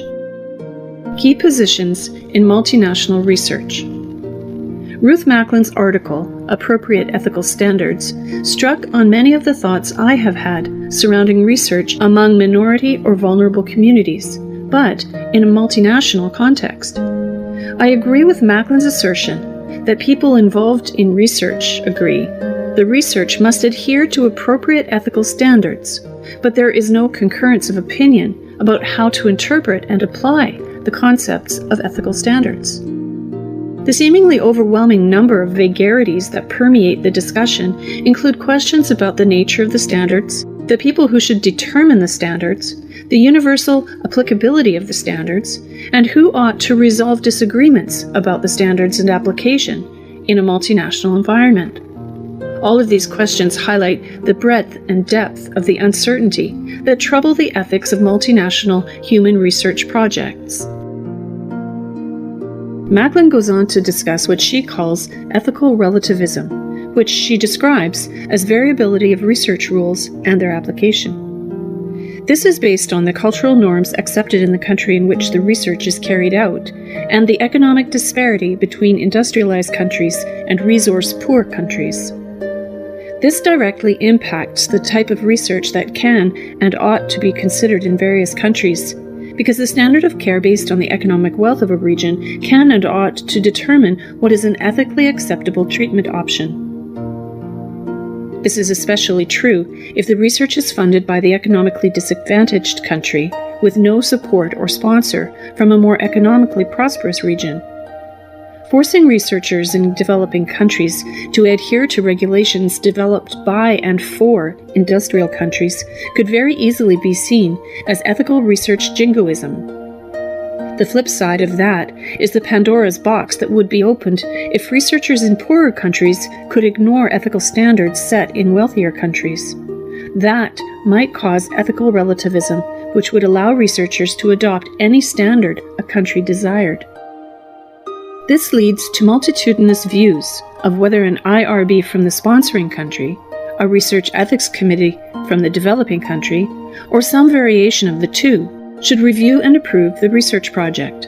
An NBAC study suggests that the majority of both U.S. and developing country researchers believe that researchers should use international guidelines instead of U.S. regulations to cover joint projects. However, the use of international ethical codes and guidelines cannot address all the possible variations that might come up in the design and conduct of multinational research. There will necessarily be debate and negotiation among the groups involved in the research projects. While it may be difficult to establish an absolute standard or rule for multinational research, the goal of the review and approval process should be resolution of any differences, with acknowledgement that everyone involved has the highest ethical standards in mind. Barbara Koenig firmly believes that consent for a research study in its truest form should be about governance schemes, based on deliberative theory, which returns the consent concept to its original meaning in political philosophy and studies participants giving consent to be governed. Koenig posits that individual autonomy is maintained even though control is given up with the study participant agreeing to accept someone else's idea of the best procedures and practices. This is summed up by Koenig's theory that a switch of focus from assessment of discrete data points to general governance is usually an example of personal sovereignty, because research participants who will share in the benefits of genomics knowledge are given the opportunity to consent to be governed. In general, I agree with this concept because the uncertainty and sheer potential volume of incidental results is outside of the basic idea of individual consent to participate in a study. Also, Koenig points out the obvious fact that genomic research is observational, not interventional, which means most of the information gathered will be applicable on a population basis rather than an individual basis for a whole genome study. That fact would not be valid for a narrow genetic test that is performed to assess a specific disease. The governance model is better suited to handle population-level data and to maintain an ongoing relationship with the community as a whole, whereas individual, participant-by-participant, processing of discrete incidental data would be much harder to manage. Additionally, an informed consent document could not comprehensively address all the possible variations of incidental findings during whole genomic research. Issues surrounding incidental findings remain and range from clinical interpretation of data to utility in patient treatment and, more to the point for this specific topic, ethical obligations to return incidental findings that may arise from sequencing an entire genome. Effectively translating large amounts of genomic data into a concise report that physicians can accurately interpret and convey to patients is challenging. Many of the data found during whole genome analysis are of unknown significance and may or may not be causative. There is also the dilemma of what to do with incidental findings if there is no treatment for a condition detected. Should those incidental findings be revealed? Is there an obligation to disclose findings from a child's genome study that do not currently pose a risk, but which may manifest in adulthood, especially since the child being tested cannot consent? As with the great many topics in the ethics of research, there are a great many unresolved questions. I understand skepticism about the composition of the CAB as proposed by Barbara Koenig. However, after doing a little checking into the source and nature of the CAB mentioned by Koenig, the intent and characteristics of the CAB seem to be ethically based. The CAB referenced by Koenig was an eventual iteration of a 4-day deliberative community engagement project, DCE, performed by the Mayo Clinic Biobank in September of 2007. According to Olson, the DCE was designed to allow citizen input into biobank design and to assure that community values were taken into account. To achieve diverse perspectives, we selected 20 lay members of the Olmsted County, Minnesota community who varied by age, sex, social and economic status, race, ethnicity, and employment. The DCE community members were given background information about biobanking issues. They then participated in a DCE event where they were able to listen to presentations and Q&A sessions with patient advocates, potential biobank researchers, experts on biobanking procedures, human subjects protection staff, and privacy experts. Following the meetings, the community members made recommendations about biobank procedures and suggested guiding principles, including the need for strong privacy protections, convenient recruitment, the importance of data sharing, limited options for return of research results, the importance of long-term community oversight, and an easy-to-understand consent document. Following the DCE project, about half of the community members later became standing members of the ongoing CAB at the Mayo Clinic Biobank. Supplemented by additional members, the CAB provides advice on management and operation of the biobank, reviews policies, evaluates participant materials, and provides input on complex policy decisions such as data sharing and return of research results. The CAB meets quarterly, has 20 members, and is co-chaired by a community member. While there will probably always be situations where skepticism is warranted, sometimes we need to have faith that people are executing their duties with positive intent, even if the outcome is less than ideal. Essay 6. Paradigms of Community Partnership Research. Application and Specification, Extension, and Postmodern. Ernest Wallwork, in his article Ethical Analysis of Research Partnerships with Communities, attempts to identify the main ways of thinking ethically about the obligations of investigators and the roles and rights of communities in scientific research through a review of the ever-growing literature on the subject. In the analysis, Wallwork purports that the advocates of community partnership research implicitly adopt one of three models or paradigms for thinking ethically: application and specification, extension, and postmodern. Within each of these three models, Wallwork highlights the key discussion points, pros and cons, and principles for applying the model to research. Quite often, this analysis requires a comparison to research ethics when applied to research among individuals, with the standard usually being the Belmont Report and the Common Rule. While Wallwork's article gives a balanced presentation of each of the paradigms, I believe the extension model, as it applies to community-based research, has the best balance between protection of the individual and the community, while being the most practically applicable of the paradigms. Therefore, the extension model is the preferred paradigm because it has the best balance between theory and practice. The first model that Wallwork addresses is the application and specification model. This is so named because Wallwork views the model as the application and specification of the current individualistically oriented bioethics research guidelines, as articulated in documents like the Belmont Report and the Common Rule. This model prioritizes the interests and autonomy of the individual over those of the larger community. In fact, the community's interests are important only in terms of the impact on the individual. Wallwork highlights quite clearly that the application and specification model is grossly inadequate ethically as a viable paradigm for community-based research, when he explains that the model rests on the liberal ideal of treating individuals as autonomous, rational agents, conceived as unencumbered by communities, shared traditions, narratives, customs, values, and practices. The idea that a study participant in a community-based research project can be separated from the greater community from which the participant derives her identity and whose values, beliefs, and practices she internalizes is bereft of the requisite ethical and moral grounding to be considered a viable paradigm. On the other extreme of the paradigm gradient is the postmodern model. In the postmodern model, the community's values, beliefs, and practices are given as much weight, if not more weight, than the autonomy of the individual. Postmodern concepts are starting to be addressed by the research community, with the discussion focusing on community research partnerships. Barbara Israel, professor in the Department of Health Behavior and Health Education at the University of Michigan, has been widely published on topics related to conducting community-based participatory research in collaboration with partners in diverse ethnic communities.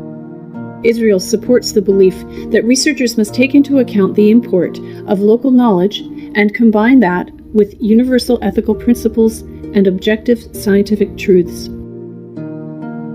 Trying to inculcate the value, culture, tradition, and history into community-based research can be a challenge. The gap between theory and practical application is both wide and deep.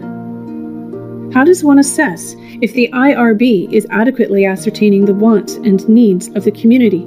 Or how does one determine if the IRB is paying due respect to the myths, customs, traditions, and values of the communities in which the research is being conducted? Moreover, who will select the person or people that will be responsible for judging the extent to which the IRB has attained a completely subjective standard of community consideration? At the end of the day, one needs to acknowledge that the process of conducting community-based research can never reach a point of absolute theoretical perfection. Rather, one must consider each community-based study as an opportunity to progress toward theoretical perfection by identifying flaws to be avoided and best practices to be modeled in future studies. As Wallwork states, postmodernism helps investigators become aware of this situation and, even more importantly, take moral responsibility for hidden biases and uses of power and knowledge. The final paradigm for thinking ethically about community partnership research discussed by Walwork is the extension model, which takes up the issue of community respect in ways that go beyond the liberal individualism embedded in the application and specification model. The extension model applies the individual concepts of harm, informed consent, and justice that are basic to the Belmont Report and the Common Rule to larger communities and group entities. Walwork points out that the Belmont Report mandates the protection of vulnerable populations from exploitation and other forms of injustice, which is often copied by researchers and applied to community-based research. One might say that when the Belmont Report considers vulnerable populations such as welfare workers and prisoners, it does not give thought to the entire community. However, the extension model extends the protection and consideration of the individual to the larger community, such as the Navajo, who have distinctive ethnic features and histories and need to be treated with those factors in mind. Walwork breaks down the extension model into subsections, including group harms, respect for community, group consent, and social justice. The extension model's application to the community is elucidated in the discussion about group harms, and the duty to minimize harm to research subjects gives rise to the obligation of investigators to try to protect the entire community from harms that go beyond the interests of the individual research subjects who are drawn from that community. The most important part of group harm in the extension model is that the majority of the individuals in a group suffer harm because of their identification with or participation in the group. Research that weakens shared beliefs, myths, rituals, institutions, practices, or identification with a group diminishes every member by virtue of the damage to the shared social structure and to the affective and cultural ties that bind the group together. The subcategory of respect for the community further underscores the extension model's application of individual rights and protections to the greater community. Walwork posits that researchers must work to understand a group's beliefs, traditions, and practices relevant to the study, including unique cultural meanings such as the sacredness of body parts and proper ways of disposing of them. This seems like a basic concept, but might be easily overlooked in the formulation of community-based research study. Formalizing the concept into a paradigm like the extension model gives researchers something to use as a reference when developing researcher-community partnerships. The idea of group consent is an extension of the idea of informed consent for individual research subjects to the larger community. This clearly supplants the autonomy of the individual with the importance of the community. Walwork considers the key point to be that researchers need to take cognizance of existing inequalities and address them to some extent at the outset of a proposed study by negotiating benefits to an impoverished community in the context of a collaboration that is procedurally and substantively fair to both parties. This provides a third solid support to the extension model so that it is a viable ethical paradigm for community-based research. The final aspect of the extension model is social justice. In social justice, the research partnerships try to balance out the relationship between the researchers and the community so that the research practices are fairer and the community receives a direct benefit from the research study. Walwork notes that the researchers should also seek to improve social, health, and economic conditions in the developing world and strengthen institutional structures in these comparatively weak communities. This is the final piece that completes the extension model and serves to make it the most ethically and practically viable of the paradigms presented by Walwork.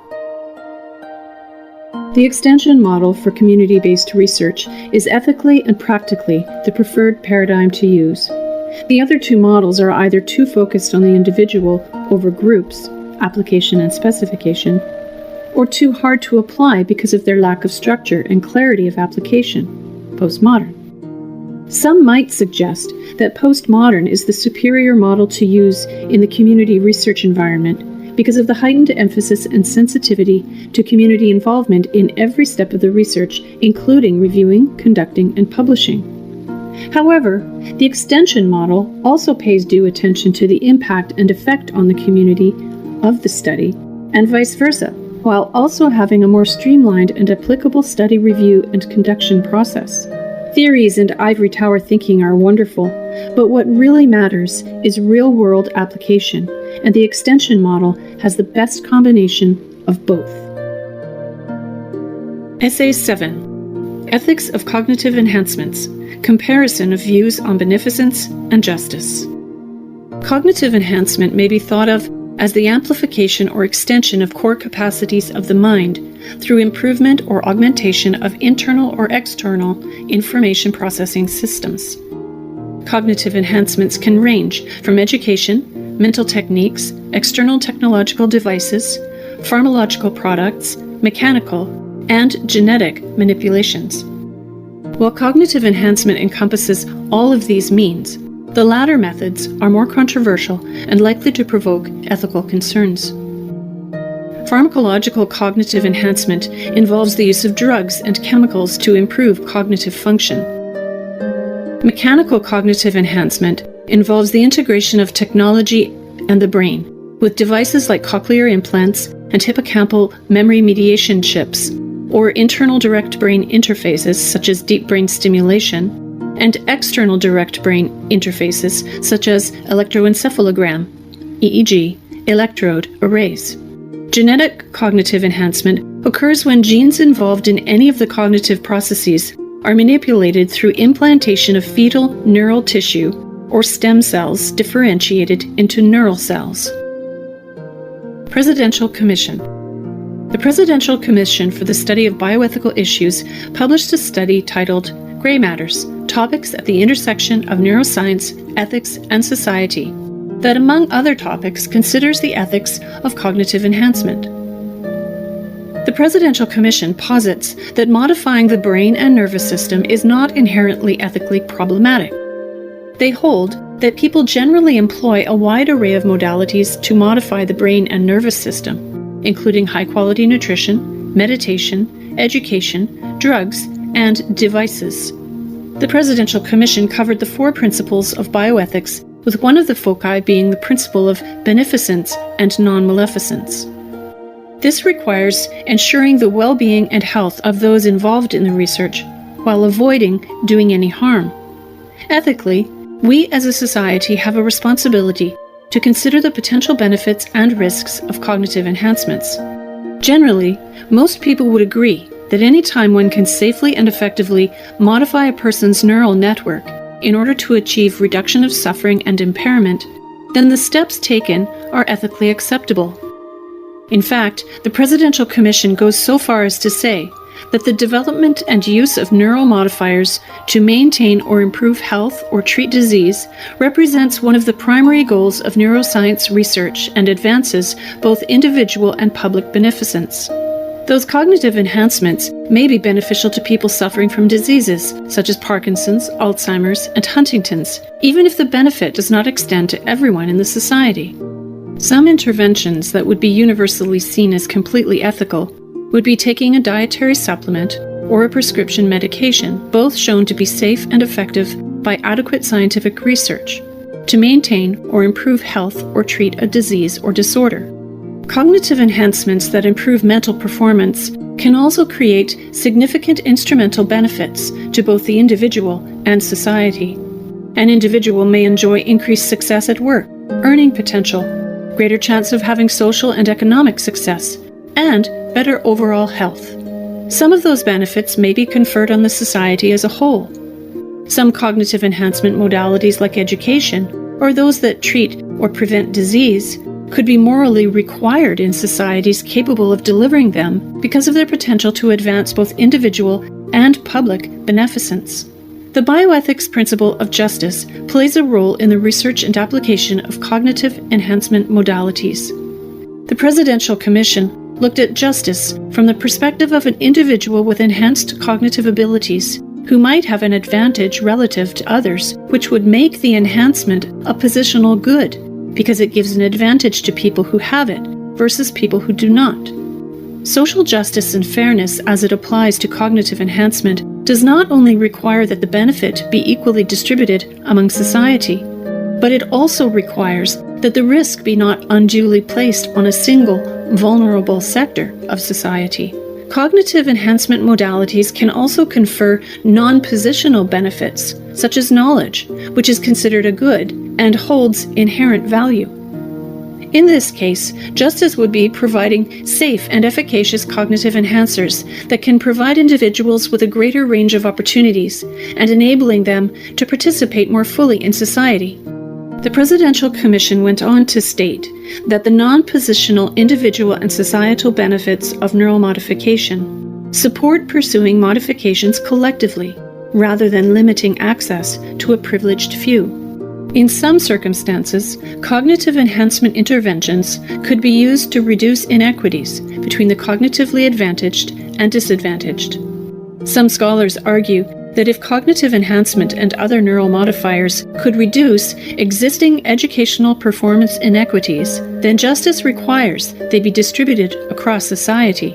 Social justice and fairness require that inequities are minimized across society, while beneficence is not given to a select entitled few, and the risk burden is not carried by a vulnerable few, but rather both are equally distributed. Bostrom and Sandberg. In their paper on cognitive enhancements, Bostrom and Sandberg cover much of the same ground as the Presidential Commission. After covering the basics of what cognitive enhancement is and which modalities function in which ways, Bostrom and Sandberg start to cover the ethics of cognitive enhancements. In terms of beneficence, they discuss the individual benefits of each treatment modality, but do not go into much depth as to the societal beneficence. They point out that education has many benefits beyond higher job status and salary, such as reduced risk of substance abuse, crime, and many illnesses, while improving quality of life, social connectedness, and political participation. The authors go into more detail about safety or non-maleficence of cognitive enhancements. Their consensus is that patient autonomy overrides at least minor medical risks, even when the procedure does not reduce or prevent morbidity. Particularly in the case of medical cognitive enhancements, the user must be allowed to decide whether the benefits outweigh the potential risks based on advice from medical professionals and her own estimates of how the intervention might affect her personal goals and her way of life. Bostrom and Sandberg spend some time discussing the concepts of positional versus non-positional good and how it affects the ethics of cognitive enhancement. They believe that if cognitive enhancements were purely positional goods, then the pursuit of such enhancements would be a waste of time, effort, and money. In effect, one person's gain would produce an offsetting negative externality of equal magnitude, resulting in no net gain in social utility to compensate for the costs of the enhancement efforts. They also posit that cognitive enhancements are also intrinsically desirable because the immediate value to the possessor does not entirely depend on other people lacking them. Having a good memory or a creative mind is normally valuable in its own right, whether or not other people also possess similar excellences. Furthermore, many cognitive capacities also have instrumental value, both for individuals and for society. Bostrom and Sandberg conclude that an enhancement that enables an individual to solve some of society's problems would produce a positive externality, which would not only convey benefits for the enhanced individual, but the benefits would also carry over to other members of society. Bostrom and Sandberg also consider the bioethics principle of justice in their discussion, but call it inequality. They feel that cognitive enhancements might exacerbate social inequality by adding to the advantages of elites. To assess this concern, one would have to consider whether future cognitive enhancements would be expensive or inexpensive, and would also have to take into account that there is more than one dimension to inequality. Another dimension of inequality would be the gap between the cognitively gifted and the cognitively deficient. One should also have to consider under what conditions society might have an obligation to ensure universal access to interventions that improve cognitive performance. Bostrom and Sandberg look at public policy and regulations as the driving force to either contribute to inequality by driving up prices, limiting access, and creating black markets, or reduce inequality by supporting broad development, competition, public understanding, and perhaps subsidized access for disadvantaged groups. Conclusion. While the paper from the Presidential Commission and the paper written by Bostrom and Sandberg use slightly different terminology and take slightly different tacks in their discussions, their conclusions on beneficence and justice are similar, as described in this paper. In fact, the high degree of concurrence between the two opinions on beneficence and justice is really only separated because Bostrom and Sandberg go into detail about the public policy and regulation that should accompany and enforce the bioethics principles that surround cognitive enhancements. Moving forward with cognitive enhancements seems inevitable, and because these developments are happening in so many areas, case-by-case monitoring is necessary. However, because the developments are incremental, review and assessment of their effects is possible, with regulations and policies put in place to manage the process. Case study. Sam had been driving his SUV when his car skidded on ice as he crossed the bridge around the corner from his apartment. The car tumbled over the guardrail and landed in the icy river below, causing Sam to lose consciousness.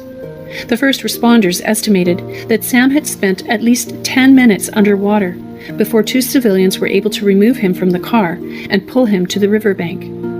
The civilians immediately began CPR, but Sam never regained consciousness after the incident. Sam's parents refused to give up hope and decided to send him to a rehabilitation center.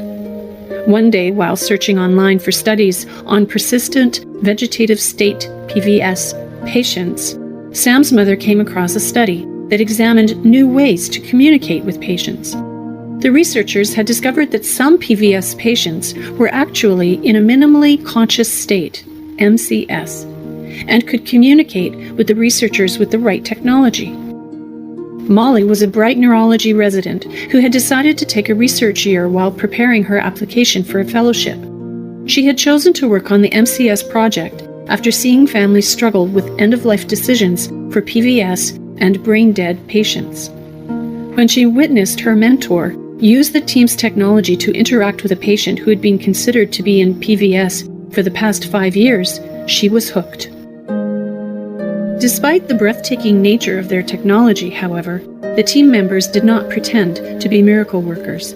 They realized their technology was still in its infancy and would require thorough testing before it could be implemented across the country.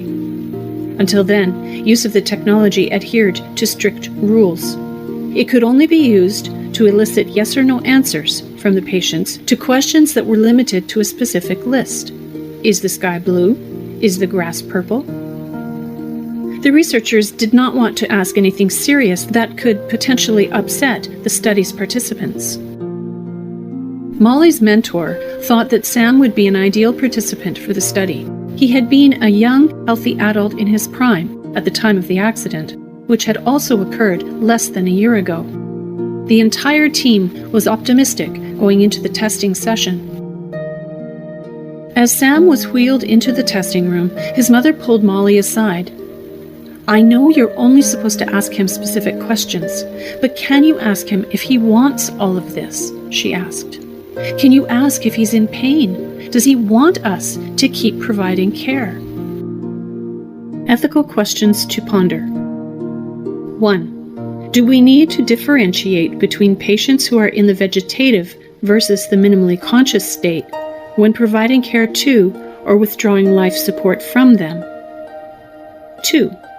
Is it ethical for someone who cannot give consent to participate in research?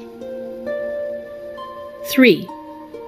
Should participants with disorders of consciousness be enrolled in a clinical study?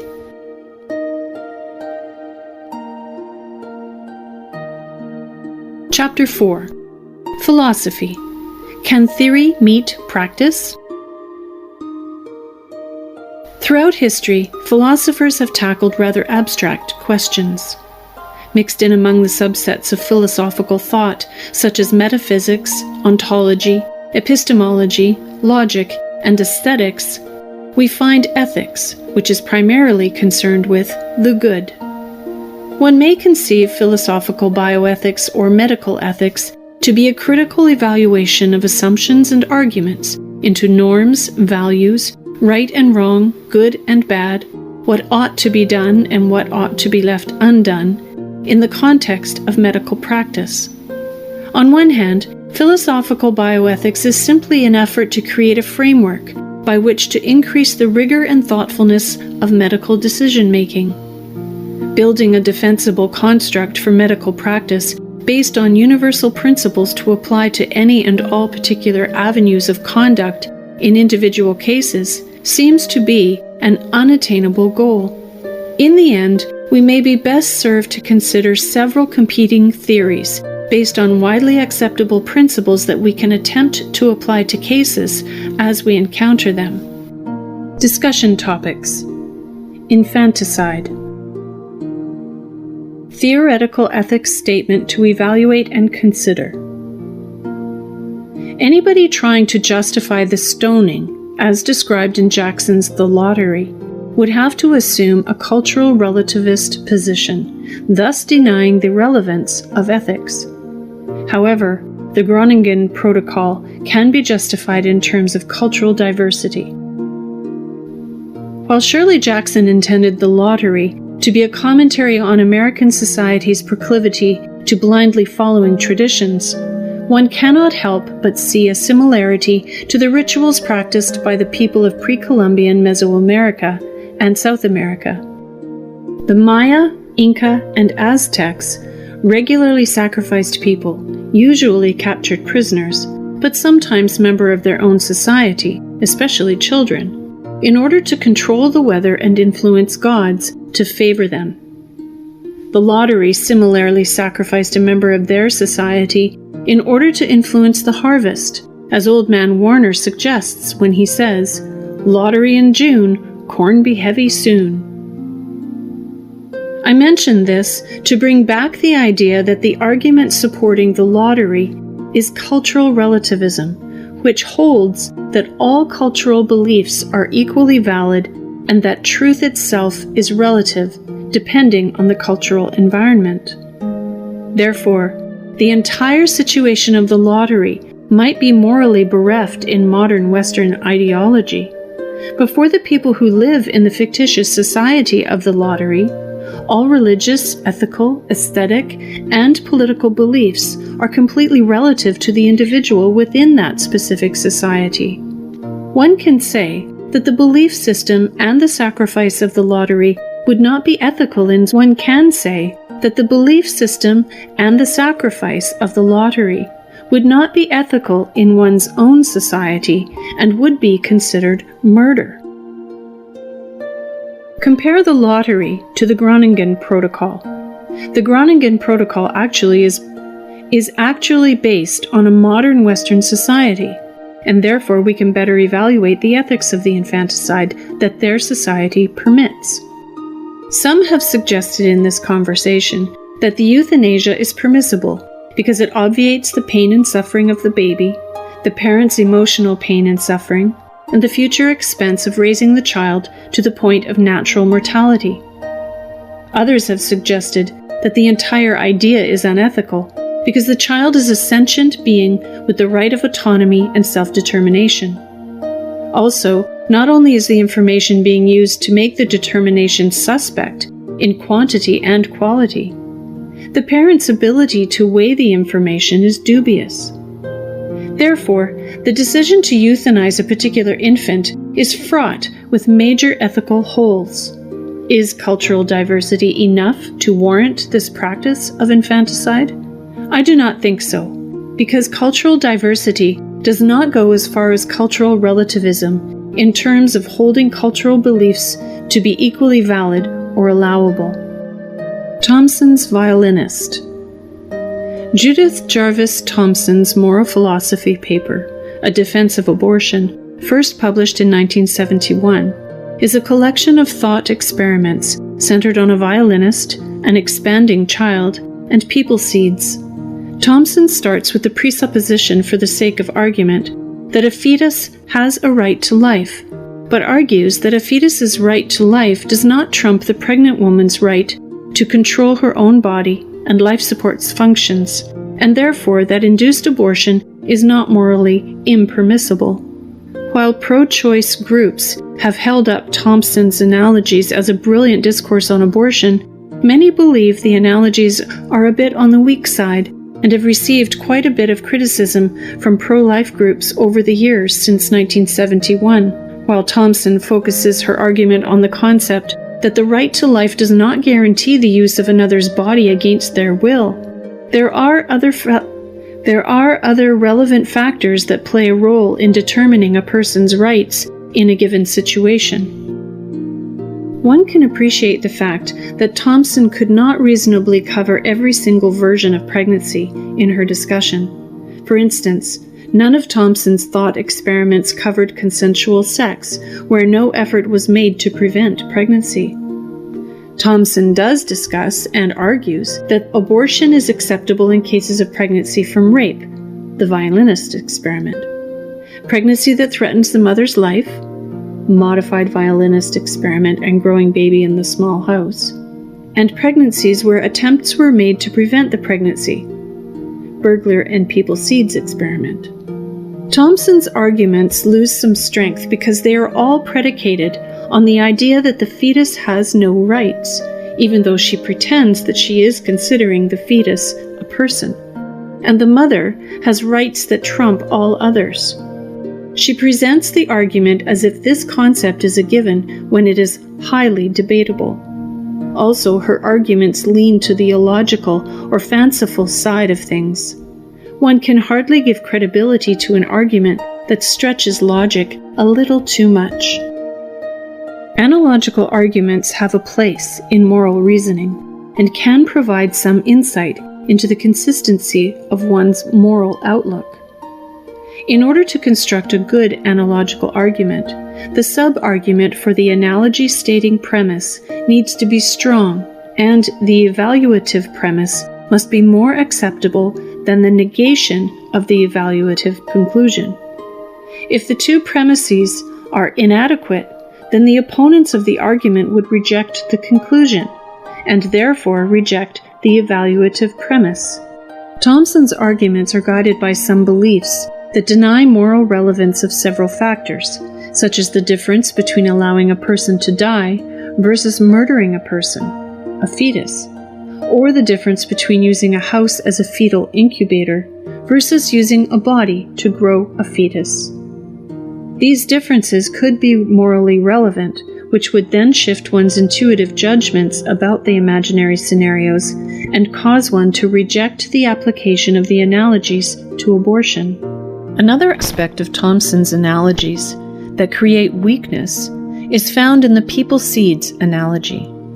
The whole idea of flying and nesting people seeds is fantastical and completely removed from reality as experienced by humans. Since Thompson's thought experiments attempt to elicit intuitions which are in turn reliant on our experience, one can justifiably reject the entire premise, because the world Thompson presents is so bizarre and different from human reality.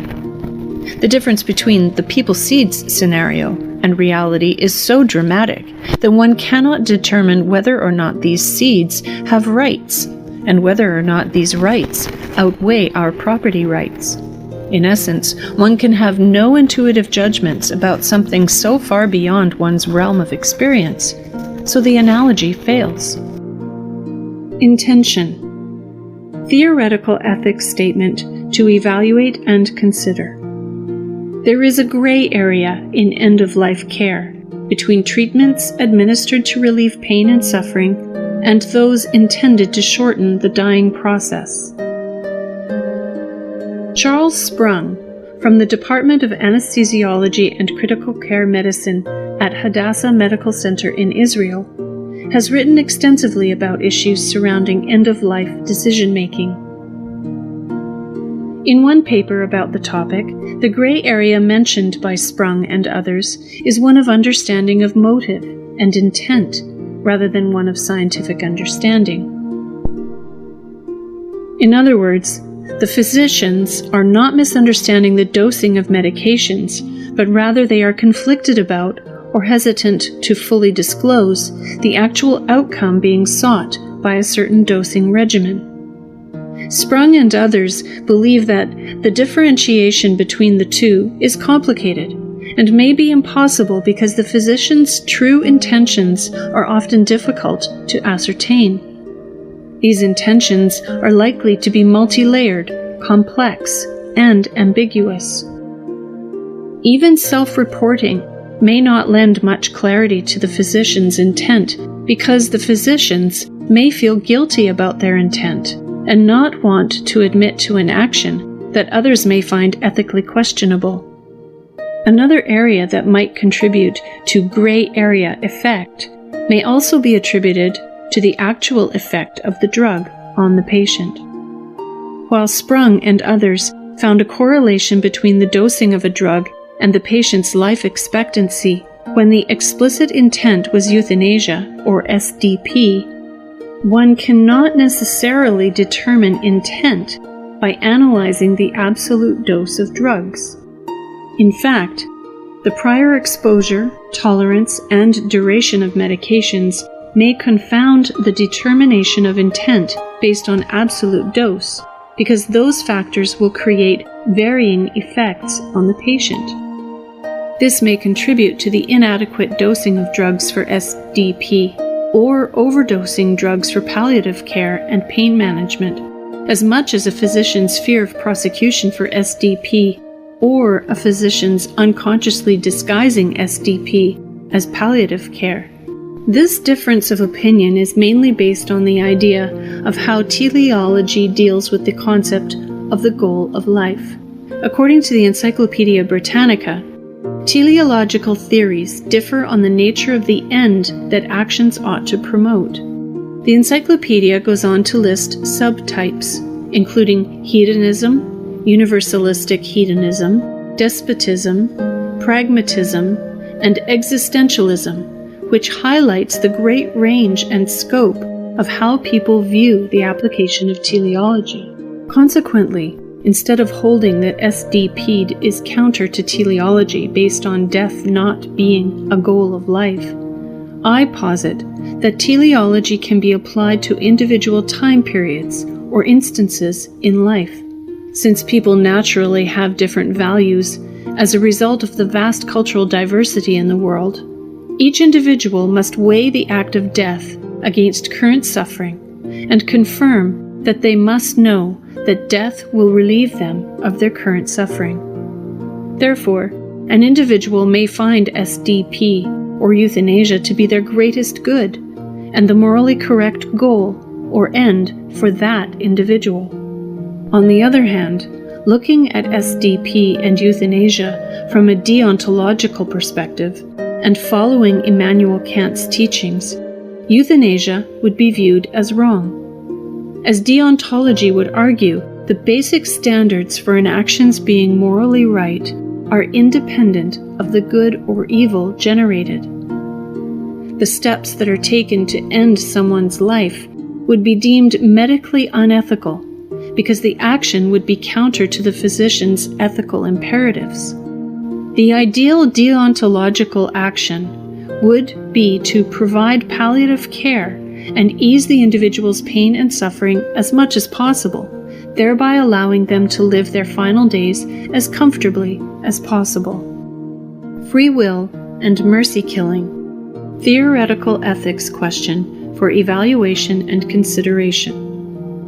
Is the act of mercy killing fully voluntary, or is a health professional who engages in mercy killing somehow coerced by his or her emotions, and hence not fully free? Thomas Aquinas, in Summa Theologiae, theorized that human actions are those over which one has voluntary control and is a function of both intellect and will. However, Aquinas pointed out that volition can be influenced by an emotion like fear, threat, or concupiscence, temptation, a force that Aquinas calls coercion. One consequently wonders if the coercive effect carries over to other emotions or to extreme situations, like the effect of compassion on health professionals engaged in mercy killing, and if those circumstances cause the act to not be fully voluntary. Because compassion is more similar in nature to concupiscence than to fear, compassion would serve to support or bolster one's will, thereby making one's actions voluntary. So, the will portion of voluntary action has been satisfied. On the other hand, Aquinas stresses that the pressure from temptation diminishes voluntariness, because temptation affects the intellect or reason and limits consideration of a possible act.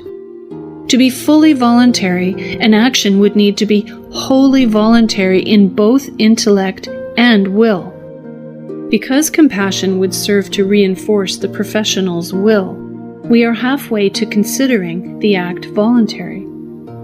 One may have the initial thought that compassion would lead a physician to impulsively go against training and immediately disregard palliative care in favor of euthanasia as the only possible solution to the patient's suffering. I believe that physicians would evaluate each option available to them for each patient and proceed until each option has been exhausted. If mercy killing is finally decided upon, then it would be from both will and reason acting together. Opinions will vary throughout the medical community because of the natural variation in will, reason, and values among professionals. But I do not think compassion would make one act less than fully voluntarily in mercy killing. The fact that a health provider needs to worry or fear what a third party will think about the course of treatment is anathematic to the practice of medicine. Medicine was not intended to be practiced out of fear, but within the tenets of autonomy, beneficence, non-maleficence, and justice. Not to say that fear is completely absent in the mind of a healthcare professional. In fact, Daniel Ofri, an ED physician, wrote a book that deals with what a physician feels that speaks directly to fear in patient care. Ofri believes, and I concur, that fear is a primal emotion in the practice of medicine. The fear of making a mistake and causing harm never goes away, even with decades of experience. But it should be fear of violating non-maleficence, not fear of what society or others will think. Now, is this fear of violating non-maleficence coercive? I contend that this fear would steel one's will and strengthen one's conviction that one needs to do the utmost to best serve the patient's well-being. This fear might make one hesitant or question one's own decision in times of emergent, acute trauma, but hopefully only long enough to verify information and maybe confer with a colleague to confirm a treatment plan. If fear of third-party ramifications plays a role in patient care, then it might speak more to the nature of our society than the nature of the healthcare provider. My father and grandparents all practiced medicine, and none of them mentioned fear of litigation or censure by a board of medicine as a concern during their careers. I am interested to hear my fellow students' opinions about how fear has affected their approach to patient care. Assisting in suicide and foregoing life-sustaining treatment. Theoretical Ethics Statement for Evaluation and Consideration. The anesthesiologist who finally withdrew Mr. Piergiorgio Welby's ventilator after administering sedatives to suppress the patient's sense of dyspnea, assisted in the patient's suicide, if not from a legal perspective, then at least ethically. The thesis implies that physician-assisted patient suicide is ethically worse than one might first consider withdrawing of life support to be. So in this case, the suggestion is that the anesthesiologist's action was unethical because the action is being equated to an unethical action. I contend that the distinction between the withdrawal or withholding of life support and physician-assisted suicide or euthanasia as simply the difference between passive and active courses of action on the part of the physician, and ethically not dissimilar from each other. That is not to say that the act is, in and of itself, unethical. Using Immanuel Kant's moral theory, which states that the rightness or wrongness of actions does not depend on the consequences, but on whether they fulfill one's duty, will provide a helpful framework within which to consider the case of the anesthesiologist and muscular dystrophy patient. According to Kant, moral worth only comes when one does something because of known duty, regardless of whether one derived pleasure from the action. From Kant's perspective, the anesthesiologist's decision to withdraw ventilator support would need to be evaluated according to whether one can create a maxim or universal law based on the action. Maxims, and the universal laws that result from them, can be specified in a way that reflects all of the relevant features of the situation.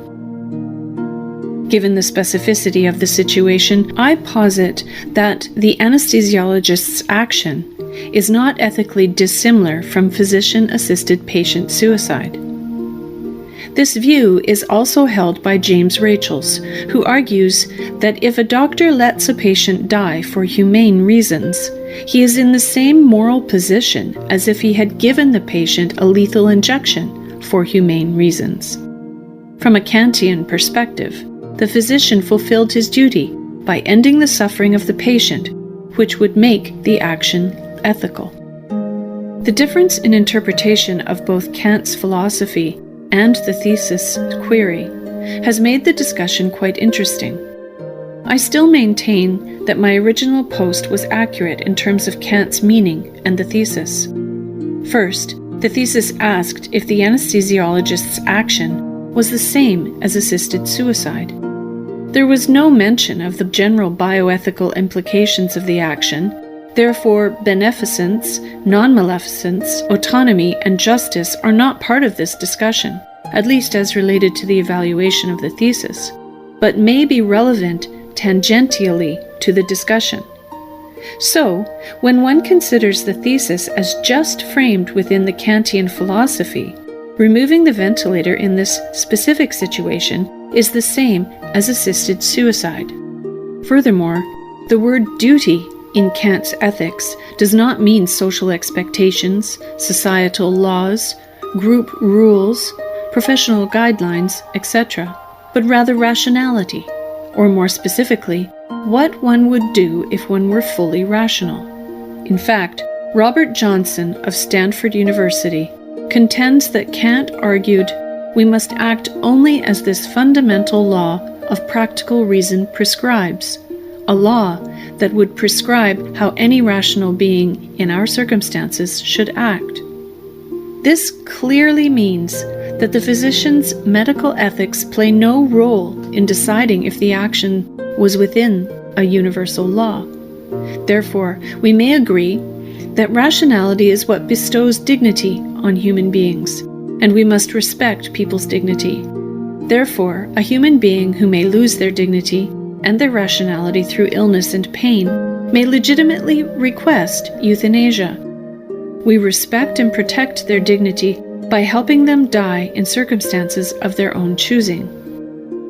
This leads directly to my final point, that Kant's second formulation, which states that we should never act in such a way that we treat humanity, whether in ourselves or in others, as a means only, but always as an end in itself. Johnson goes on to explain that our humanity is that collection of features that makes us distinctively human, and these include capacities to engage in self-directed, rational behavior, and to adopt and pursue our own ends, and any other capacities necessarily connected with these. I contend that the patient is not using the physician as a means to an end because the patient does not diminish the value of the physician as an individual in the relationship. However, if the physician would not have normally agreed to perform the procedure, and the patient lied to the physician and tricked her into performing it, then the patient would have used the physician as a means to an end. This might be a situation where a patient wants to commit suicide and lies to a physician about the level of pain to obtain a large quantity of powerful narcotics, then takes all the medicine at once and dies. Since the patient and physician maintained mutual respect for each other's humanity, then there was no violation of Kant's second formulation. The utilitarian calculus. Theoretical ethics statement for evaluation and consideration. John Stuart Mill would agree with the authors of the Groningen Protocol that the protocol is justified from a utilitarian perspective. The Groningen Protocol was developed for cases in which a decision is made to actively end the life of a newborn in order to facilitate the legal assessment process and avoid potential police investigation. While the Groningen Protocol does not settle the euthanasia debate, the specificity of Groningen Protocol provides a limited framework to focus the debate so fruitful discussion can proceed. We can further focus the discussion by considering the protocol from the viewpoint of John Stuart Mill's classical utilitarianism. We evaluate the protocol by considering J.S. Mill's utility principle, which states that actions are right in proportion as they tend to promote happiness, wrong as they tend to produce the reverse of happiness. When combined with Mill's statement that no person is an isolated being, then happiness is an aggregate happiness of everyone affected by the action, which in this situation would include the infant, the parents, the physician and medical team, the friends and family of the infant and parents, and the community and society.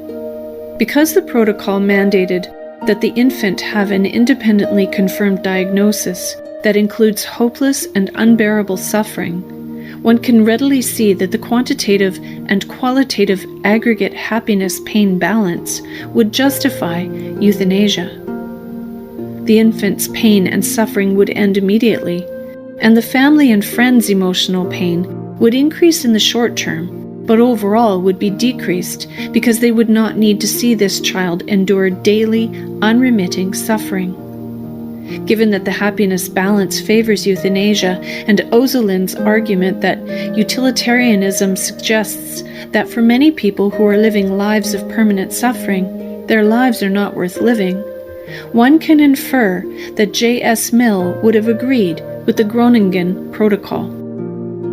Principalism. If one were to start with ethical principalism, based on the common ground moral principles of autonomy, beneficence, non-maleficence, and justice, then one can envision the framework for a practical approach for ethical decision-making. The practicality of this approach is that principalism is consistent with, or at the very least is not in conflict with, an array of ethical approaches towards moral decision-making. This point has received support from Ozolin's, who posits, regardless of what the starting point in moral theory might be, whether it is utilitarianism, virtue ethics, deontology, or natural law, the more likely we are to reach an agreed decision on a moral question. Clearly, Ozolin views principalism as a structure within which one can apply moral theories to make decisions about specific clinical questions, such as the patient with dementia, who requires artificial nutrition and hydration, but constantly pulls out the tube due to fear and lack of understanding. Several commentators, Ozolins and Smith-Itlis among them, hold the belief that principalism allows for moral justification of an action rather than moral truth or rightness. Because the goal of bioethics is about case resolution, one should focus on practical decision-making via the method that proves most fruitful. Analyzing a clinical situation by raising ethical questions within the framework of beneficence, non-maleficence, autonomy, and justice, clinicians can better elucidate how each question and answer fits the normative moral theories and produces a justifiable resolution. This means that principalism can indeed prove useful in analyzing the clinical situation posed in the posted question. One can readily see the transient aspect of autonomy when one considers how other decisions one makes in life change depending on the season in which one finds oneself. The patient autonomously decided for nutrition and hydration support in her advance directive, or AD, but a person cannot possibly envision every potentiality that might arise in their future healthcare needs. In this case, we do not know what the patient understood in terms of informed consent prior to making her AD, but one could correctly determine that the patient did not foresee that her dementia would cause her to be so afraid of the treatment that the only way to keep her from pulling out the line was to restrain her physically or chemically. One might validly argue the same point and posit that we review the degree of her ability in the current state to make decisions. I think that one should follow that review of the patient's autonomy with an evaluation of what steps should be executed next. Ideally, the patient included provisions for a healthcare surrogate in her AD or living will, and the medical team can get the surrogate to determine, through informed consent, what steps to take next. This is necessary because an attempt to maintain autonomy must be made, even though in practice, the principle of beneficence, that is to act in the patient's best interests, may be the dominant principle in this situation. Ozelens further argues that certain patients cannot or do not know what is in their best interests, and that respect for autonomy should be overridden by the principle of beneficence. This give and take among beneficence, non-maleficence, autonomy, and justice, in terms of prioritization in the decision-making process, underlines the fact that the four principles function as a framework and not as strict, absolute moral laws. Autonomy versus vulnerability. Ralph McInerny's Ethica Thomistica is one of the widely recognized introductions to understanding the moral philosophy of St. Thomas Aquinas. In reading the book, one of the areas that really struck a chord with me was McInerny's comment that when taking a course in ethics, we are given for analysis moral problems of an altogether too dramatic sort. As McInerny points out, the implication of using such extreme moral dilemmas to test one's ethics is that those questions suggest that we rarely encounter ethical dilemmas and may not encounter one in the future. This is not the case for medical professionals, because we are confronted with practice ethics on a daily basis. By practicing morally good and ethical medicine on a daily basis, we reinforce our character and decision-making, which refines our concept of self. Our refined sense of self evaluates the situation and makes the decision or takes action based on all those daily character-defining moments in life up to that point. All those antecedent situations dealing with patients who are ill and therefore can be perceived as more vulnerable serve to form the framework within which we can make good moral decisions when faced with tough situations. However, the moral quality of the decision or action is determined by the moral quality of the life we live.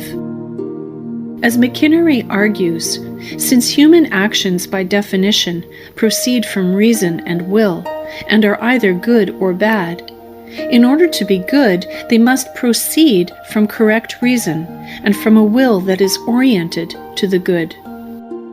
If we do not make daily decisions or take action based on moral goodness, then we are highly unlikely to make good moral decisions in those morally outlying situations. Vulnerability is essential for us to have meaningful human connections as healthcare providers. By being vulnerable and having a will centered on moral goodness, we gain authenticity and sincerity, which enable us to truly connect with our patients. Physicians need to partner with their patients rather than simply treat disease. As Dr. William Osler, one of the founders of Johns Hopkins Hospital, stated, the good physician treats the disease. The great physician treats the patient who has the disease. By connecting with the patient through the virtue of vulnerability, we will be able to achieve greater results in a patient's healthcare outcomes. If those in the medical field were to be more vulnerable, embrace their emotions, and really connect with their patients, then the concern about developing special guidelines for dealing with vulnerable populations would be unnecessary. We would not need to worry about how vulnerable patients are treated, because we would treat every patient like a vulnerable patient. The patient is a person, not a disease you are treating. It should be acceptable to shed a tear after giving a difficult diagnosis, hug a patient after a medical triumph, or speak to colleagues about how you are feeling after an emotionally draining day. Vulnerability is a virtue in medicine. Essay 8. Do not resuscitate order and cardiopulmonary resuscitation. A utilitarian perspective. Introduction. The arguments surrounding do not resuscitate orders are not as straightforward as one might perceive at first. When considering the issue of to resuscitate or not to resuscitate, to borrow from Shakespeare's Hamlet, one must give equal weight to the status of both brain and body after resuscitation or after death. Hamlet asks the question for all dejected souls: is it nobler to live miserably or to end one's sorrows with a single stroke? He knows that the answer would be undoubtedly yes, if death were like a dreamless sleep, devoid of torturous nightmares. But the rub, or obstacle Hamlet faces, is the fear that he does not know what happens after death. The same can be said for the use of do not resuscitate, DNR, orders, and cardiopulmonary resuscitation, CPR, in the hospital setting. One must necessarily consider the relative physical and cognitive dysfunction to which a patient will be subjected if CPR is successful and the patient is brought back to life. Currently, the standard in hospitals is always resuscitate unless there is a do not resuscitate, DNR, order. This paper will use a classical utilitarian point of view to consider the argument for replacing the current rule with the rule to never resuscitate unless there is a CPR order for hospitalized patients. Do not resuscitate order. What, how, why? A do not resuscitate, DNR, order is a medical order written by a doctor after a discussion with the patient or the patient's surrogates that instructs healthcare providers not to do cardiopulmonary resuscitation, CPR, if a patient suffers cardiac arrest or respiratory arrest.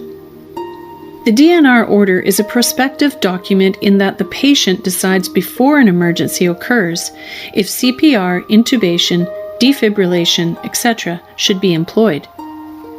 The DNR order is specific to CPR, which includes rescue breathing to oxygenate the blood and chest compressions to circulate the blood through the body, but does not provide instructions to cease any other treatment, such as pain medicine, other medicines, or nutrition. The ancillary treatments are only continued due to not being addressed in the DNR, not because the treatments are fundamentally important if a patient codes. This highlights the fact that the DNR has some major areas that are not given full consideration. According to the American Medical Association Guidelines, AMA, consent to administer CPR is presumed since the patient is incapable of communicating his or her treatment preference at the moment of arrest, and failure to act immediately is certain to result in the patient's death. This presumption of automatically engaging in CPR has one definitive exception and one subjective exception. If the patient has an advance directive or a DNR order to forego CPR in the case of an emergency, then CPR must be withheld.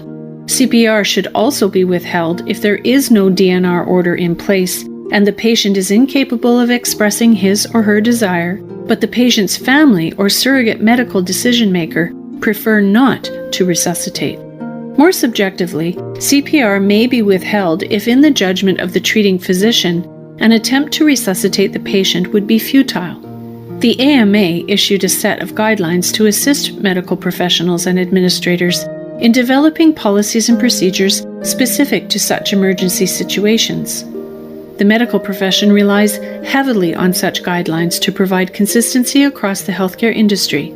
However, each health system has the autonomy to develop their own policy and procedures. Some commentators, such as Anthony Handley, the past chairman of the Resuscitation Council in Britain, insist that because CPR can be traumatic and invasive, performing CPR when there is no reasonable hope of success is to deprive a human being of a dignified death. Similarly, the default thought process of health systems and the AMA has been to encourage all patients to express in advance their preferences regarding the extent of treatment after cardiopulmonary arrest, especially patients at substantial risk of such an event. During discussions regarding patients' preferences, physicians should include a description of the procedures encompassed by CPR and the expected outcomes. Patients' preferences should be documented as early as possible and should be revisited and revised as appropriate. The AMA has also provided guidelines for physicians if a patient or the patient's surrogate requests resuscitation that the physician determines would not be medically effective. In Opinion 2.037 on the medical futility in end-of-life care, the AMA recommends that the physician should seek to resolve the conflict through a fair decision-making process when time permits. The consideration of patients' outcomes after CPR is an area that plays a significant role in determining the ethics of CPR and DNR. CPR, patient outcomes. In the case of cardiopulmonary resuscitation, one must first determine how to define a successful outcome. While the immediate restoration of pulse would technically be necessary and sufficient to be a successful outcome, one should also consider survival to discharge, the quality of life, and the patient's physical, psychosocial, and emotional function. Uncertainty still exists about outcomes, and many studies report 7 to 20% survivals to discharge, depending on pre-hospital condition. The survival rate is dependent upon prior functioning and illness for institutionalized patients, with those of poor functioning and chronic illness having the worst chance of survival. Among the frail and old, especially transfers from nursing homes to the hospital, survival is reported at less than 5% probability of leaving the hospital, and 0 to 4% survival at 180 days post-discharge. These numbers are far lower than most patients probably believe the chances of recovery after CPR would be. Many patients would prefer to have CPR if the chance of a positive outcome is highly likely, but would prefer DNR if the outcome is likely to be negative. Kotler also noted that clinicians are concerned with the level of pain suffered by patients resuscitated for a brief period of time, only to die shortly thereafter. This echoes the concerns of Handley and points to the fact that CPR is not a benign intervention, but rather an intervention with consequences for the patient, aside from return to life. In a study of 827 patients in tertiary care facilities in Holland, 385 had immediate restoration of pulse, and 162 survived to discharge. But 5 of those patients were in persistent coma. Of the patients who survived to discharge, 51 died after discharge, with 4 deaths within 3 months and 29 deaths within 6 months. Rian de Vos and others also found that patients who were comatose or had a stroke had the poorest outcome after CPR. This is a factor that healthcare system ethicists should consider when developing DNR order informed consent processes. Quality of life after successful resuscitation is to a large extent influenced by the post-CPR neurological condition of the patient. A number of neurological disorders occur after CPR in approximately 1/3 of the surviving patients, ranging from memory deficits to a persistent vegetative state. A study was undertaken among patients admitted to the Department of Rehabilitation for Neurological Impairments at Pitié-Salpêtrière Hospital in Paris, following cerebral anoxia after cardiac arrest between 1995 and 2007, to delineate the resultant neurological sequelae.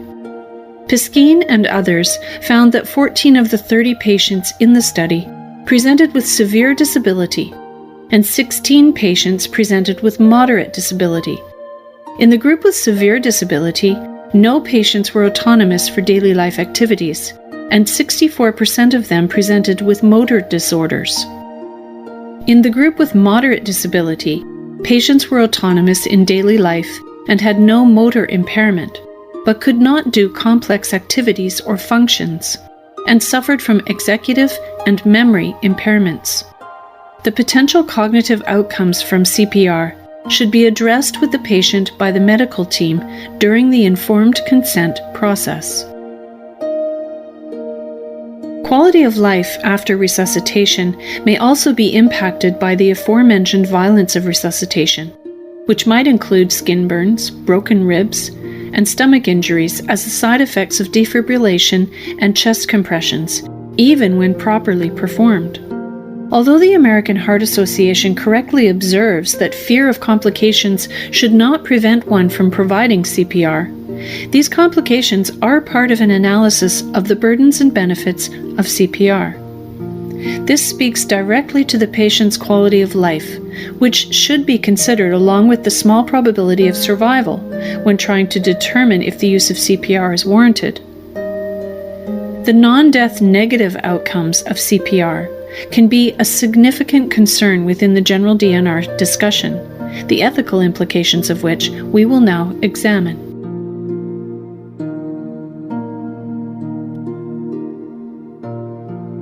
Classical utilitarian philosophy, basic tenets. There are many schools of thought in the broad scope of utilitarianism, but this paper will focus on classical or ACT utilitarianism. ACT utilitarianism holds that an act is right if its consequences are at least as good as those of any alternative, which can be directly applied to CPR and DNR. Frey considers ACT utilitarianism to be consequentialist, aggregative, and maximizing in nature, which is in line with the principle of utility as espoused by John Stuart Mill. Mill's theory of utilitarianism focuses on the utilitarian goal of maximizing pleasure and avoiding pain. According to Mill, actions are right in proportion as they tend to promote happiness, wrong as they tend to produce the reverse of happiness. Mill also considers pleasure or happiness to be an aggregate pleasure of everyone involved in a situation, which in the case of DNR or CPR would include the patient's family and friends, the physician, other medical personnel, and to a limited extent, the community as a whole. This thought is based on Mill's statement that no person is an isolated being, which implies that happiness is an aggregate happiness of everyone affected by the action. One can readily see that the quantitative or qualitative aggregate happiness-pain balance could either justify CPR or justify the withholding of CPR based on the potential patient outcomes. Utilitarian view of CPR and DNR. If CPR resulted in absolute recovery of all physical and mental functioning with no adverse sequelae, then the utilitarian theory would support the intervention of CPR if there is no DNR order in place.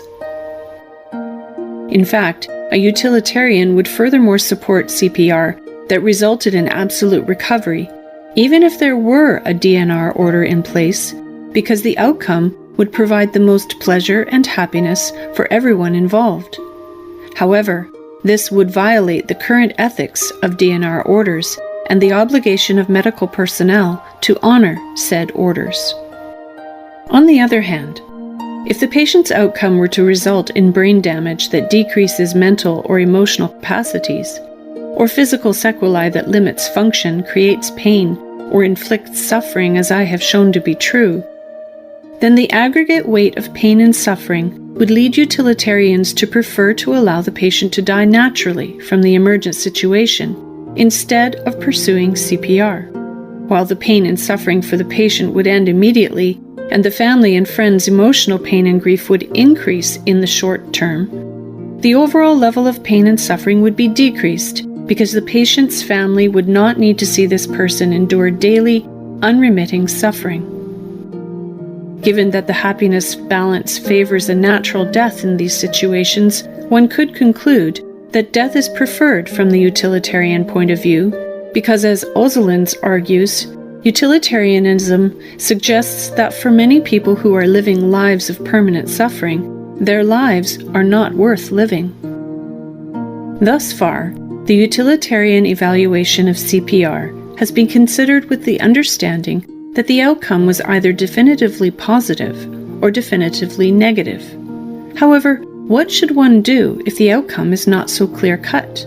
After all, as discussed previously, fewer than 20% of patients survive CPR and eventually get discharged from the hospital. That number drops to less than 5% for frail and elderly patients. Given the high morbidity and mortality rates following CPR, particularly following extended periods of anoxia, the pleasure-pain calculation suddenly becomes less clear. In fact, a utilitarian might argue that one should not engage in CPR if the outcome is highly likely to deliver future pain and suffering through the loss of cognitive and physical functioning. From a utilitarian point of view, the decision-making process for CPR would benefit from greater insight into which factors have the greatest predictive value in determining patient outcomes. Theoretically, there would need to be a greater than 50% chance that the potential benefit of CPR, that is, life with quality equal to that prior to the event, would outweigh the potential cost of pain, suffering, and loss of capacities. Utilitarian theory dictates that the greatest happiness must be sought, so weighing all the potentiating factors becomes central to the decision-making process. Outcomes from cardiopulmonary resuscitation are unfortunately quite poor.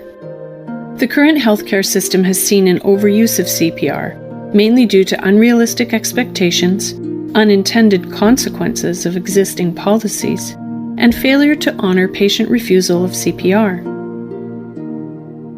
The fact that many patients with DNR orders want CPR in specific clinical scenarios directly conflicting with their documented DNR status is a sign that the decision-making process is unclear and the discussion about DNR is lacking in clarity and specificity. According to Jesus and others, DNR orders do not accurately represent patient preferences across a variety of clinical scenarios, with patients most likely to prefer to deviate from their DNR order when there is a corresponding high degree of condition reversibility. Given the uncertainty of the outcomes from CPR, utilitarians would necessarily support the current state of DNR and CPR. Changing to never resuscitate unless there is a CPR order for hospitalized patients would mean that there would be instances where a patient could have a positive outcome from CPR, but the process would not be initiated and the patient would die. This would be directly counter to the utilitarian goal. So, getting back to our friend Hamlet, if he were to ask a utilitarian to resuscitate or not to resuscitate, how would a utilitarian respond? A utilitarian would advocate for the current system of always resuscitate unless there is a do not resuscitate order, as long as there is sufficient necessary information for making the decision that creates the most happiness for everyone involved. Case study. Marvin presents to the emergency department with colicky flank pain and hematuria. After a non-contrast CT scan shows an 8mm stone in his left ureter, he is admitted to the hospital under the care of the urology service. The CT scan also showed a pancreatic head mass which, after further workup during the hospitalization, was diagnosed as pancreatic adenocarcinoma. You are a surgical oncologist called to consult on the case. You go to Marvin's room to discuss the diagnosis and explain that pancreatic cancer is a very deadly disease and that Marvin's only real hope for any long-term survival is to undergo pancreatoduodenectomy, aka the Whipple procedure, soon. You also explain that Marvin's chances for survival are slim, even with the surgery, and that the operation carries significant risk for morbidity. Nevertheless, you remind him that without the operation, his chance for survival is essentially nil, and you strongly recommend that he have the surgery as soon as possible while the tumor is still operable. After listening to your recommendations, Marvin, who is 72 years old, tells you that he understands that he has no chance of survival without the surgery and a slim chance with it. Marvin explains that he is a man of faith and that he is ready to meet his Maker, that he's lived a full life, and that he has no regrets. He goes on to say that he does not want to spend his last days in a hospital recovering from surgery just to add a year or two to his life, and that he prefers to choose quality of life over quantity of life. Marvin's wife and 2 grown children who are present begin to argue with him and urge him to reconsider. However, Marvin remains peacefully steadfast that he does not want the operation. You inform the family you will return the next day to follow up. Ethical questions to ponder. Number 1. What do or should you suggest to the family before you leave the patient's room? Number 2. What stance do you take the following day when you return to see the patient? Why? Number 3. Do you have an obligation to advocate for surgical intervention because of the slim chance of increased survival? Number 4. Should the plea from Marvin's family influence your advocacy for intervention if the physician personally can understand and even respect Marvin's decision? Number 5. What effect will your own personal faith, or lack thereof, have on your respect for and understanding of the patient's faith-based decision-making? Chapter 5. Policy and Practice, Chicken and Egg. From an ethical perspective, with a special emphasis on vulnerable populations, this chapter explores the scope of health policy, policy options, and policy making at societal and institutional levels. This will also include examination of what ethics can and should contribute to health policy and its development. Public health ethics, or health policy ethics, when viewed as determining what we ought to do in pursuit of the good of public health, is an unavoidably necessary consideration in a comprehensive consideration of medical ethics. The topic is complicated by the fact that ethics appears more concerned with theoretical reflections, whereas health policies direct concrete courses of action.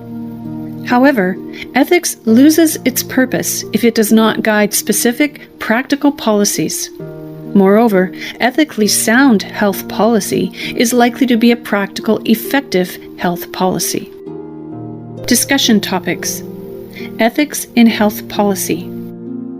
Jim Summers, in Theory of Healthcare Ethics, presents a comprehensive overview of the philosophical theories that might be applicable to healthcare ethics. Summers acknowledges that some of the theories are not very useful in the field of healthcare ethics, while others are among the most commonly used. In total, these theories combine to form what Summers calls an ethics toolbox. The discussion of authority-based ethics which can be religious, cultural tradition, or ideological in nature, is particularly interesting because the theories are so hard to apply, but people believe so strongly in those theories that we eventually need to deal with the ethics implications. As Summers states, patients often have religious views that can help them understand and cope with their condition. Understanding a person's faith can help the clinician provide healthcare that is more patient-focused. Some patients see respect for their religious views as an ethical issue. Those patients may see a clinician who does not have requisite respect for religious views as potentially lacking in respect for the patient's rights to beneficence, non-maleficence, autonomy, and justice. So while authority-based ethics might not be applicable in an overarching normative manner to healthcare ethics, there is a role for religion, traditions, and ideology in clinical practice. Summers' chapter, Principles of Healthcare Ethics, covers the four main principles that must apply to all patients and are at the core of clinical practice and healthcare ethics: beneficence, non-maleficence, autonomy, and justice. Interestingly, even though beneficence and non-maleficence are generally the two most well-known of the principles, Summers spends the majority of his time discussing justice. In the entirety of the chapter, autonomy gets the least attention, but remains one of the more de rigueur concerns within healthcare ethics today. In the past, patients were more content to defer to the clinical expertise of their physician in a paternalistic manner of care. But nowadays, that has morphed into a more equal patient-provider partnership. This becomes more complicated when dealing with patients who can be considered vulnerable populations, whether due to being economically disadvantaged, a racial or ethnic minority, uninsured, low-income children, elderly, homeless, or severely mentally handicapped. We must take every measure to ensure that those patients are competent to go through the informed consent process, free from coercion. And if they are not competent, then we must ensure they have an appropriate surrogate to represent the patient's best interests. At the end of the day, autonomy is one piece of the principle mosaic that must work together for ethical healthcare. Sick Around America. Reed, in his documentary Sick Around America, focuses primarily on the problems presented by falling through the cracks in the healthcare system when a person has poor or non-existent insurance coverage and extraordinary healthcare circumstances arise. The anecdotes in the documentary effectively point out how financially and physically devastating a disease or injury can be when one lacks adequate medical coverage. The documentary does not examine any social characteristics that might play a role, except for any implicit meaning behind the anecdote about working for a company like Microsoft that covers all employees equally at no expense to the employees. This is also addressed by Patel and Reshevsky when they examine the uniquely American mix of public and private insurance programs that covers about 85% of the population, but leaves over 40 million people without any insurance at all, and leaves a portion of the population underinsured and vulnerable to catastrophic medical expenses. However, Patel and Reshevsky focused their discussion on disadvantaged individuals based not only on insurance status, but also on the individual being poor, a minority, female, or other social factors. The information they present shows a compelling case for correlation, but not necessarily for causation. This is one of the points conceded by Almgren in his discussion of disparities in healthcare. He acknowledges that in the conceptualization and methods used to investigate disparities in healthcare, much of the literature on disparities in healthcare confuses correlation with causality. Aside from that concession, Almgren weighs in very heavily that disparities in the U.S. healthcare system exist on the basis of a wide variety of social characteristics associated with other forms of social oppression and disadvantage.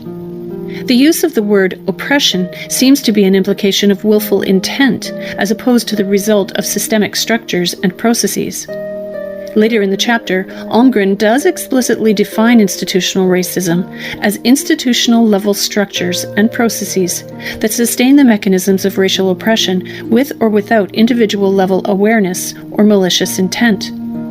Interestingly, one point that Almgren does not pursue in his analysis is the cultural impact on health. He notes that a principal causality of the socio-cultural genocide that accompanied the European conquest involved the elimination of ancient ways of food production, acquisition, and consumption that functioned together as crucial protective factors against diabetes. Studies have shown that many diets, particularly Asian and Mediterranean diets, have better health impact than the average American diet, especially the African American and Latino diets. Not accounting for the cultural impact of diet on healthcare outcomes is a significant flaw in the analysis of healthcare disparities. Social justice. The work of Powers and Faden puts several of my thoughts on justice, sufficiency, and systemic disadvantage into a structured, written argumentation. While the theory that Powers and Faden put forth is, as they themselves concede, more expansive and less fixed by guideposts than other theories, the authors make several points that we can apply to developing and refining public health care theory and policy. The applicability of the theory is particularly true regarding the portion about sufficiency. I strongly agree with the statement that sufficiency of well-being, not equality of well-being, is a central aspiration of justice. I believe that the discussion about equity in healthcare sometimes gets off track because the people in the discussion fail to clearly identify the specific goal of the policy. What do we mean by universal healthcare? Do we expand the discussion, as Powers and Faden do, to include non-medical, non-healthcare determinants of well-being, such as food, housing, and respect? How do we account for situations where people are provided the means to achieve healthcare equity, but through autonomy and volition fail to do their part to achieve the ends of healthcare equity?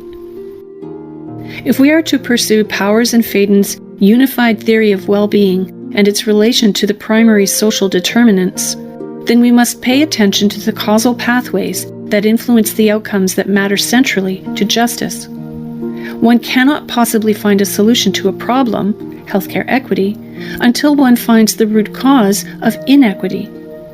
One must tease out the factors that are correlational versus causational and not confuse one for the other. I think through exposure to and knowledge of public health theory and policy, one can grow similar to the way the Apostle Paul uses the milk and meat analogy in 1 Corinthians and Hebrews to describe spiritual growth and understanding. Ethical basis of justice.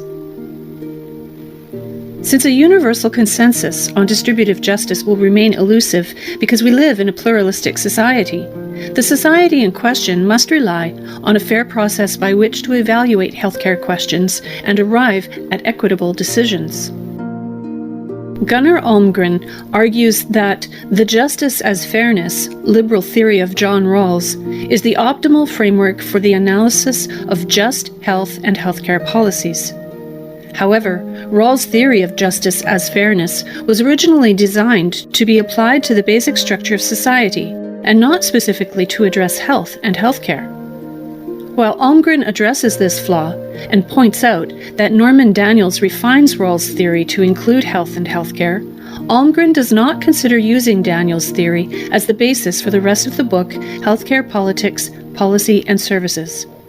This is a bit curious because Almgren believes that over time, philosophical theories get modified, enhanced, and improved by the next generations of theorists.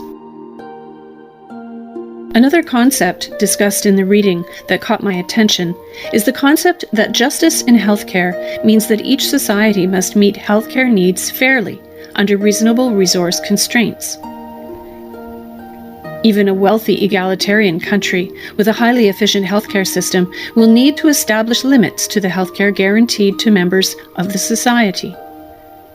If people could agree on the principles of distributive justice that would determine how to set fair limits to the provision of healthcare, then the society could evaluate healthcare practices and decisions and change those that are deemed unjust. Unfortunately, as Powers and Faden argue, plausibility of articulating universally applicable standards for evaluating well-being is inevitably ethnocentric, while others may conclude that any recommendation of the use of such a list across cultures is a form of moral imperialism. This is a weakness of the Rawlsian theory that must be acknowledged and taken into consideration when making public health policy determinations, because you might end up tilting at windmills if you try to attain a theoretical ideal in a flawed, real-world environment. Strengths and weaknesses of, and greatest threats to, Medicare, Medicaid, and private insurance systems in the U.S.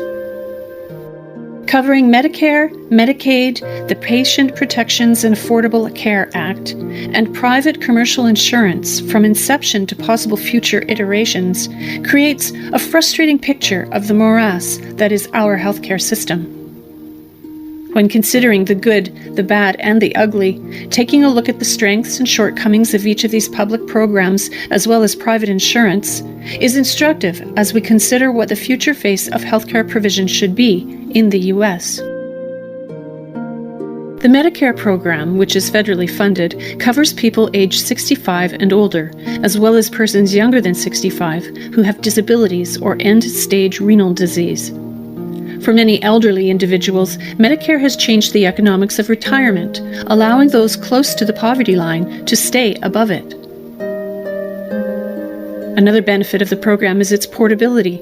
With the exception of some Medicare managed care products, Medicare beneficiaries can expect to live wherever they wish and know that their benefits will stay with them. Also, relative to commercial insurance, it costs considerably less to provide coverage through Medicare. This is due in large part to the tremendous difference in administrative costs. Administrative costs for government programs hover around 5%, but can range from 12 to 30% for commercial insurance. One of the downsides of Medicare is trying to achieve cost savings by typically underpaying healthcare providers for their services. This causes providers to look to commercial insurance to cover the gap, adding to the cost of private insurance coverage. One of the biggest drawbacks of the Medicare program relates to its financing, which is partially through payroll taxes. There is a concern that as the baby boomer generation retires, the program will no longer be sustainable, because those drawing benefits will outnumber those funding the program. This is a very valuable program that may become unviable in the future if funding, reimbursements, and costs are not restructured. Patel and Reshevsky note questions about the long-term viability of the program. The trust fund is predicted to be depleted by 2024 and to be inadequately funded through 2021. Medicaid is an entitlement program that provides health insurance to low-income and medically vulnerable people. States administer the program under broad federal guidelines specifying minimum coverage standards. Unlike Medicare, which is funded entirely at the federal level, Medicaid funding is shared by the federal and state governments. Perhaps the best aspect of Medicaid is its ability to extend a crucial healthcare safety net to those who would likely have no means to pay for healthcare coverage. Medicaid helps ensure disadvantaged children and low-income pregnant women have access to healthcare. Medicaid also allows states to tailor the benefits provided to meet the needs of the local population and respond to new health problems that might emerge. One downside of Medicaid is the lack of portability. Because eligibility, benefits, and reimbursement structures differ among states, it is not possible for a person covered by Medicaid to relocate to another state and maintain coverage. As states have broadened their Medicaid umbrellas to cover additional groups as a result of ACA, enrollment and subsequently healthcare costs have grown. This growing healthcare cost also makes Medicaid subject to cuts in reimbursement, which results in many providers not accepting Medicaid patients, thereby limiting patient options and forcing overutilization of emergency departments for primary care needs. assuring a just system of resource allocation, special challenges of policy making at government and private sector levels, and some policy solutions. Even a superficial comparison of the American healthcare system to those of the rest of the world shows how different the systems are in form and function. Gunnar Almgren describes the American healthcare system as a highly complex and often volatile mixture of free enterprise, philanthropy, and public sector healthcare. The structural complexity of the American system creates numerous problems for managing the cost and allocation of resources, both on the government level and the private sector or market level. One of the main challenges faced by the government when creating healthcare policy is that regulation causes a price escalation effect. Consumers of healthcare tend to use more healthcare when the care is free or lower priced than market value. While this process avoids cost in a portion of society, there is a corresponding increase in overall cost and a decrease in the just distribution of healthcare resources. An effective way to combat the overutilization of healthcare resources by people who are receiving the care would be to charge a nominal fee for services. The amount of the fee should be similar to, but proportionally lower than, those deductibles and co-pays charged to participants in employer-based plans. This should create a significant enough barrier to prevent abuse of the system, but not prevent people from obtaining care when absolutely necessary. The private sector is challenged by the fact that it includes third-party insurance companies as a vehicle for collecting and distributing financial transactions across the healthcare system. This presents a problem because insurance companies have shareholders and are by nature for-profit entities. Because the insurers need to make a profit, they create added expense to a system that would benefit from having as little overhead as possible. Ideally, the private sector should opt for a government-managed third-party system that functions as a non-profit with legislatively restricted administrative costs. Because the government has a fiduciary responsibility to promote the welfare of society, by handling the financial transactions for the healthcare system, the overall cost of the system would be decreased. With decreased cost, people would be able to afford more healthcare, and therefore, society would potentially see a more just allocation of resources. At some point, Americans need to come together to dramatically change the healthcare system. We need to take dramatic steps to right the ship and no longer be the country that allocates more of its economic output to healthcare than all other countries, but remains significantly below the OECD average in the hospital and physician resources available to provide healthcare to its citizens. Brave policy decisions need to be made to ensure we have just allocation of resources across society. I absolutely believe that there are justice issues in America's current healthcare system. As a nation, we have some groups of people within our society who lack proper access to care because they live in a place that has no medical care within a reasonable distance. This is especially true of people living in rural areas where healthcare facilities are few and far between, because the population base is too low to support the fixed costs of building and running a hospital, or even a clinic. Medical providers also often avoid rural areas in favor of practicing in urban or suburban areas for a multitude of reasons, including financial, lifestyle, proximity to family, type of practice, etc. Aside from the current process of loan forgiveness, Chan and others, as well as other researchers, point to recruiting future physicians from rural populations as a way to alleviate the shortage. However, Chan and others conclude in their study that because 2/3 of new rural physicians were raised in urban areas, policymakers would best address the shortage by focusing on providing rural education to urban-raised medical students during medical training. Other people lack access because of financial barriers. I believe that our health system actually has 4 groups of individuals when one considers the financial aspect of healthcare. Insured, who can afford to use their insurance. Insured, who cannot afford to use their insurance. Uninsured, who can afford health care, some might consider this group self-insured. and uninsured who cannot afford health care. Those who cannot afford to obtain care, even if they have insurance, are the true unfortunates in our system. The poor who qualify for Medicaid are logically not unfortunate in terms of the healthcare aspect of their lives. They might even be considered fortunate compared to some. The true unfortunates are the people who pay monthly premiums for insurance they cannot afford to use. As I have seen anecdotally from my practice, for those individuals with private non-governmental health insurance, premiums have increased, deductibles have increased, and the ability to use health insurance has decreased. This is an injustice in the system that has seemingly been exacerbated by ACA. Thus, I believe that financial reform is crucial to increasing the level of justice within the healthcare system. As Milton Friedman says in the title of his book, and as the old adage tells us, there is no such thing as a free lunch.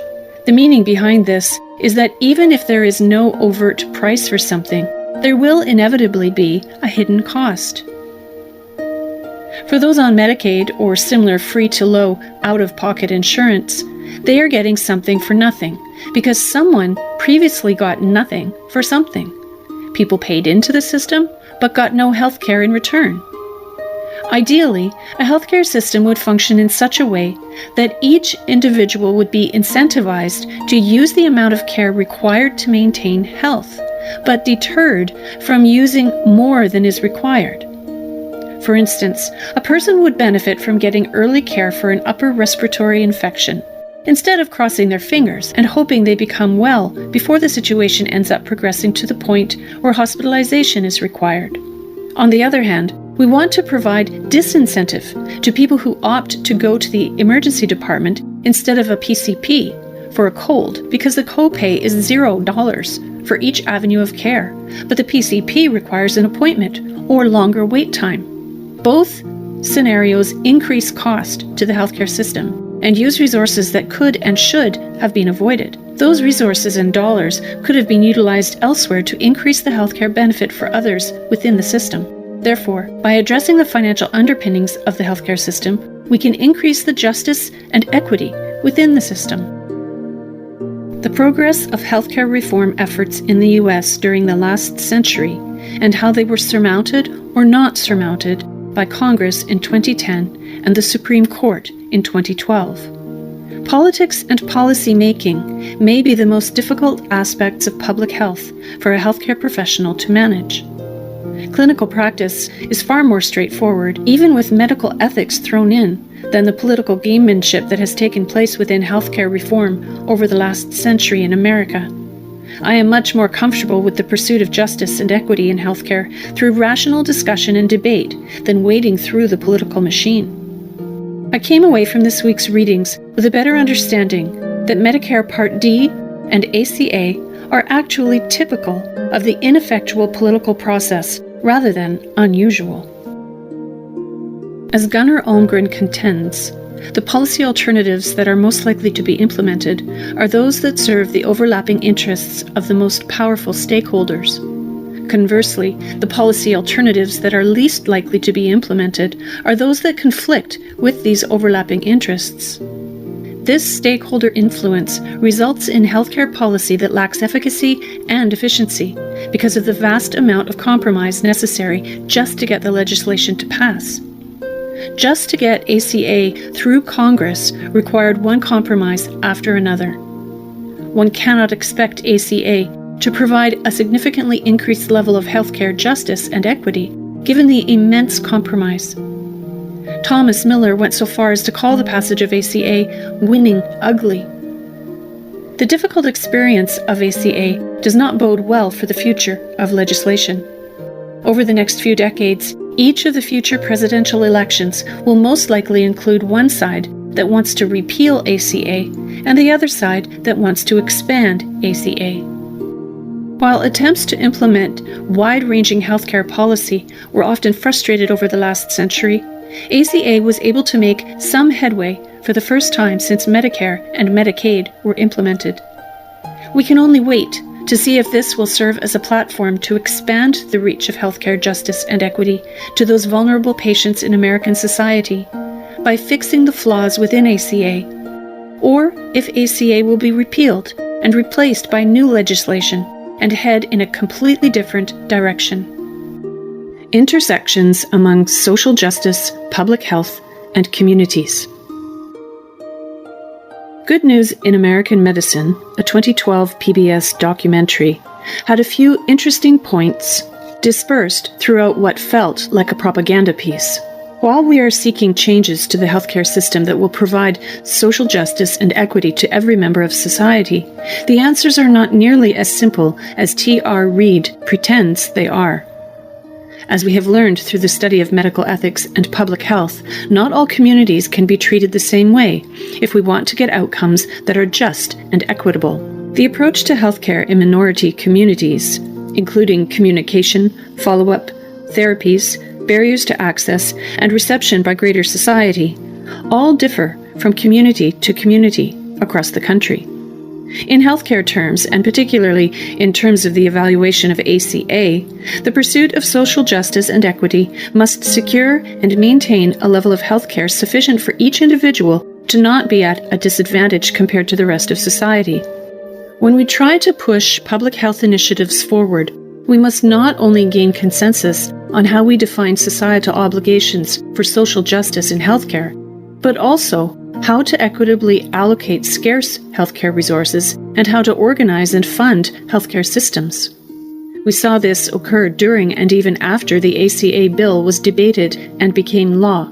Today, we are still debating whether ACA is salvageable or if it needs to be repealed and replaced by a new healthcare reform law. The debate over ACA makes the information in the video even more specious as a new answer to healthcare reform.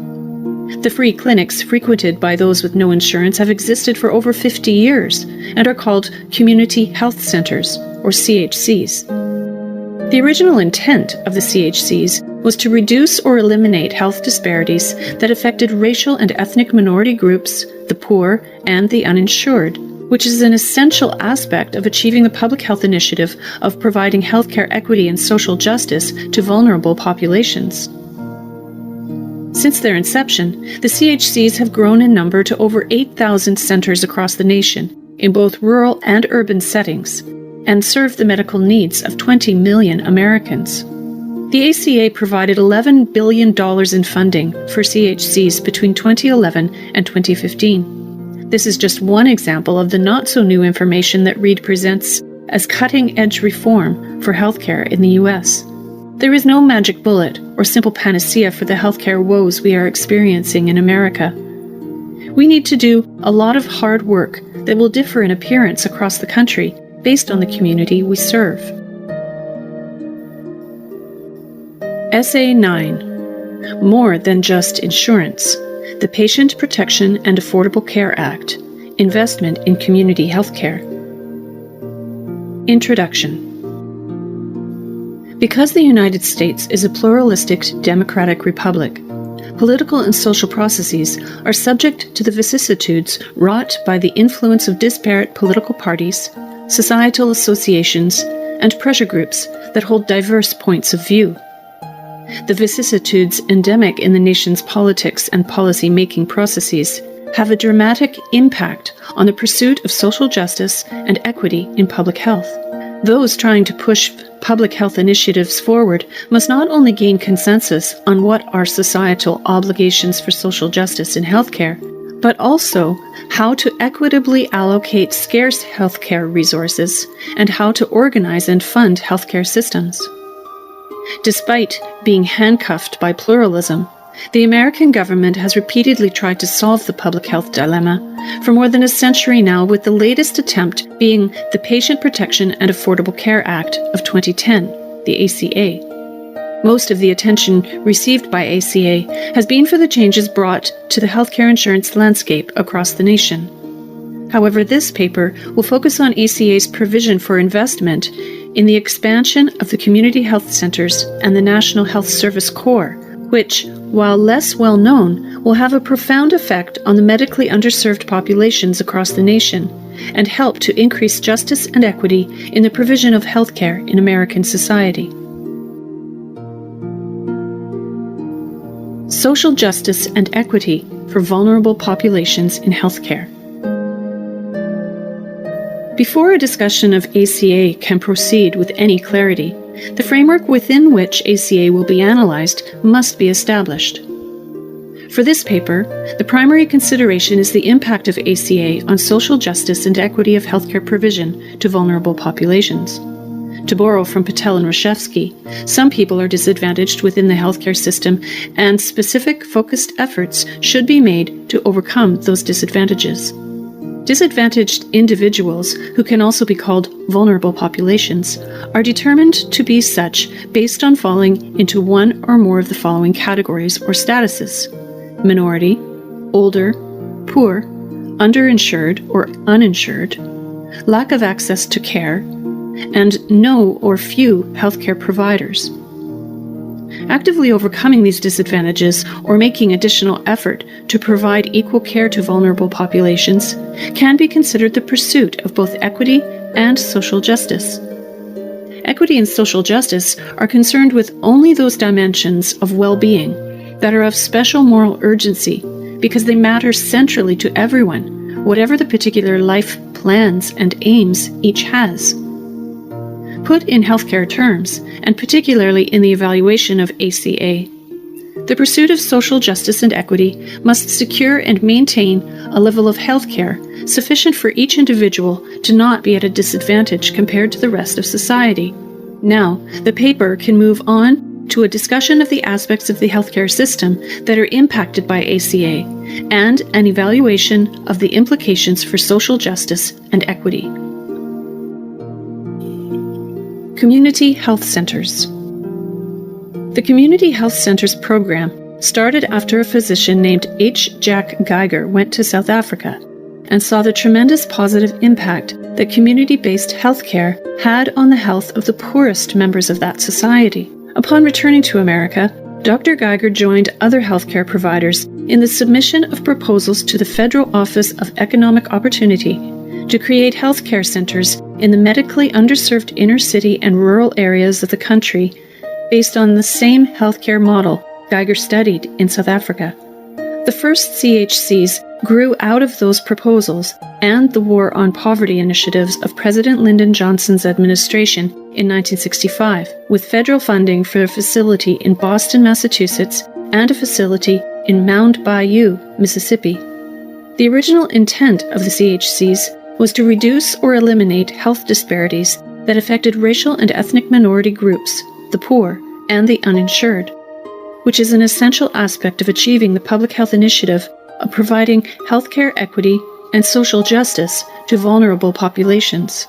Since their inception, the CHCs have grown in number to over 8,000 centers across the nation, in both rural and urban settings that serve the medical needs of 20 million Americans. While the CHCs are federally funded and receive some regional and local grants, CHCs need to round out their funding through fees for services rendered to insured patients and pay-as-you-can or sliding scale collections from the uninsured, who account for 40% of patients served. At the end of the day, CHCs serve to extend the public health goal of social justice and equity by first, never turning anyone away for lack of ability to pay, and second, delivering the primary medical, dental, behavioral, and social services to medically underserved populations in medically underserved areas. National Health Services Corps, NHSC. The National Health Services Corps began in the United States in 1972 as a response to the dearth of physicians serving the medical needs of vulnerable populations in both rural and urban areas. The retirement of older physicians and the increased election by new physicians to pursue specialization instead of primary care in the 1950s and 60s exacerbated the shortage of primary care physicians, PCPs, in underserved areas.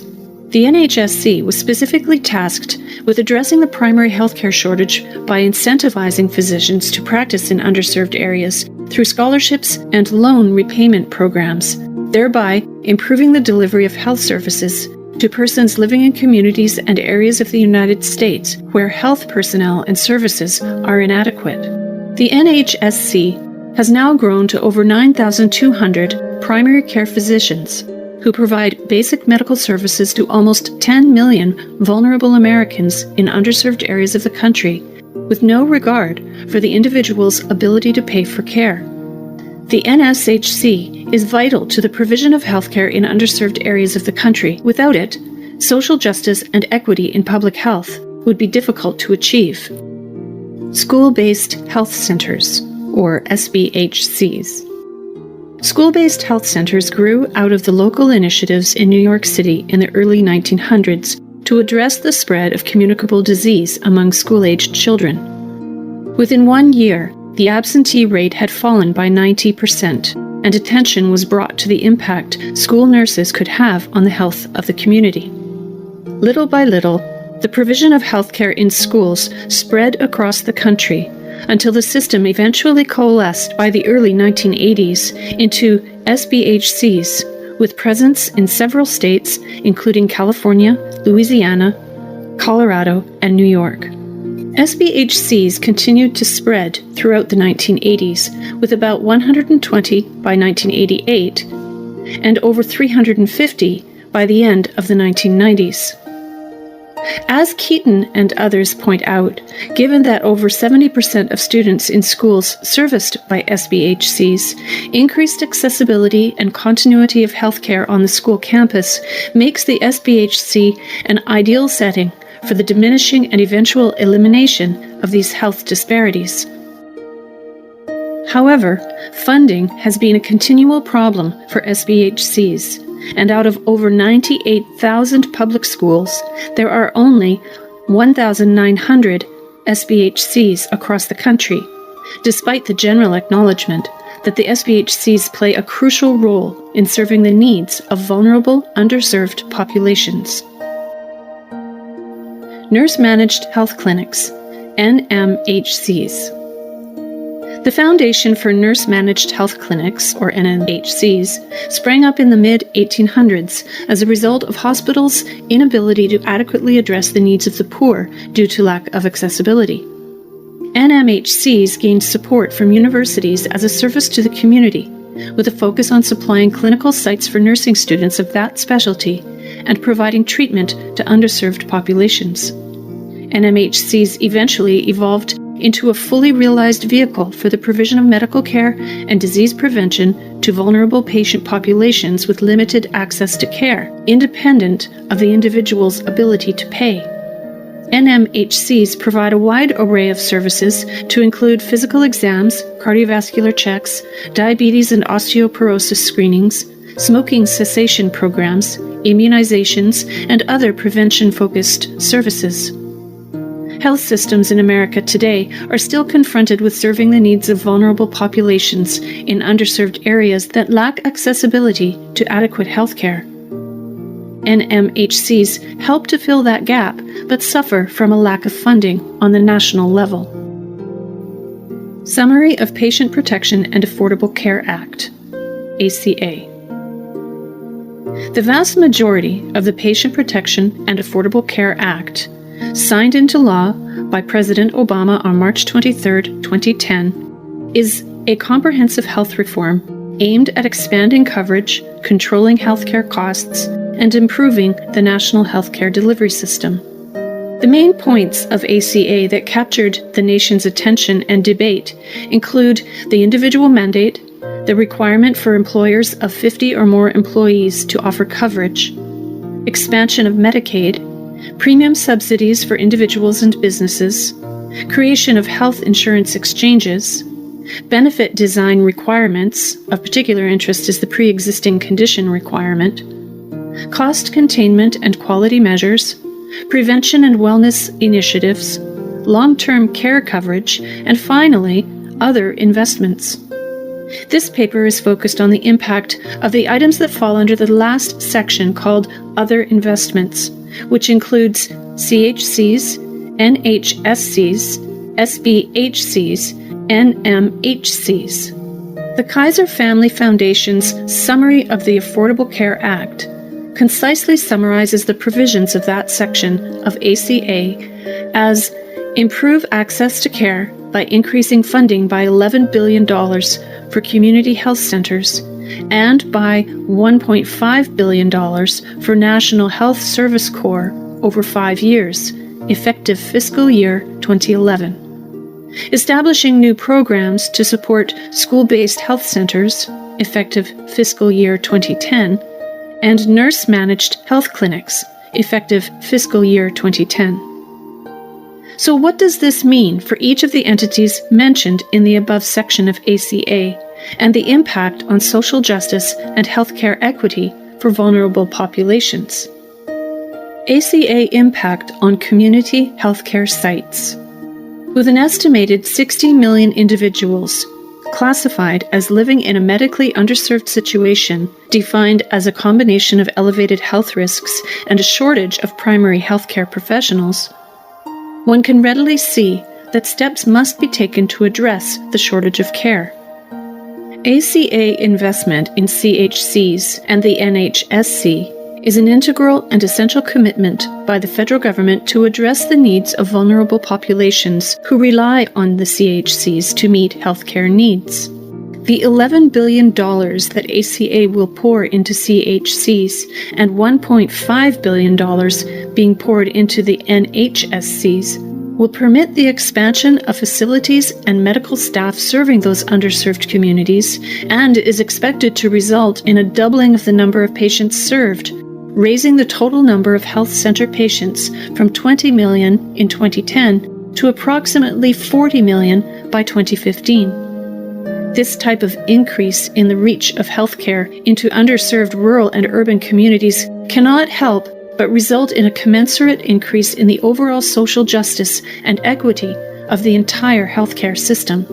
The potential to go unfunded has not stopped the National Association of Community Health Centers from planning for much-needed growth in the future, with a goal to serve 30 million people by 2015 and 51 million by 2022.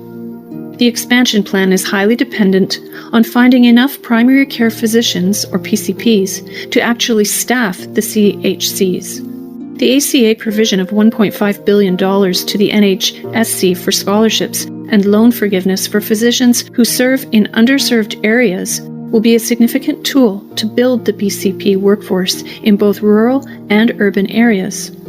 According to Reiselbach and others, America currently has a need for 16,000 more PCPs to meet the staffing needs of CHCs in underserved areas. The fact that ACA made provisions for funding both the CHCs and the NHSC may be an indication that there is a tacit acknowledgement of the value CHCs have in addressing the healthcare needs of poor and vulnerable populations that may fall through the cracks of ACA. The ACA also made provisions for expansion and support of school-based health centers, which will be essential to maintaining the stopgap for the healthcare needs of mainly minority and poor school-aged children.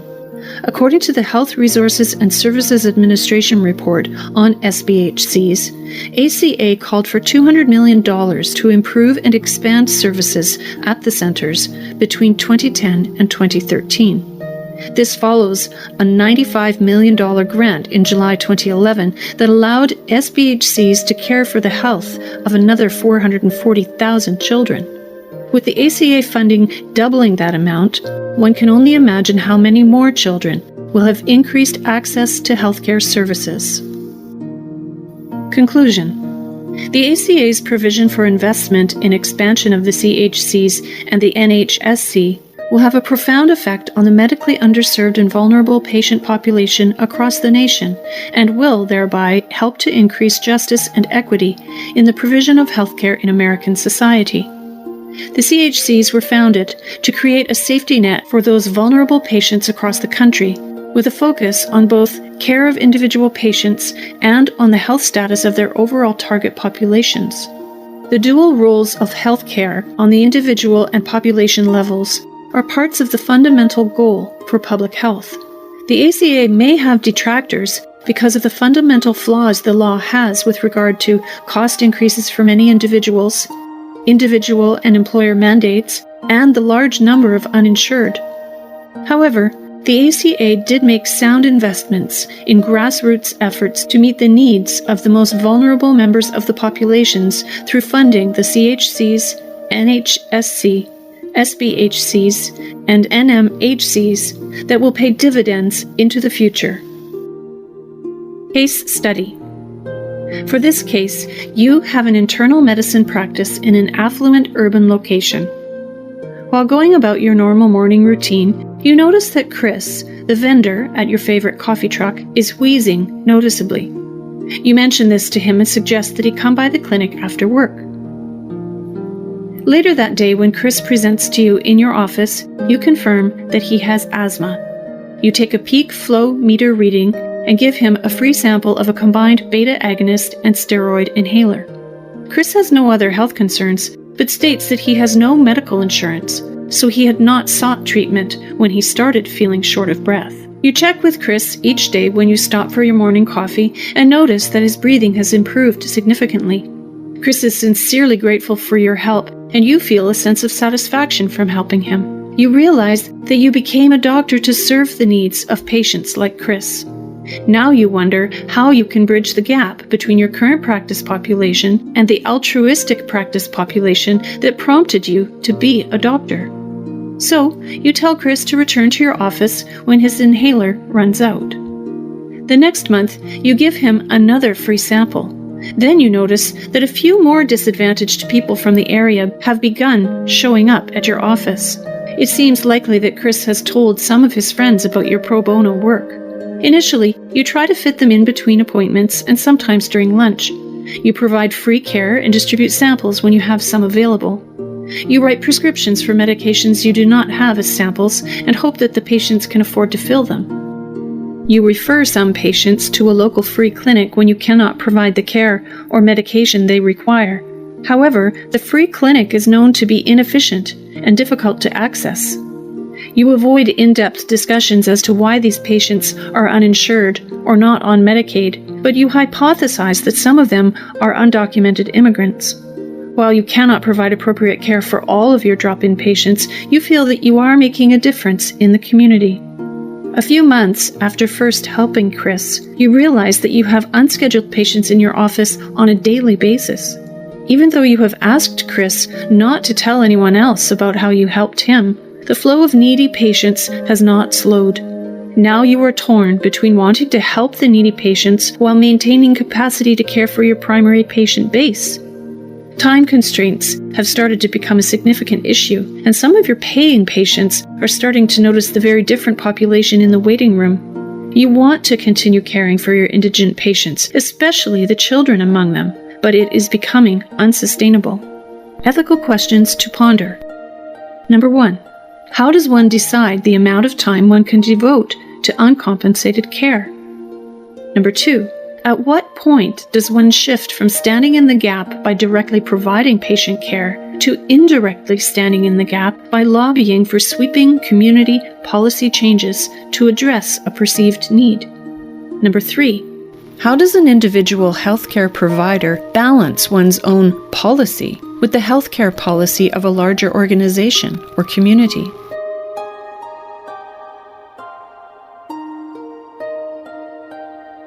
Chapter 6. Law.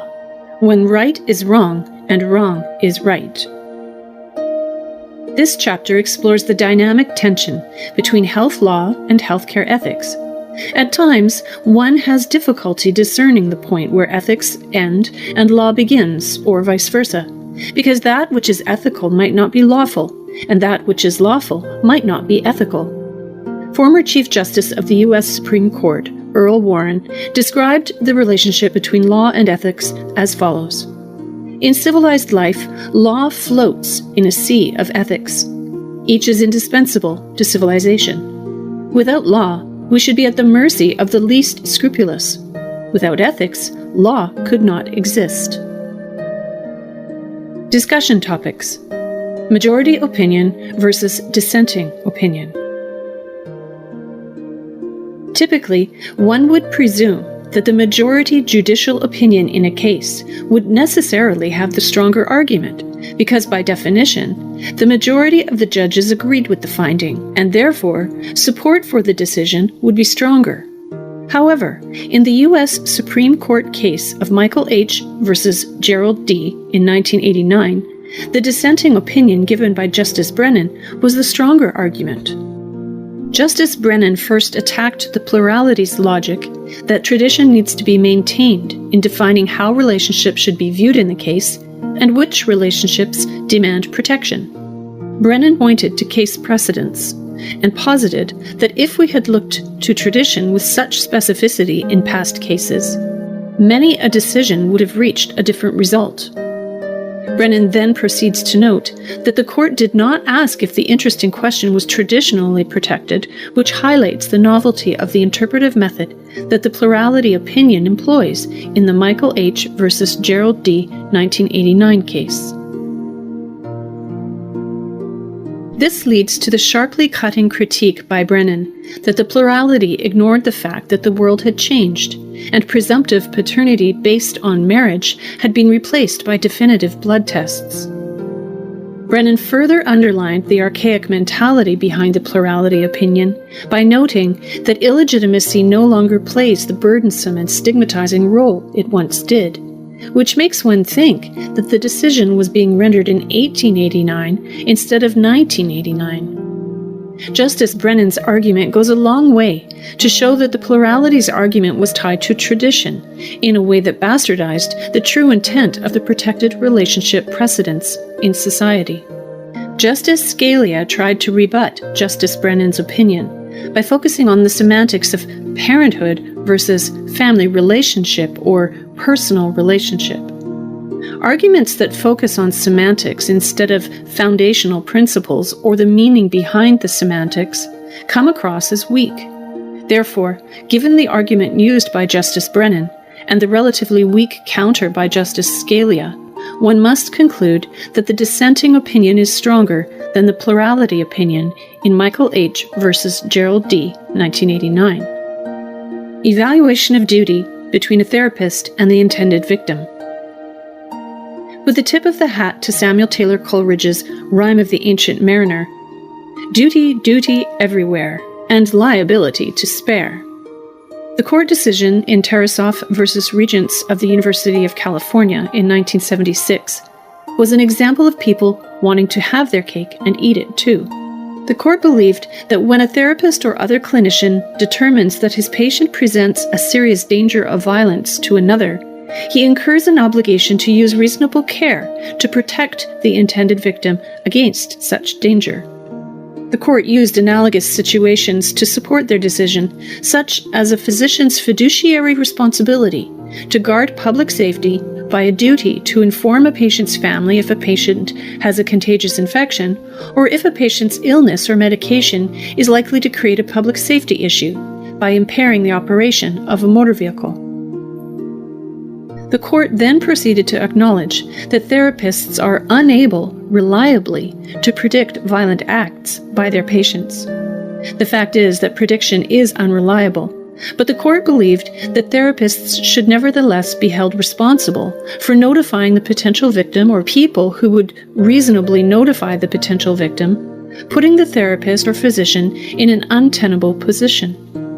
The court provides no protection for the therapist or physician from lawsuits initiated by the patient for disclosure of confidential information. Therefore, we have a situation where a therapist has a duty to notify about a potential threat that is acknowledged to be highly unpredictable, but also has a duty to maintain patient confidentiality.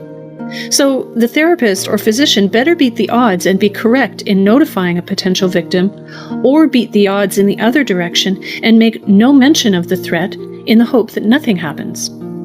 Failure to notify if an act is carried out will result in liability, and failure to maintain confidentiality if no violent act occurs will result in liability. The duty to protect the public is a strong argument for the creation of a duty between the therapist and the intended victim.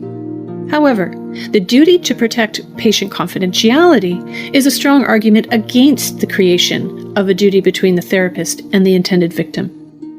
In light of the rock-and-a-hard-place situation in which a therapist finds herself, the court should provide liability protection for the therapist against breach of confidentiality claims, so that the therapist can notify a potential victim without fear of reprisal. Duty everywhere, and liability to spare. The majority versus the dissenting judicial opinions. Re Guess, Supreme Court of North Carolina, 1990. The majority opinion written by Justice Mitchell in the Guess case is a stronger argument than any dissenting argument based on clinical, legislative, and judicial precedents. Justice Mitchell argues that Dr. Guess was outside the boundaries of his medical practice when using homeopathy to treat patients. From a clinical standpoint, homeopathy is an alternative medical system that has received minimal support from the mainstream medical community. The National Institute of Health's National Center for Complementary and Integrative Health, NCCIH, acknowledges that there is little evidence to support homeopathy as an effective treatment for any specific condition. This is not to say that homeopathy is not used by millions of Americans each year. However, the NCCIH goes so far as to plainly state, do not use homeopathy as a replacement for proven conventional care, or to postpone seeing a healthcare provider about a medical problem.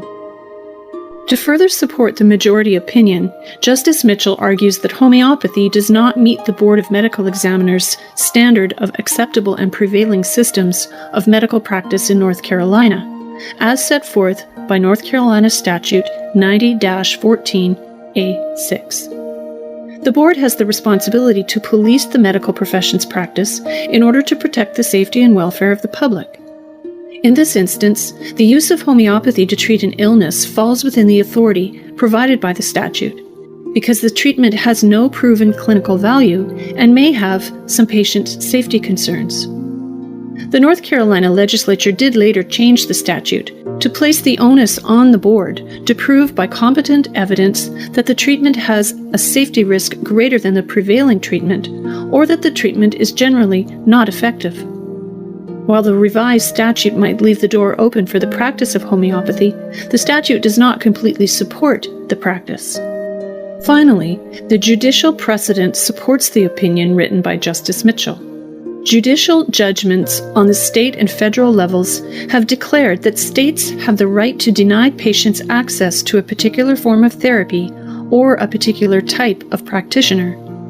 The U.S. Supreme Court weighed in on alternative treatments and the power to police in the case of United States v. Rutherford in 1979. The Supreme Court of the United States validated the right of the FDA to ban the use of a substance that has no proven efficacy. All of the clinical, legislative, and judicial evidence supports Justice Mitchell's majority opinion as the stronger argument. Menikoff theoretical case about Wendy, 16, refusing cancer chemotherapy. The case for Wendy refusing chemotherapy to treat her cancer is fairly straightforward in terms of procedural factors and precedents. First, Wendy is a minor, so the onus is initially placed on her parents to make decisions about Wendy's medical care. Given that her parents insist that Wendy be given the therapy, we have the first vote against Wendy making the choice to refuse chemotherapy. Parental consent on behalf of a minor child is the legal norm, with the child assenting to the treatment to the extent the child is developmentally capable.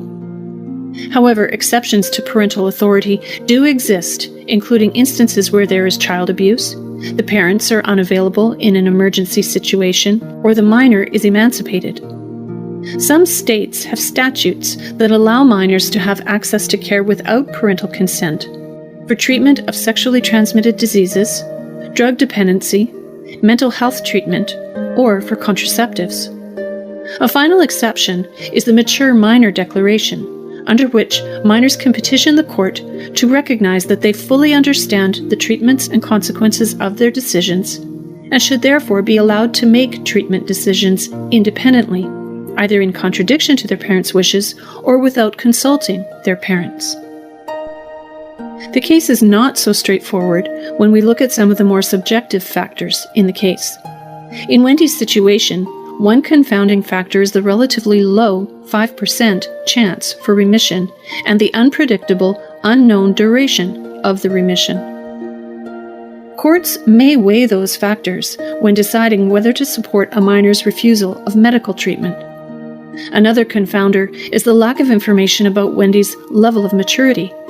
If the court determines that Wendy can be granted mature minor status, then the desires of Wendy's parents become irrelevant to the court, and Wendy can be granted the right to refuse medical treatment if she so desires. The final verdict in Wendy's case seems to hinge on her status as a mature minor. Therefore, if Wendy is determined to be a mature minor, then she should be permitted to refuse treatment. However, if Wendy is not deemed to be a mature minor, then Wendy's parents should have the final say, and Wendy should not be permitted to refuse treatment. In regards baby K, several considerations combine and make the in regards baby K case more complicated than it would appear at first glance. The legal consideration of the Emergency Medical Treatment and Active Labor Act, or EMTALA, the Americans with Disabilities Act, ethical considerations of futile medical care, and the fact that baby K was stable for long periods of time outside the hospital. Taking into account the sum total of issues raised in the case of in regards baby K, one can certainly see that the court made the correct decision in terms of the letter of the law, but the wrong decision in terms of the clinical bioethics. From an ethical standpoint, prolonging the life of anencephalic baby K was wrong. Baby K's fate was certain from the moment she was born. The decision to continue to provide care for her resulted in the compromised integrity of the medical staff and most likely emotional suffering and turmoil for anyone involved with the case. Typically, anencephaly and brain death are two clinical situations that virtually all knowledgeable clinicians agree are futile to treat. Sometimes, parents want to keep anencephalic infants alive as long as possible, but eventually come to the realization that the situation is hopeless, and the family finally agrees to halt treatment. However, in regards baby K differed from the norm because Ms. H, the mother, wanted to give birth even though she knew the baby would be anencephalic, and then demanded advanced life support due to religious beliefs in the sanctity of life and that God alone should decide how long the baby would live. The statistics of anencephalic pregnancies and births bear out the uniqueness of baby K's case. Upwards of 95% of the pregnancies involved in anencephalic fetuses end in abortion, and about 55% of the 5% that proceed to birth are stillborn. Sometimes we are confronted with the dilemma that modern medicine has advanced to the point that we can manage a patient's condition, but we might lack the understanding of where and how to determine the physical and moral limits of care. Medical ethics and a moral consensus are required to guide medical care in the future, as technology pushes the treatment possibilities ever outward. The flawed decision in the baby K case seems to indicate that legislation might be lagging behind in this area. Henrietta Lacks. Skloot's book about the history of Henrietta Lacks and the HeLa cell line is the perfect exemplar of the legal and ethical issues presented in the other readings for this week. The Lacks story raises questions not only about the ownership of samples given by a patient for clinical testing, but also about the informed consent process. Medical samples have become more problematic because genetic research has advanced to the point that the DNA from a tissue sample can be used for years, even decades, after the initial sample was taken for purposes completely unrelated to the initial intent. Even though the material was taken from the patient, and the patient is the de facto owner of the material, at what point, if ever, does the patient's interest in the material cease? The government has yet to establish laws that set clear precedent about the ownership of biological property. At this point in time, courts have primarily ruled against the patient in cases of biological and genetic ownership. The interpretation of the courts is that once the DNA or tissue leaves the body, the material is no longer the property of the individual. The courts seem to be relying on the informed consent contracts that patients sign prior to any procedure. Unfortunately, those informed consent contracts have been poorly worded or vague in meaning. The informed consent process has become much better over time as a result of occurrences such as the Tuskegee syphilis study, which took advantage of the test subjects' lack of knowledge and lack of resources. Eventually, the informed consent process will need to address the future use of medical samples, given the changes in technology and the financial gain for researchers that can come from some samples.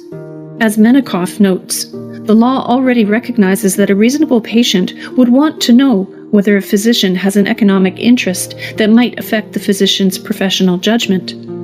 Changing technology, patient privacy, and financial concerns all come into play and make genetics and ownership rights a complicated ethical and legal minefield. The connection between law and ethics. The topic of organ transplantation and how to define death provide a wonderful backdrop to illustrate the relationship between law and ethics in healthcare and medicine. The field of medicine has witnessed some amazing advances that force us to re-examine the way we evaluate situations and choices from an ethical point of view, and subsequently from a legal point of view. The fact that a change in ethical perspective precipitates or even forces a change in the law is significant to understand. If we consider ethics to be the beliefs, mores, and principles that guide an individual's or a group's behaviors and actions, then we can consider law the attempt by a group or society to codify those ethics into rules as a means to control those behaviors and actions across all members. So a change in the environment causes a reevaluation of ethical considerations of the new reality and a possible change to what the individual or group believes to be ethical behavior. Because the law was established based on previous ethical considerations, one will inevitably be confronted with a situation where the current law seems outdated in the new reality. The actors within the group or society must then use established legal mechanisms to challenge and hopefully change the laws to reflect the new reality. Therefore, ethics function as a navigator pointing the course through the world, and law provides the structure to ensure we stay on course. The lead and follow relationship between ethics and law is beautifully illustrated by the discussion of death in both in regards Bowman and in regards TACP. Both cases deal with the way that medical technology has advanced in the areas of life support and means of assessing brain function. Historically, death was determined by the ceasing of breath and asystole. Then medicine advanced to the point that we could mechanically replace respiration and thereby maintain a person's heartbeat. This advance then raised the question of whether the person maintained on a respirator was actually still alive. Then, medicine advanced again to enable us to measure brain activity, and we as a society had to decide whether a person who was on a respirator and maintained brain activity but lacked consciousness was still alive. This evolved into the ethical debate about higher brain and brainstem function, which is still going on today in certain cases. As science and medicine advanced, we had to have new discussions about the ethics of the situation and what actions we should take given our beliefs, mores, and principles. These discussions resulted in decisions that were contrary to existing laws and required legal challenges to the status quo. As the cases in regards Bowman and in regards TACP also show, the results of these ethical challenges to settle law vary from state to state, even though the argumentation is strikingly similar. In many instances, ethical perspectives might be more universal than the laws derived from the ethics. Essay 10. Therapeutic cloning versus reproductive cloning. Do not throw the baby out with the bathwater. Introduction. Bill Joy, the co-founder of Sun Microsystems, wrote an article for Wired magazine in which he posited that our most powerful 21st century technologies, robotics, genetic engineering, and nanotech, are threatening to make humans an endangered species. The mention of genetic engineering, which Joy clarified to include cloning as a potential threat to humankind, illustrates the level of concern cloning engenders among those at the forefront of scientific discovery. The fear of cloning's potential threats to humans is accompanied by the hope that cloning can offer humans major significant therapeutic benefits. One can see strong similarities between the double-edged sword that is cloning and the way society has had to deal with Alfred Nobel's invention of dynamite. This paper will show that the benefits derived by society from the therapeutic applications of human cloning justify any and all ethical, legal, and social hurdles that must be confronted and overcome to prevent unethical reproductive applications of the process. Therapeutic cloning versus reproductive cloning. Human cloning is the process of taking DNA material from a cell and using it to replace the DNA material in an embryo. The embryo can then journey down one of two paths. The first path is implantation into a female womb for development into a human genetically identical to the donor of the original DNA material. The second path is growth of the embryo in vitro to form stem cells which can then be differentiated into human tissue or a complete human organ. The first pathway is called reproductive cloning.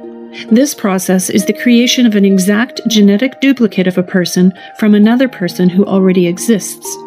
Since this process was completed in 1979 with the birth of Dolly the sheep in Scotland, several other animals have been created using this method, but at this time, no humans have been cloned. The second pathway of this embryonic bifurcation is called therapeutic cloning. Therapeutic cloning correlates more closely with the bioethical principles of beneficence, non-maleficence, justice, and autonomy than reproductive cloning does. From a beneficence standpoint, humans can derive fantastic benefits with few potential negative medical outcomes. The tissues derived from therapeutic cloning can be used for replacing just a few cells, such as replacing pancreatic cells in diabetes patients to produce insulin, or replacing nerve cells in the substantia nigra portion of the brain of Parkinson's patients to produce dopamine, or even replacing entire organs, such as the whole liver of a patient with cirrhosis. Therapeutic cloning and principles of bioethics. Aside from those few examples of beneficence, therapeutic cloning also provides strong arguments for being non-maleficent, increasing patient justice, and reinforcing patient autonomy. First, an organ or tissue derived from an in vitro process would obviate the need for a person, living or dead, to provide an organ. This type of transplant would theoretically have no danger of rejection because the DNA would be an exact match. Also, the supply would be more reliably sourced through on-demand generation, so the recipient would not have to be placed on a waiting list for an organ. There would be no need to wait for someone to die to provide the organ that may be in less than ideal condition due to age or unknown lifestyle behaviors of the donor.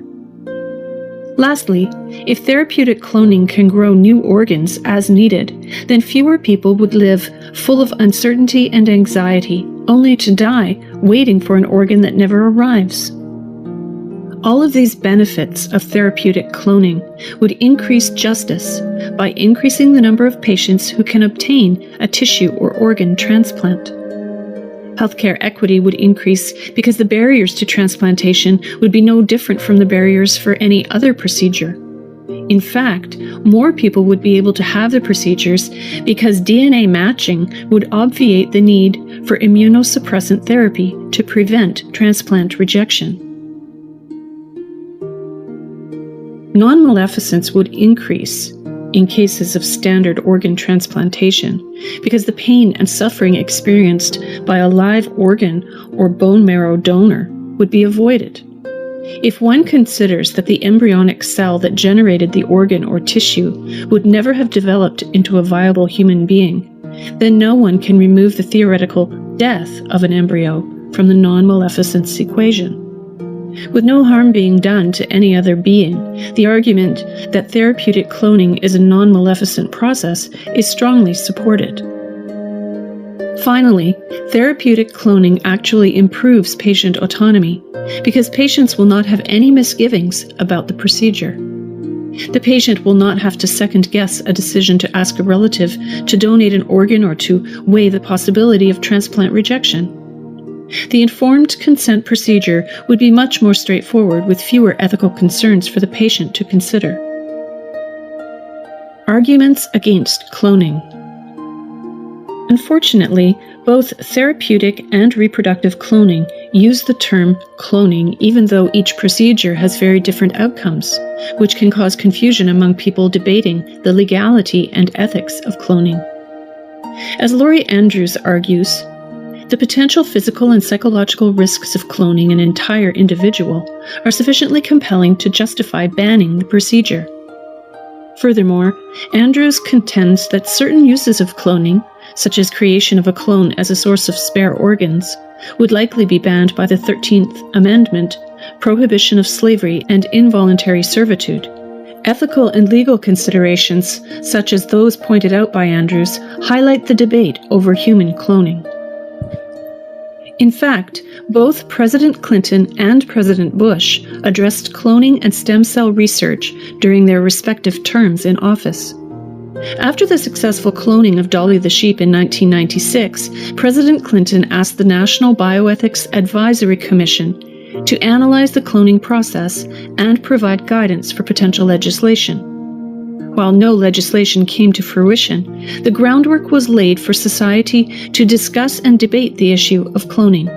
President Bush continued to press the cloning issue during his January 2003 State of the Union address, in which he argued for the United States to universally ban cloning, because no human life should be started or ended as an object of an experiment. I ask you to set a high standard for humanity and pass a law against all human cloning. The debate over cloning and stem cell research extends to paternity issues, but this paper will maintain the previously stated stance that the risks of cloning an entire individual are so significant that the procedure should be banned without question. Another interesting aspect of the human cloning debate was raised by Bill J. in his article, Why the Future Doesn't Need Us, with his theory that if we were to re-engineer ourselves into several separate and unequal species using the power of genetic engineering, then we would threaten the notion of equality that is the very cornerstone of our democracy. Normally, the discussion revolves around producing another exact replica of a person, but Jay twists the narrative slightly by acknowledging that scientists could theoretically manipulate a few parts of the DNA sequence and thereby change the ontology of the resultant being.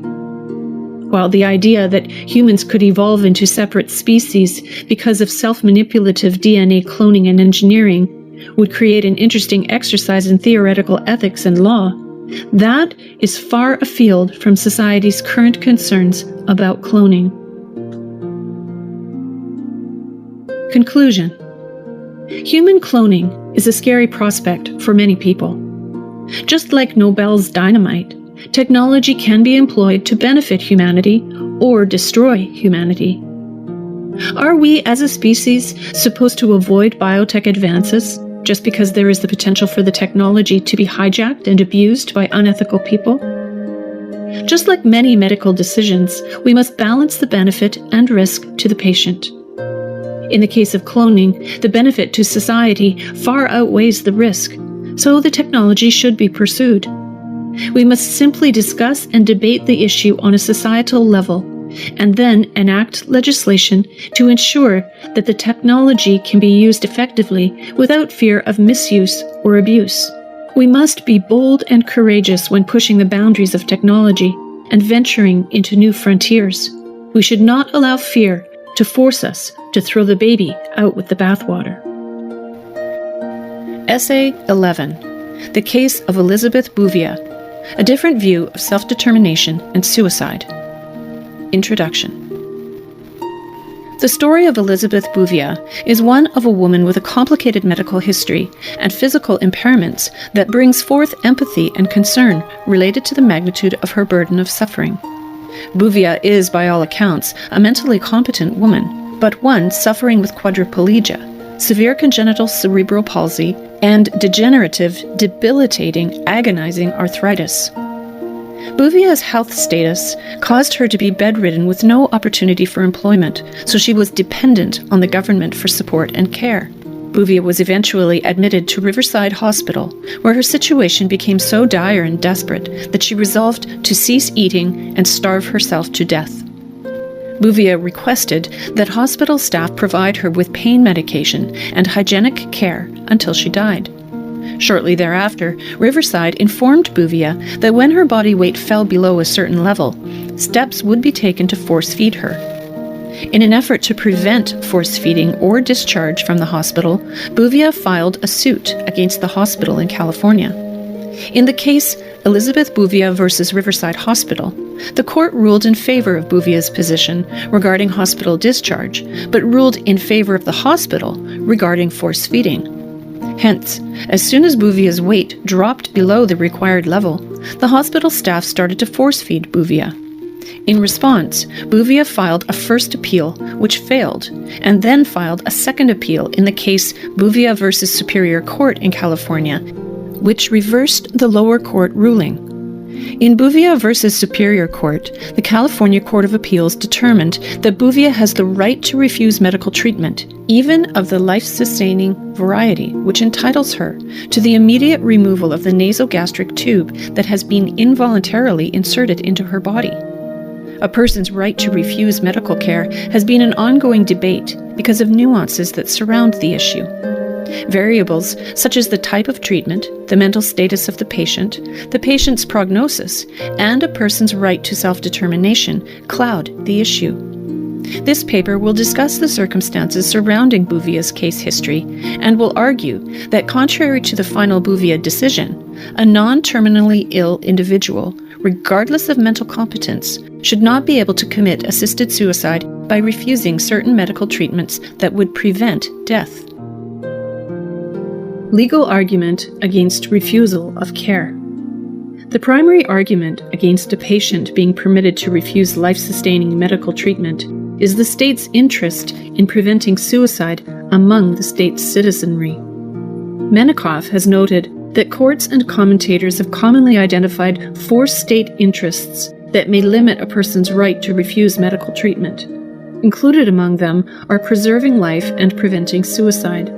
There have been cases such as, in regards Quinlan, where a patient was terminally ill and permitted to halt medical treatments, thereby allowing nature to take its course. The Bouvier case is different from cases like Quinlan because Bouvier did not have a terminal illness. Therefore, because Bouvier would survive with proper nourishment, whether self-administered or tube-fed, if Bouvier were to have the feeding tube removed and eventually starved to death, then her death would be the result of suicidal starvation. The state's right to protect the health of its citizenry from suicide has been settled law in the case in regards Kalk in 1984, which determined that a non-terminally ill person's attempt to starve to death is equivalent to attempted suicide. That case also set the legal precedent that the state has the right to force-feed that person to prevent suicide. Therefore, given the fact that Bouvier was not terminally ill and the state has the duty to prevent suicide, the initial court ruling to allow the hospital staff to force-feed Bouvier to prevent suicide was appropriate within the context of the situation. Ethical argument against refusal of care.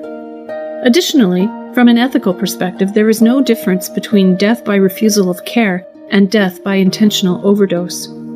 The idea that positive and negative actions with the same result are equal has been demonstrated by James Rachel's illustrative story of Smith and Jones.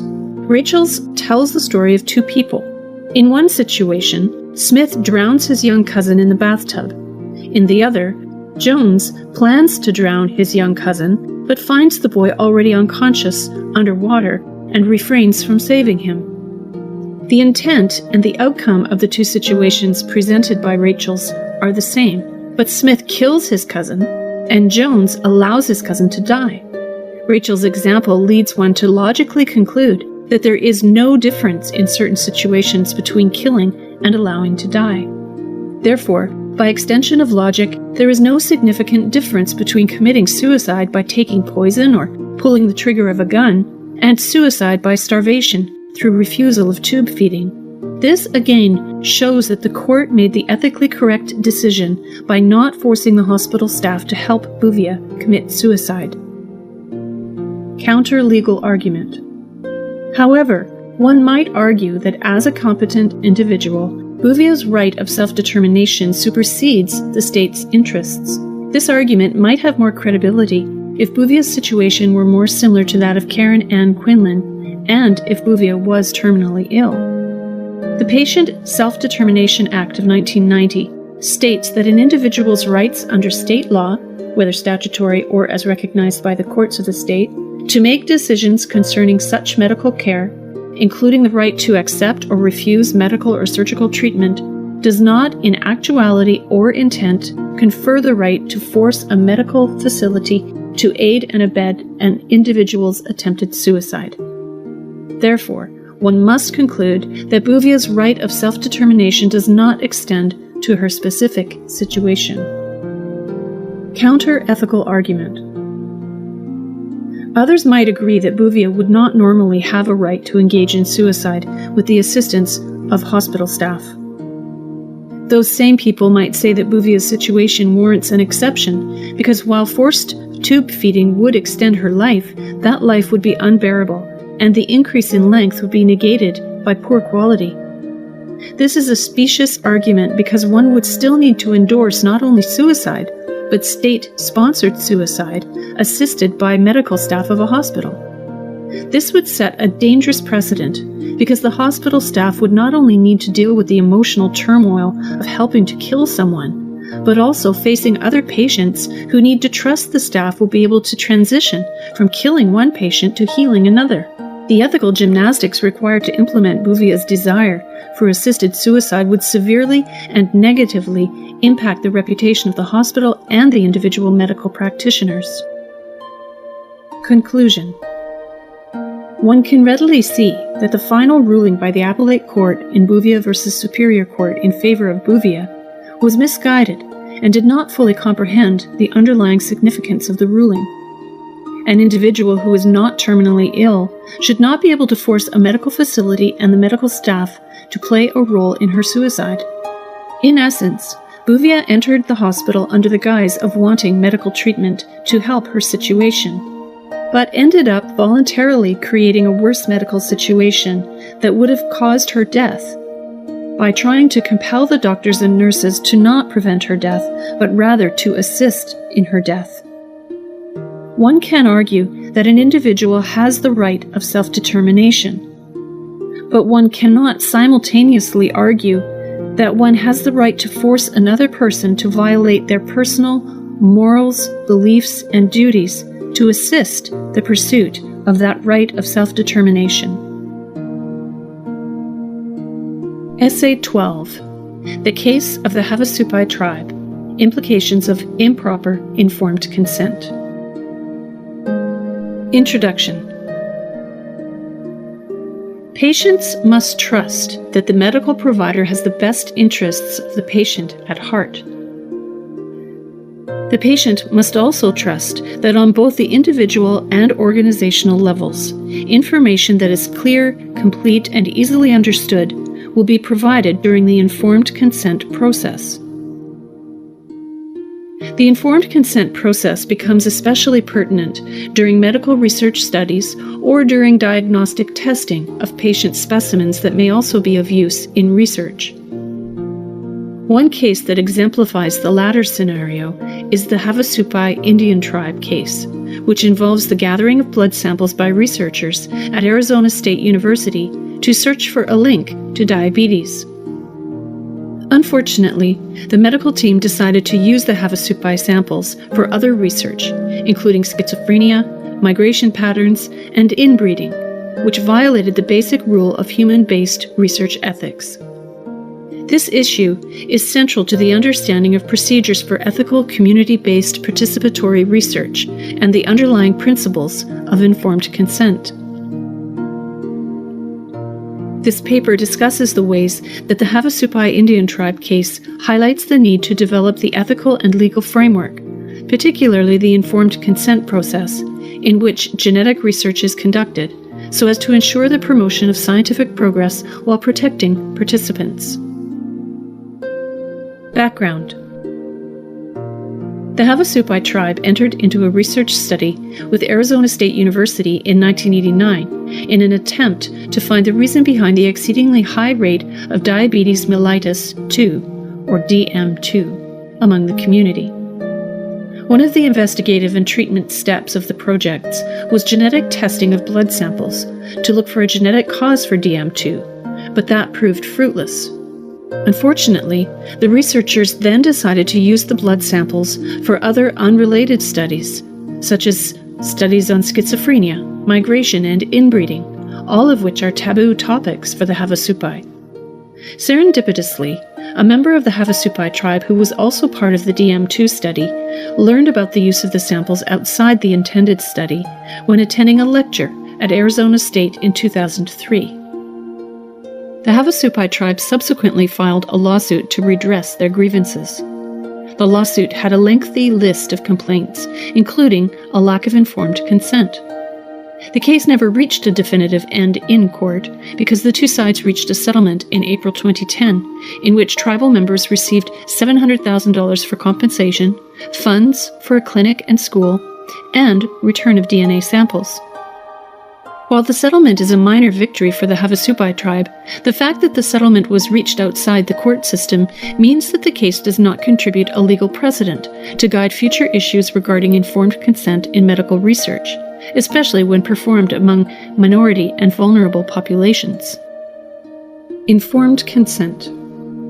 The informed consent process is central to ethical medical research and needs to be followed in order to maintain the integrity of the field and future participation. The settlement reached in the Havasupai case, as noted previously, did not do much to advance the legal standing of informed consent, but only actually served to underscore the basic tenets of the common rule. The common rule requires that the researchers describe the nature and purposes of the research, as well as both reasonably foreseeable and unforeseeable risks of participation. The use of the word reasonably leaves an opening for informed consent to not be completely and fully informed. Patients will not be able to determine whether participating in the research serves his or her best interests, aims, and values if the decision to participate is not fully informed. This is not to say that the entire weight of informed consent is on the medical provider or researcher. Aside from the provider, institutional review boards, research ethics committees, state and federal legislatures, and the various courts of law play a role in fashioning an informed consent process that gives patients the chance to make decisions voluntarily and with the greatest level of knowledge possible.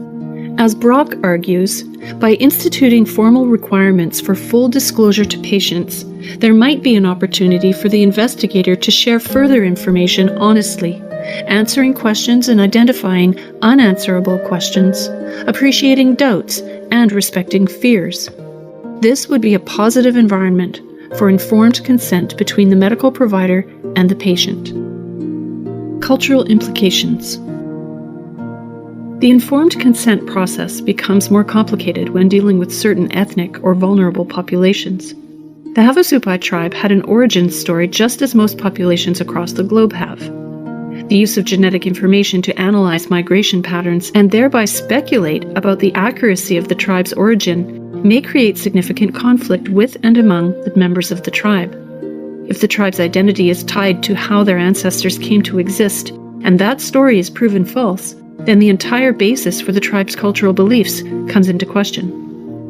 Another aspect brought to light by the Havasupai case is the use of genetic information to determine the level of inbreeding within a population.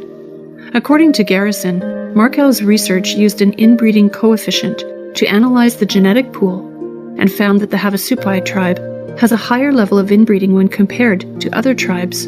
Garrison went on to explain that the inbreeding information may not have been communicated clearly to the tribe because the information was interpreted to mean that tribal members inbred within a family instead of across the tribe.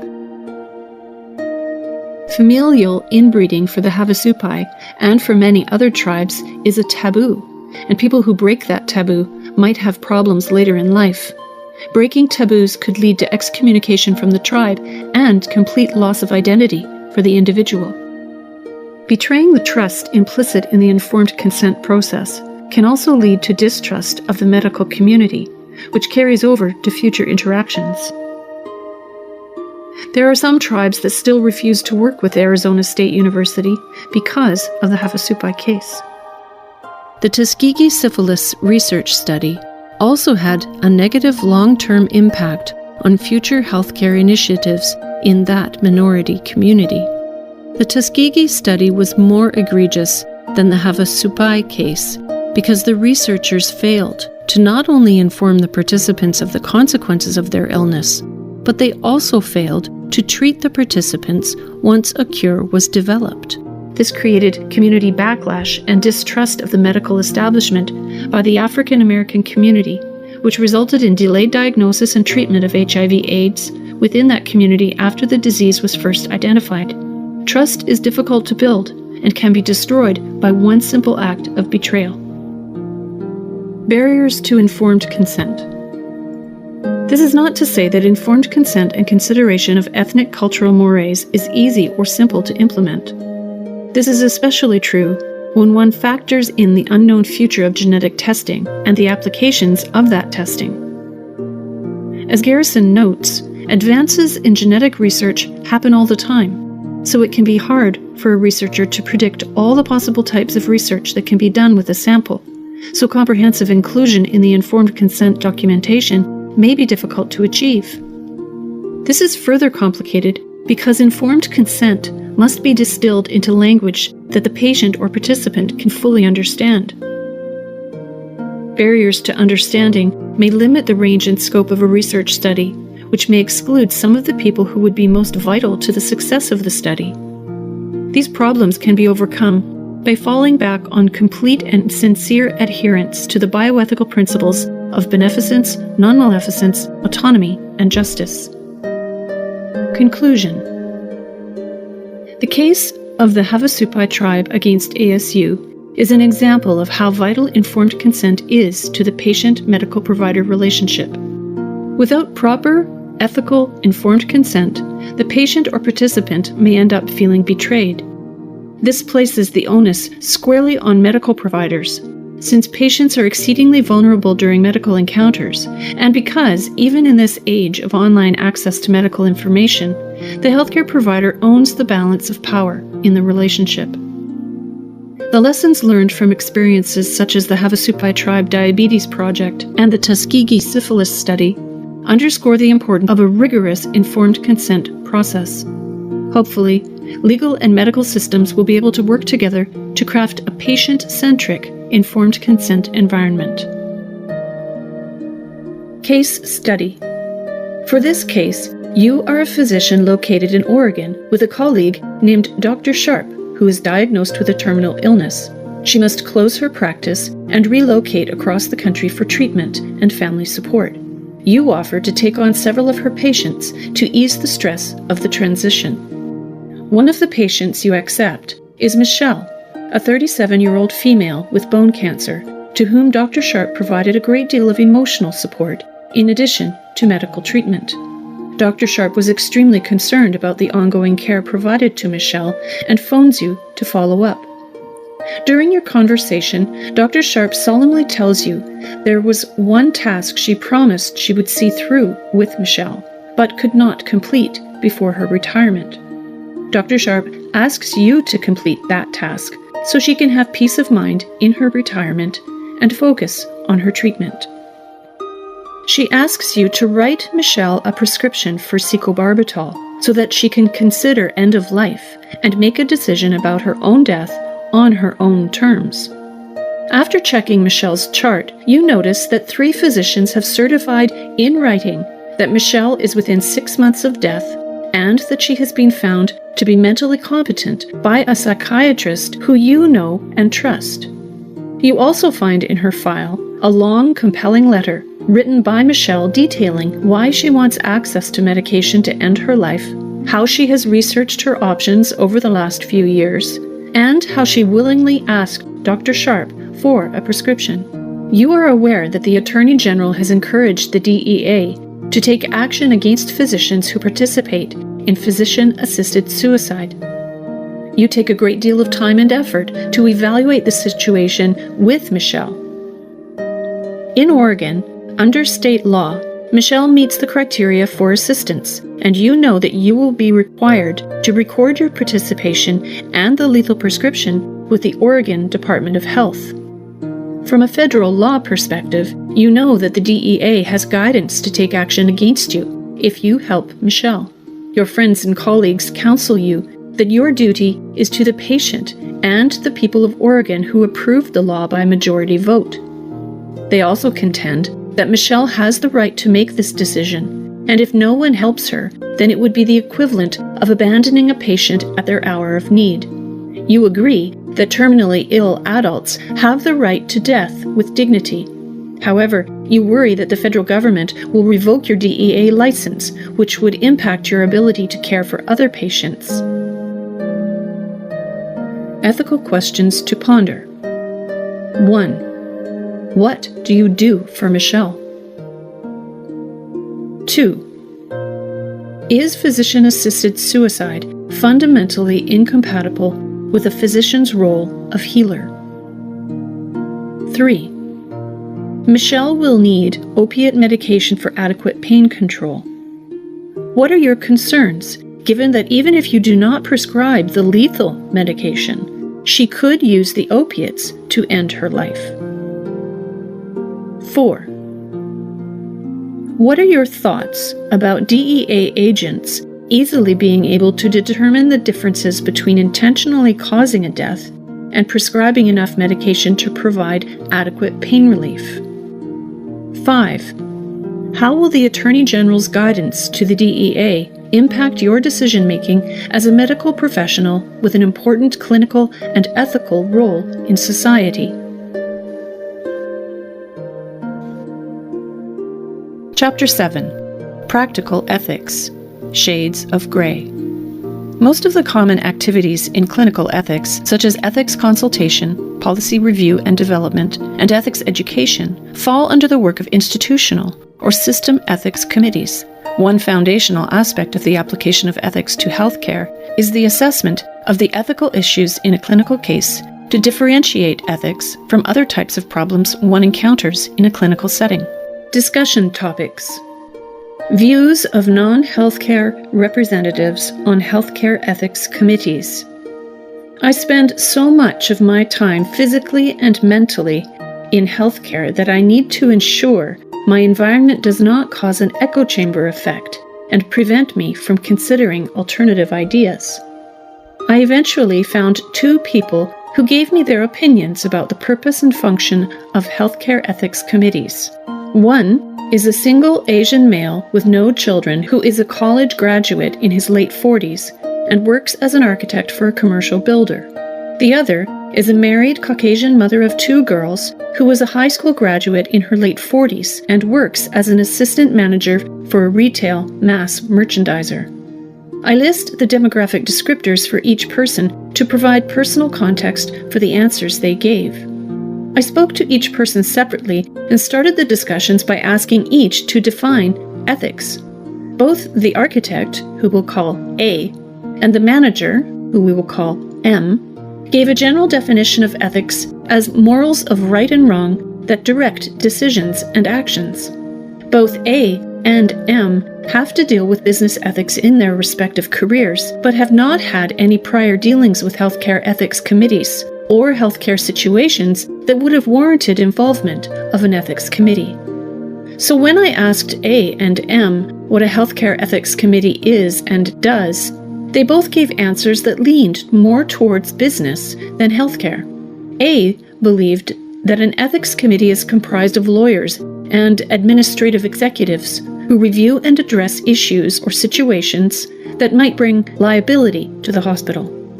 M also viewed the ethics committee as a guard against liability, but also thought the committee would include the hospital clergy. Both A and M thought the committee served more as an absolute dictator of action rather than as an advisor of action. When I asked how an ethics committee would come to be involved in a situation, both A and M answered that a committee would get involved if a patient complained or if an employee was worried about knowing the right course of action in a controversial area.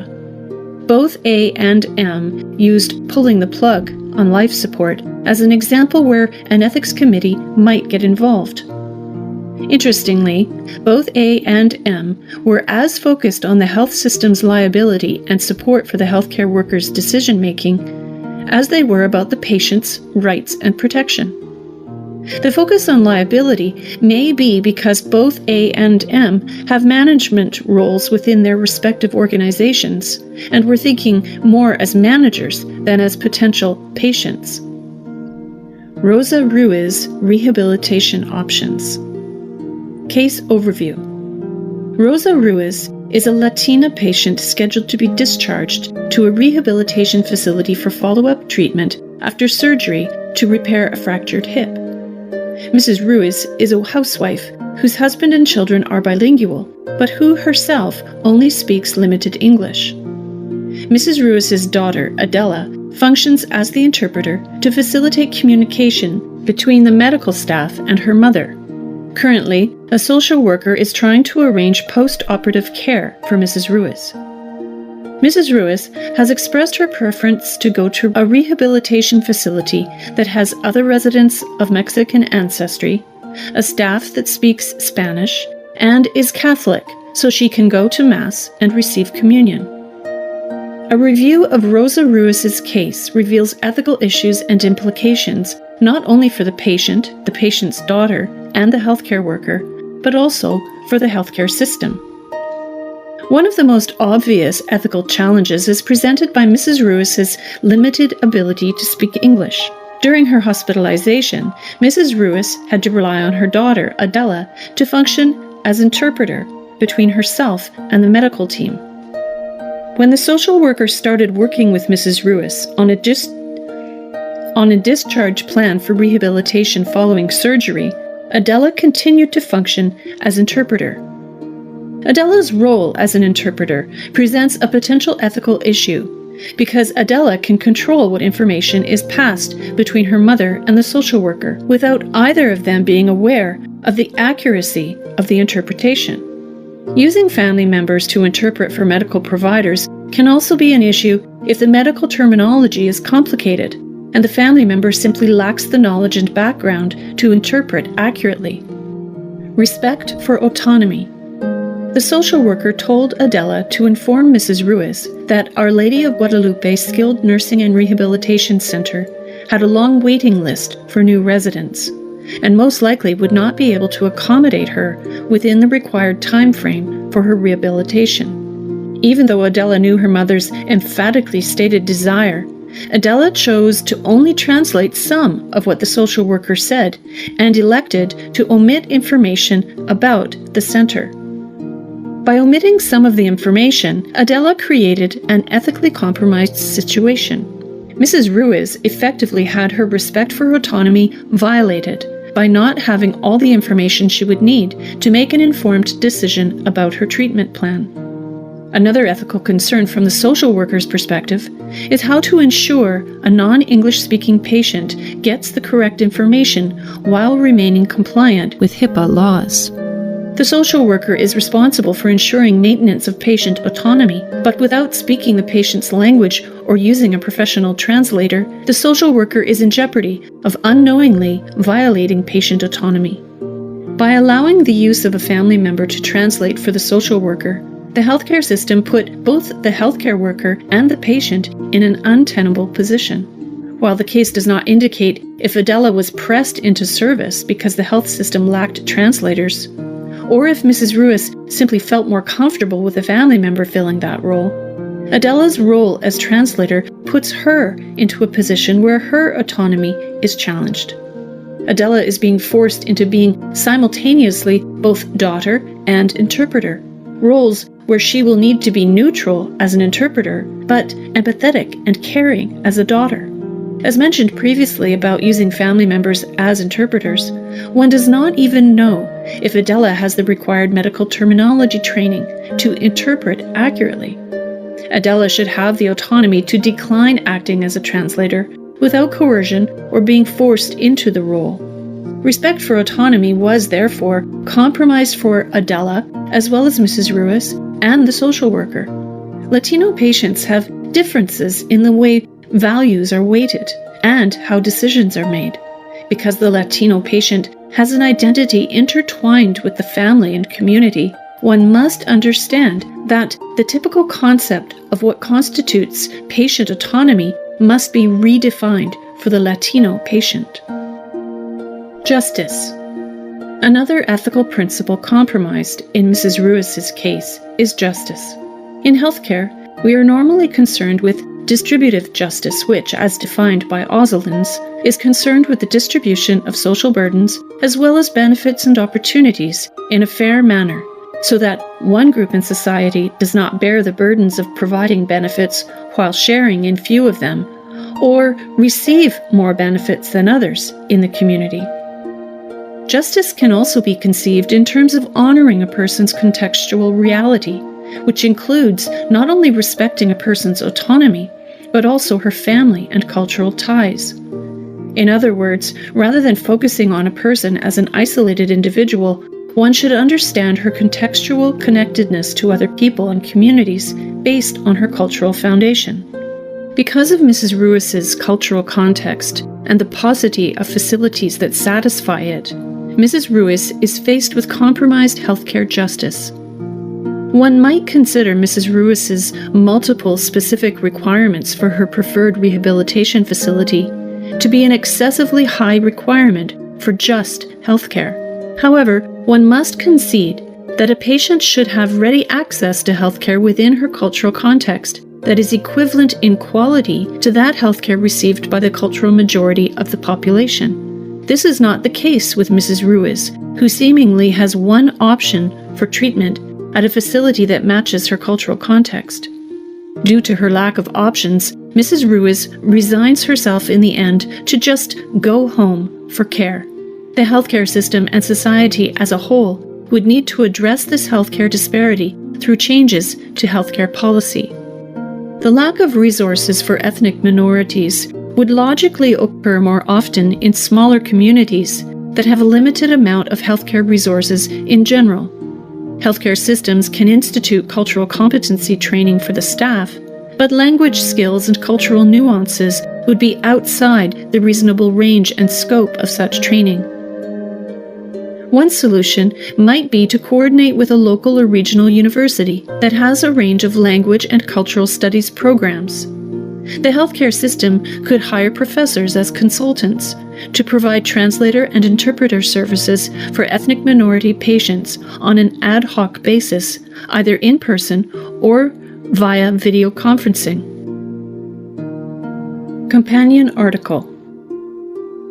The book chapter written by Fennell and others does little to address respect for autonomy among Latino patients who require long-term care treatment. However, the chapter does address the ethical concerns of distributive justice for Latino patients in terms of nursing home use, racial and ethnic disparities in care access, and current trends in the composition of nursing home residents. Fennell and others lay out the statistics behind the increase in utilization of nursing homes by Latino patients and the closure of facilities by area, with comments about implications for healthcare justice.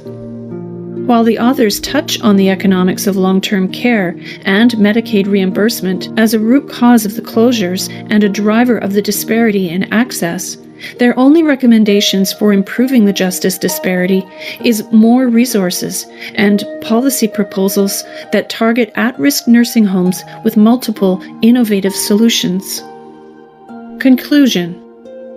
Mrs. Ruiz's case serves to highlight some potential ethical issues inherent in providing healthcare to ethnic minorities.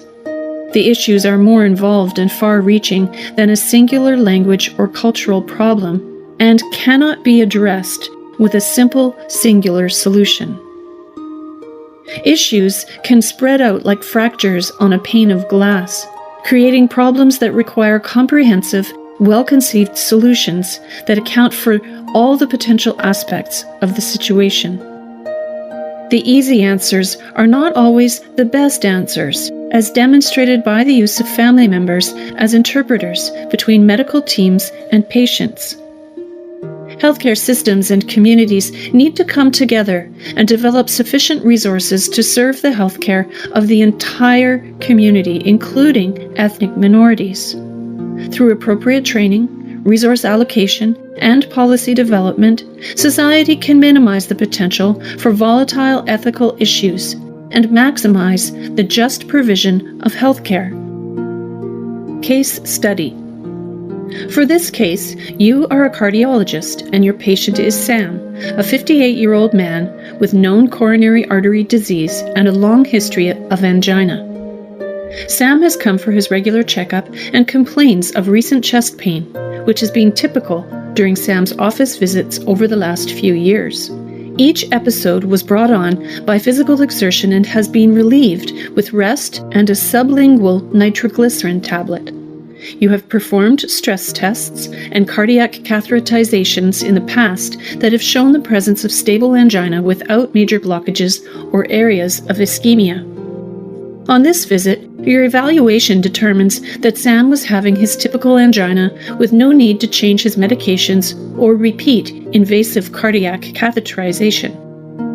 Normally, this would be the end of the appointment. However, you recall the story about one of your fellow cardiologists who, in a similar clinical situation, sent a patient home without a cardiac catheterization. That patient died shortly thereafter of a heart attack, and the patient's family attempted to sue the physician for malpractice. Your judgment tells you that additional testing is not necessary, but now you have concerns about that holding up in court.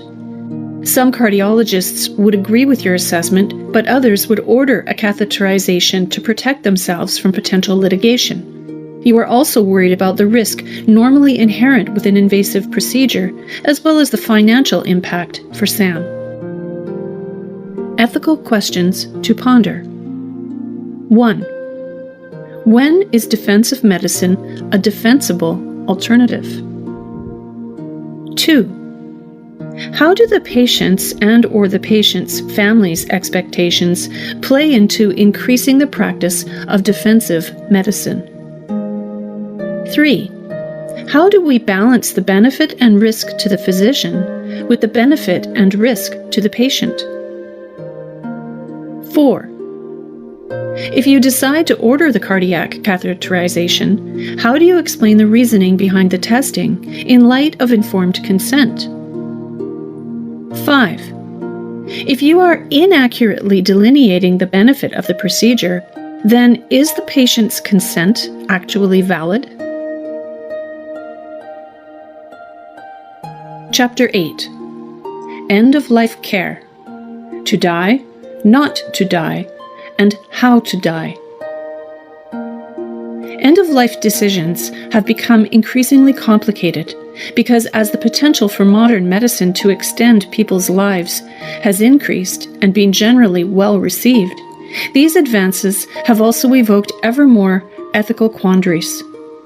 Not uncommonly, some patients have begun to decline the available life-extending interventions, or even request euthanasia.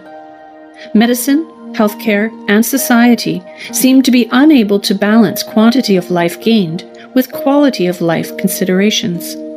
Moreover, the expenses of end-of-life care are very high and continue to rise. Discussion topics. What do you yourself fear about death and dying? One of the aspects of death that can cause the greatest fear and anxiety is the state of non-existence. Even people with exposure to religion and a philosophical belief in an afterlife might be hard-pressed to maintain that belief when confronted by the end of physical life. Faith and hope can be strong motivators in life. However, having no hope for continuation of one's current existence and needing to rely on faith that there is another life right around the corner, whether that life is eternal life of the soul or continual reincarnation until enlightenment, can be a hard pill to swallow. Fear is almost inevitable unless one's faith is absolute. Another reason for fear of death can be attributed to the fear of missing out. One of the fears that I had when I was diagnosed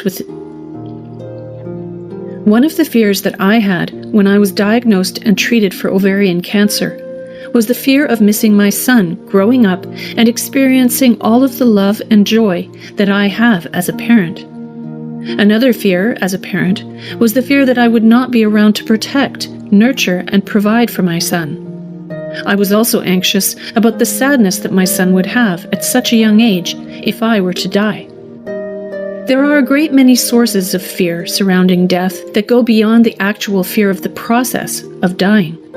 People may fear the pain and sickness and trauma of death. But having personally gone through that, I think the fear of missing all the wonderful things that life has to offer, as well as the fear and guilt of causing pain and sorrow to one's family, are some of the greatest fears I have regarding death. Letting go.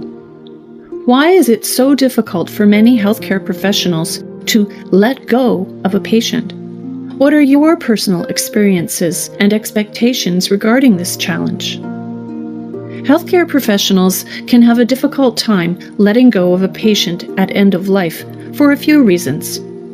Some of these reasons are patient-based or influenced, and others are physician-based or influenced.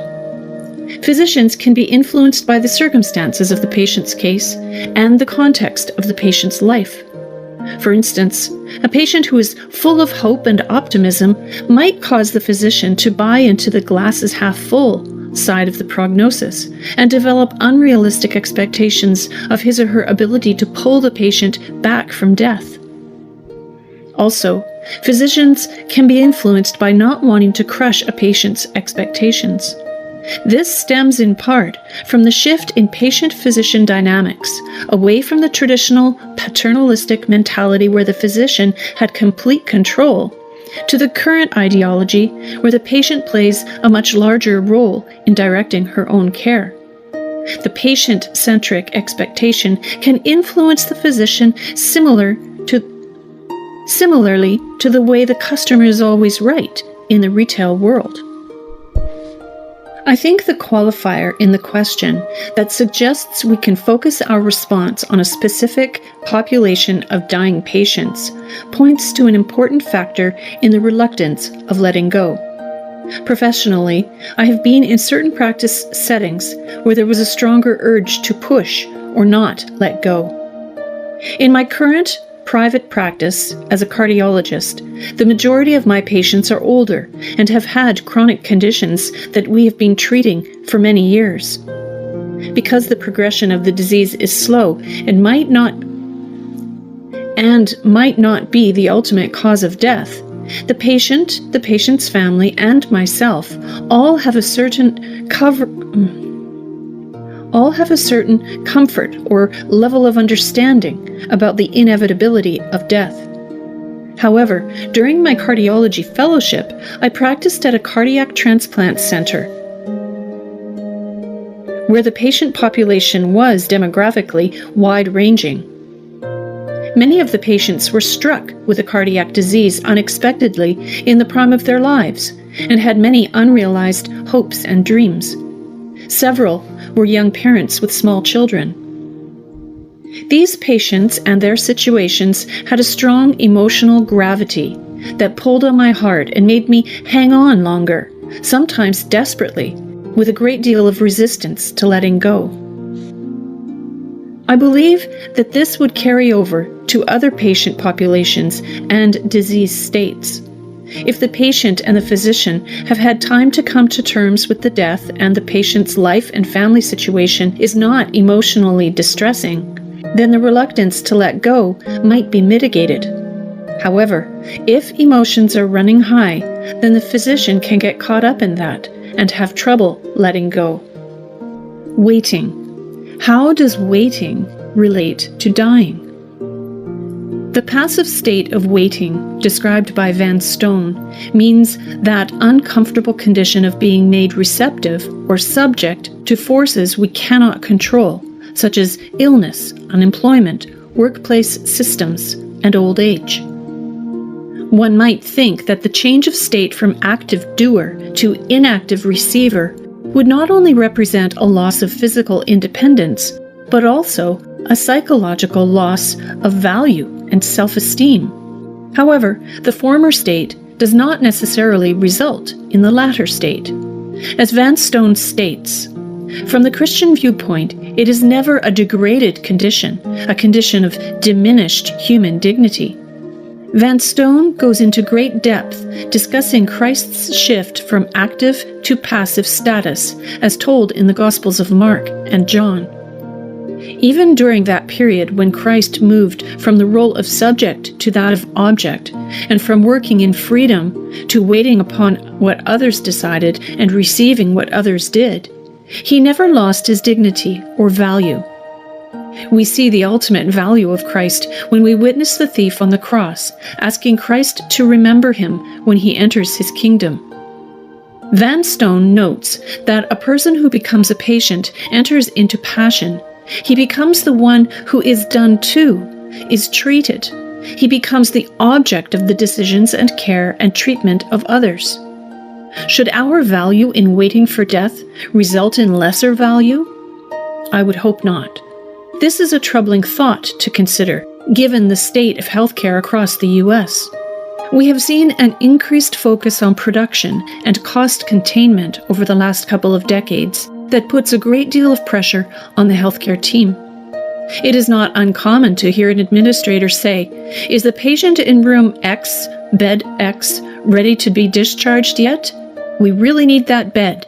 So if she or he is close, let's get him or her out of here." This environment makes it hard to de-emphasize the business side of medicine and focus on the human side of medicine. If we have patients who are waiting to die and going through the stages of acceptance described by Kopp, we need to be able to acknowledge that those stages are not absolutely defined, and patients go through those stages at differing rates. How do we help our patients not only endure the waiting or passion before death, but also hopefully get them to find peace and comfort for the majority of the time they are waiting? The waiting can be frustrating because of powerlessness, but if we help the patient control as much of their lives as possible and remove as many barriers as possible, then we might be able to maximize the patient's self-esteem and value during their passion. Doing to versus being with. As we have discussed earlier in this course, the primary mode by which healthcare professionals approach death and dying is through actions, rescue, and even combat-like interventions. These engagements certainly can be effective, but their value is limited by the inevitable mortality of human beings. How can healthcare providers sustain a relationship with dying patients without doing things to them?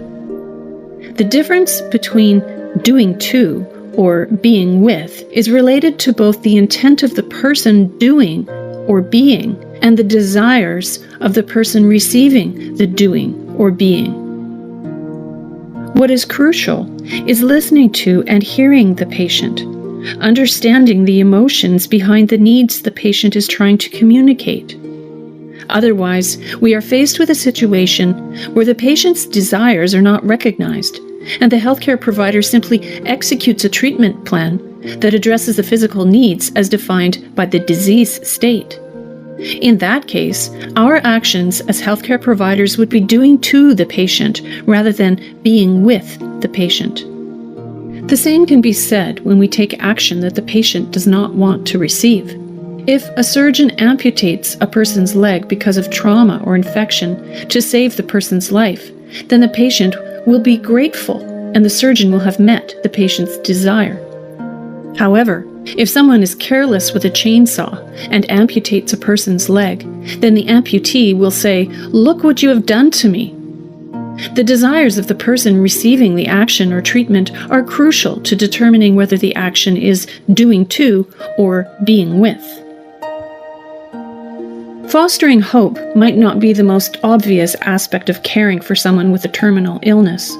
Hope can be considered fundamental to a life worth living and can change as circumstances change. One hope, such as a hope for a cure, may become unattainable, but may be replaced by another, such as hope to experience moments of connectedness with loved ones. By providing clear and honest communication and a listening, supportive ear, healthcare providers can help patients maintain hope. The key is to have the skill to foster and nurture the hope that the final few months of life can be rich and fulfilling on an emotional and spiritual level. In dealing with spiritual and emotional matters, quality care must be individualized based on the patient's desires rather than being shaped by what the healthcare provider believes the patient ought or want to feel. There really is no single rule that can be applied to providing spiritual and emotional care for patients with a terminal illness. People vary widely in how they approach dying and how they choose to interact with their healthcare providers about the end-of-life journey.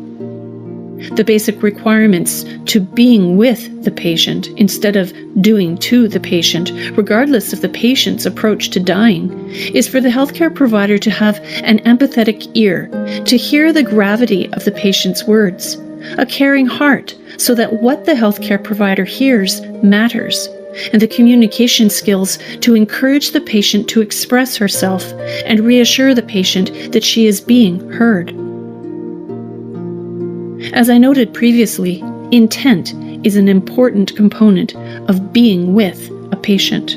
When the healthcare provider intends to meet not only the physical needs of a patient based on clinical guidelines, but also to meet the emotional and spiritual needs of a patient based on the patient's desires, then the healthcare provider has made significant strides toward being with the patient rather than doing to the patient.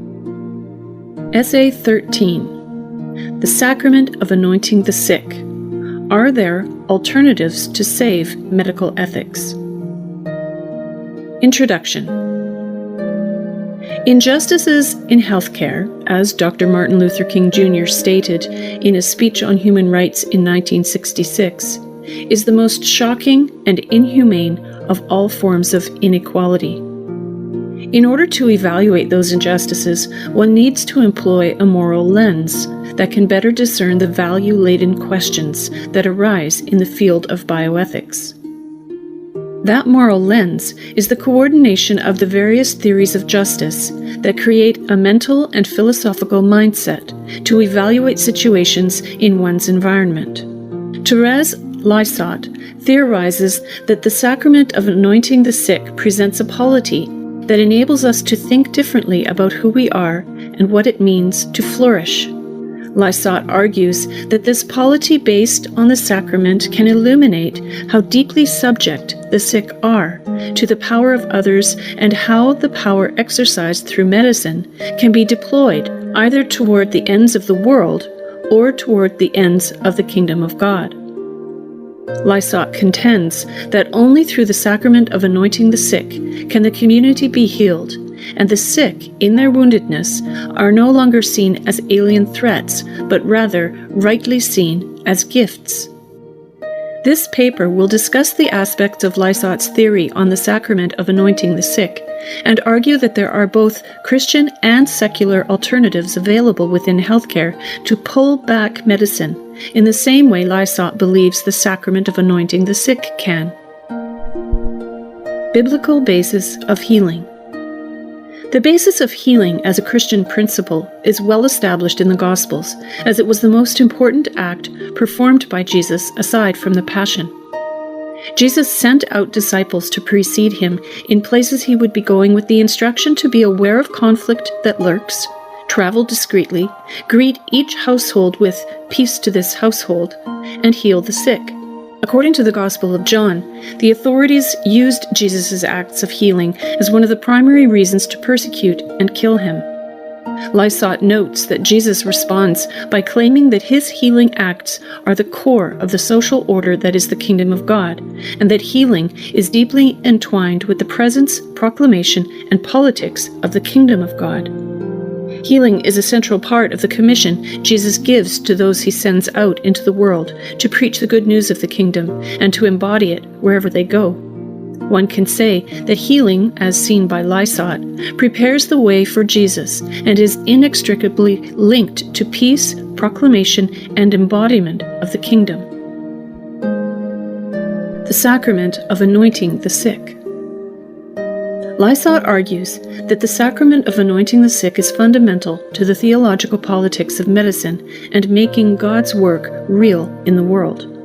Lysot argues that a theological politics of medicine is found in the sacramental practice of anointing of the sick. Lysot further contends that within the practice of anointing we find a radically theological hermeneutic, a theologically robust vision for interpreting medicine that, if enacted, can powerfully make real God's work in the world. The role of sacramental worship, which includes the Eucharist, is central to the renewal of the body of Christ in the world and in the Spirit. As Lysot notes, the practice of anointing is an indispensable starting point for meditating on anthropology and bioethics, as well as the application of theology to medicine and bioethics.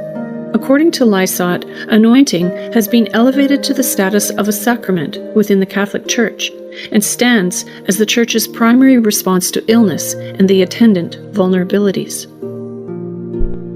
Friendship with the world versus friendship with God.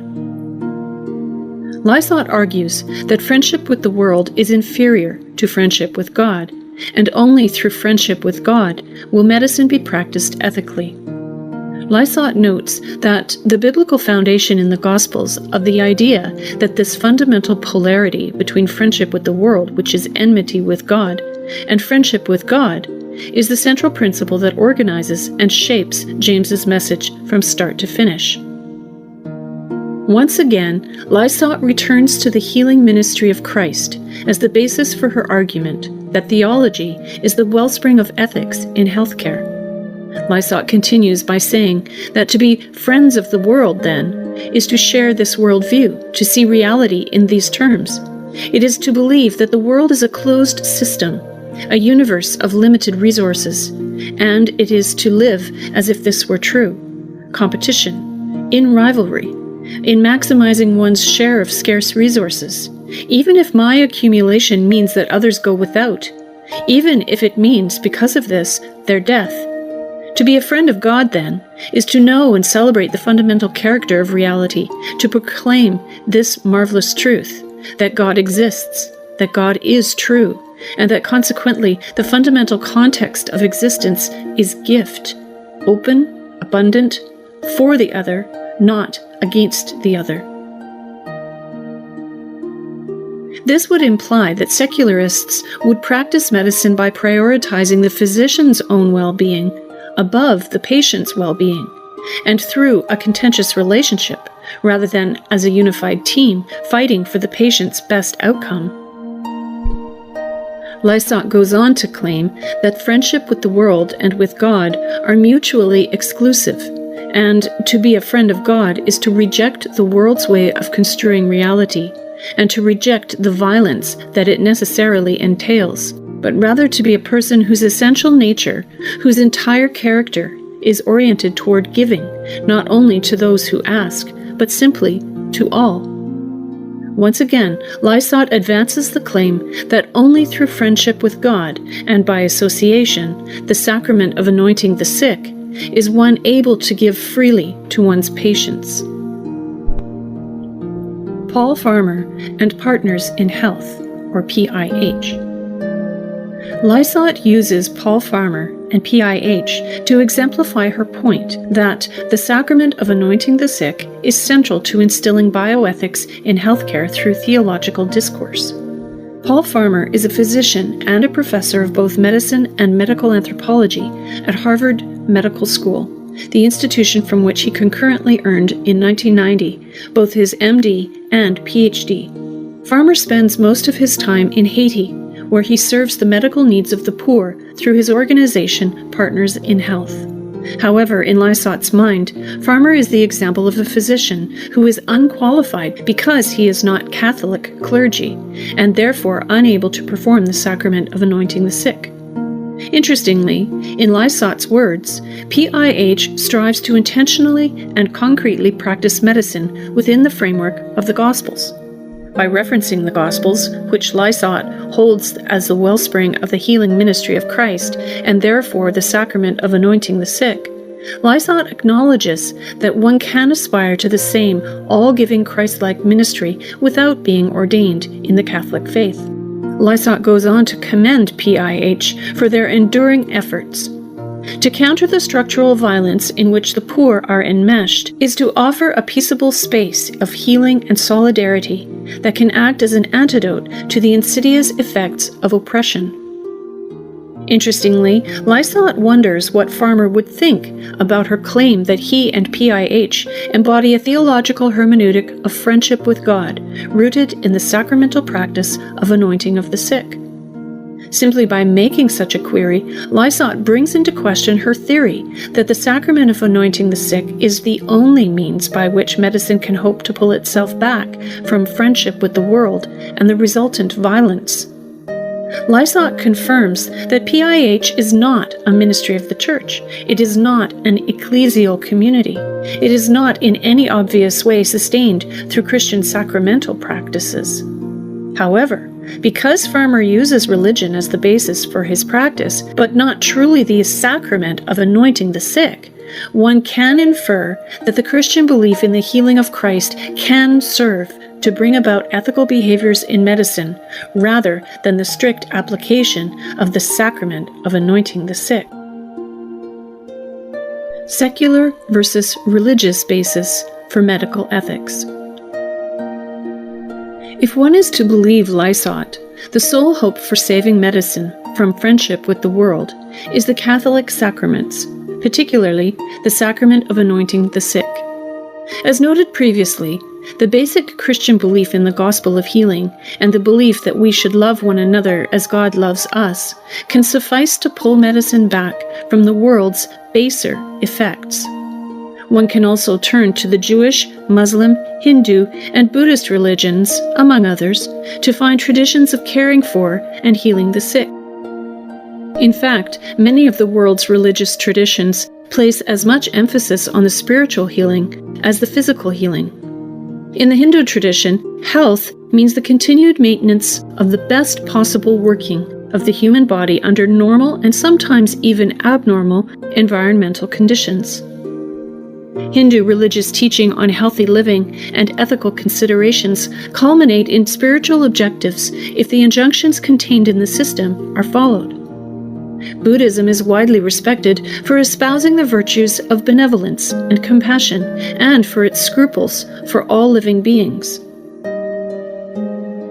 These religions have a respect for the human condition, both living and after death. This is similar to the Catholic idea of the sacrament of anointing the sick and the last rites to prepare the soul at the end of life. While some religions believe in reincarnation, there still exists the idea that people have souls that carry on after death. The desire to protect the well-being of the individual as a vital part of the community is another common thread that streams through religious ideology.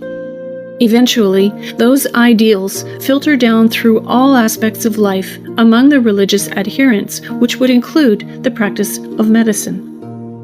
Even among socialist societies that have historically been atheistic in ideology, there is a society-wide need to provide medical care for each member of the society, regardless of the nature of the illness or the standing of the person in the society. Humans seem to have an innate need to stop other members of their society from suffering whenever possible. The benefits derived from the sacrament of anointing the sick can be achieved through the application of other bioethical principles and philosophies in the absence of religion. If one were to review the values espoused by various medical associations, such as the American Medical Association, or AMA, one would find that the principles would be in line with those principles found by Lysot to be lacking in the world. The AMA puts forth principles as standards of conduct which define the essentials of honorable behavior for the physician. This includes, among other principles, that a physician shall be dedicated to providing competent medical service with compassion and respect for human dignity, and that a physician shall recognize a responsibility to participate in activities contributing to an improved community. Conclusion. So it is not truly the sacrament of anointing the sick that brings about ethical behaviors in medicine, but rather the basic tenets of Christianity that make the difference. If that is the case, then any ideology or source of morality, self-sacrifice, and caring for the disenfranchised will also function as a wellspring for medical ethics. Again, if one were to view medical ethics through a moral lens, whether one employs a theory based on Rawlsian ethics or Kantian ethics, distributive justice or structural justice, cultural competence or cultural consciousness, etc., the simple act of considering the theories of justice causes one to assess and consider one's position and alter one's behavior accordingly.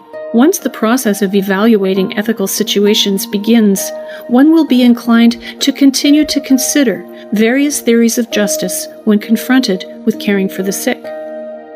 Therefore, one can readily see that the sacrament of anointing the sick is not the sole means for medicine to pull back from friendship with the world and the incumbent structural violence that would result. Rather, any Christian foundation or any secular ideology that emphasizes the welfare of the patient above the medical provider or the healthcare system will suffice to have an effect similar to the Catholic sacraments. Case study. For this case, you are a neurologist, and Fred is a patient of yours with amyotrophic lateral sclerosis, or ALS, whom you have been treating for 4 years. Upon initial diagnosis, you explained that the disease progressed a little differently in each patient, but you had a frank discussion about the stages of the disease, what Fred could expect, and what would eventually cause death. Then you explained the type of interventions that could help manage Fred's illness, including physical therapy, speech and swallowing therapy, counseling, and medical intervention. Fred, who lives alone, was able to maintain working as a computer programmer for the first couple of years after diagnosis, but eventually had to go on long-term disability. Fred continued to work with therapists and counselors as his condition deteriorated. Fred finally consulted a lawyer to plan for his end of life. Fred developed a living will, stating that he does not want to be put on a ventilator or to receive a feeding tube when he was no longer able to swallow. You see Fred in your office every few weeks.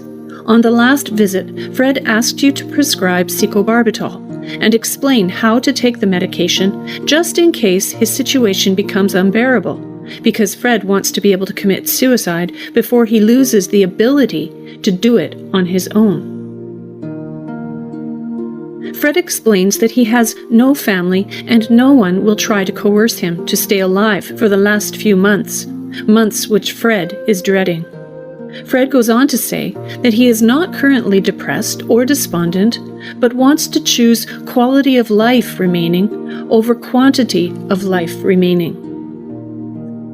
Fred goes so far as to suggest that you can write the secobarbital prescriptions over the next few months so that he can save up the medication and you will not be overtly liable. You feel torn because Fred's argument is sound, but as a physician, you just cannot participate in helping him commit suicide. Ethical questions to ponder. 1. Is it in the patient's interest to hasten death? Why? 2. What role can we play in helping our patients clearly perceive and weigh their expectations and fears? 3. Who can or should we turn to for support with patients' end-of-life questions and fears? 4. How do we respect different religious or non-religious views on death and dying while still providing appropriate patient care? 5.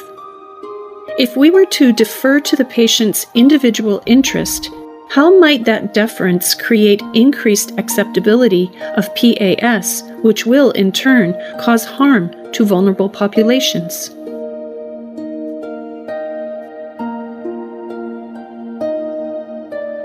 Chapter 9.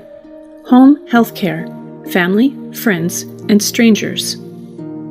The appeal of home-based primary, acute, and palliative care has gained traction for its demonstrated potential to improve outcomes and reduce costs for our society's most vulnerable and frail patients. Administrators and policymakers must address the ethical dynamics endemic in the home healthcare environment for the patient, family, and providers. Essay 14. Impact of home healthcare environment on patient decision-making, maintaining balance among bioethical principles. Environment plays an integral role in a patient's decision-making process because resources and factors change as the environment changes. The dynamics of the home healthcare environment change the power structure among the patient's family, and healthcare providers, which affects patient decision-making. The root cause of changes in patient decision-making and patient treatment plans can be found in the difference between the home healthcare environment and the institutional healthcare environment, as well as the concomitant shifting of power from the provider to the patient and family. However, the family dynamics that shape and influence patient decision-making and the patient's autonomy can vary widely. This makes it difficult for the healthcare provider to develop or change patient care plans and to assess and respond to the patient in an ethical manner. The family's social, cultural, and financial dynamics within the context of home healthcare will all need to be considered in this discussion of patient autonomy and decision-making. This paper will consider the ethics of a provider agreeing to changing a home healthcare patient's treatment plan to one that provides less healthcare benefit to the patient.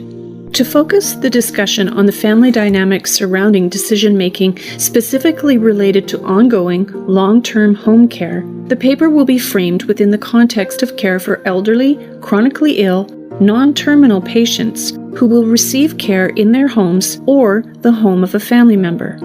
This is a reasonable group to consider because the patient will require constant, ongoing care with no foreseeable end to the situation, which can place greater strain on the family and force greater reconsideration of resource limits and changes to patient treatment plans. The patient's decision to request a change in treatment based on undue pressure exerted by the family instead of based on clinical soundness may result in decreased benefit to the patient. However, a patient may autonomously opt to pursue a course of treatment that is clinically less effective because the patient, without undue coercion, wants to spare her family from physical, financial, and/or emotional burden. One can consider a healthcare provider who complies with a patient's autonomous decision to elect a less efficacious treatment as ethical because respect for patient autonomy is maintained, and while the health benefits may decrease, holistically, patient beneficence may be increased, and the patient receives no direct harm, nor is treated differently than anyone else in the exact same situation would be treated. Home health care for children will not be considered in this discussion because the topic raises additional questions that cannot be fully addressed within the limits of this paper. The patient-family dynamics are quite different with a child patient than with an adult patient, and parents' legal responsibility for decision-making for minor patients would require a depth of analysis to which this paper could not do justice. Also, hospice patients will not be considered because end-of-life dynamics would confound the evaluation of long-term home care, provided wholly or in part by the family, and again, warrants consideration that cannot be adequately addressed within the parameters of this paper. Healthcare Provider Dilemma: Patient Under Pressure. During my medical ethics practicum with a home healthcare organization, we were presented with a case that exemplifies an ethical dilemma faced by healthcare providers in home healthcare. Our case was a white, 80-year-old male patient with Parkinson's disease, who, because he cannot manage self-care and the activities of daily living on his own, moved in with his daughter so she could help care for him. During care assessment and treatment, the nurse noticed that the patient had developed a severe excoriation of his buttocks and scrotum. Upon inquiry, the patient reported that his daughter often failed to assist with the bathing and toileting, which, according to the nursing staff at the practicum site, is not unusual for children taking care of parents. The patient was distraught by the situation, but did not want to do anything that would upset his daughter. Thus, he asked the nurse not to address the problem with his daughter. An important ethical question is whether the nurse should ignore the patient's request to not mention the problem, which the patient presumes would upset the daughter, and intervene with the daughter for the patient's welfare. Patient autonomy at risk. The healthcare provider might face an ethical dilemma of providing care that was agreed to by the patient, but that results in less benefit to the patient when the provider knows that the patient has been unduly influenced or coerced by the family. Byrne, Goeree, Heidemann, and Stern contend that it is vitally important to determine how a healthcare provider can identify the potential for negative impact on patient autonomy and decision-making secondary to that power shift from the patient to the family. While the provider can attempt to advocate for the patient by intervening with the family and explaining why one treatment is better for the patient than another, the final decision is with the patient, and the provider can only give the care that the patient accepts. To maintain respect for patient autonomy, a healthcare provider cannot force a treatment on a patient that is counter to the patient's will. The patient may even decide that the effects on her family are more important to her than any possible consequences for herself, and decide to sacrifice her interests for the sake of what she perceives to be the interests of her family. It would be appropriate to address these matters with her, but if she is clear that she wishes to make this sacrifice, that decision should be respected. A healthcare provider who accepts the patient's decision is displaying respect for patient autonomy, because the provider is affirming the patient's right to exercise their right to independently make choices and act according to their principles, values, and beliefs without coercion from others. Sometimes there is only a small window of time to communicate with all the parties involved before a clinical care decision must be made. Freeman notes that on the front lines of clinical decision-making, physicians do not have the philosopher's luxury of days or weeks for managing words. As a pragmatic doctor, one is forced to be a person of action or inaction. One must make a decision and advocate for the position one takes. Not every case, situation, or patient-family interaction can be antiseptically analyzed and managed. Time-constrained decisions may not follow any policy or procedure, and one must be prepared to respond to those situations by relying on one's ethical base, virtue, deontological, or consequential, keeping in mind one's duties while remaining caring and compassionate and sensitive to the nuances of each situation and to the family's cultural background and beliefs. External circumstances, such as time constraints, can impact a patient's autonomy. If one views autonomy on a continuum, then one can consider a patient's decision, made within the context of the external constraints, at least partially autonomous, if not fully autonomous. Variables that affect decision-making approaches to analyzing the variables. Several commentators on home healthcare and medical ethics point to the difference between home healthcare ethics and hospital system ethics as a useful tool for the understanding of issues confronted by home healthcare. Some of the aforementioned commentators, such as Smith and others, take a more anecdotal, case-based review approach to the discussion of the home healthcare environment and how different factors impact patient care and treatment decisions. The anecdotal experiential approach has some validity once sufficient data has been accumulated and root cause analysis has been performed. This approach is useful to indicate the changes in behavior and thinking that can occur when transferring to the home from an institution. Others, such as Byrne and others, take a theoretical model, analytical, data-driven approach to the discussion of elder home healthcare. Byrne and others' theoretical models, based on data, are an intriguing way to look at the decision-making process because one can get insight into the weight of different factors on the decision-making process. Byrne and others reviewed models developed by other thinkers such as Pezin and Scone and Sloan and others, who present models that apply to families of any size, but only one child plays a role in the family's care decision. Byrne and others realized that in practice, more than one adult child in a family may participate in the family's care decision, and adult siblings may disagree regarding the best source of care for an elderly parent. The potential disagreement among adult siblings and between adult children and elderly parents led Byrne and others to develop a game-theoretic framework where the players include the patient, spouse, and all of the patient's children. The game theory model based on family dynamics sounds effective, but it does not take the home environment into account when modeling decision-making and behaviors. Site of care, home versus institution. In the home healthcare environment, long-term care treatment plans are influenced by social dynamics quite differently than in healthcare facilities. A shift in power dynamics occurs between patient and healthcare provider when patient's care moves from an institution to their homes. In the healthcare facility, the patient is expected to conform to the social structure, hierarchy, and rules of the facility, which puts the medical team in the position of power and causes the patient to more often defer to the provider's recommendations about treatment. The balance of power lies in the hands of the healthcare providers, who bear the onus of ensuring that the patient receives just care that provides the greatest benefit from the treatment while showing respect for patient autonomy. As a physician, when I have given a patient treatment options, many patients respond, "I'll do whatever you think is best."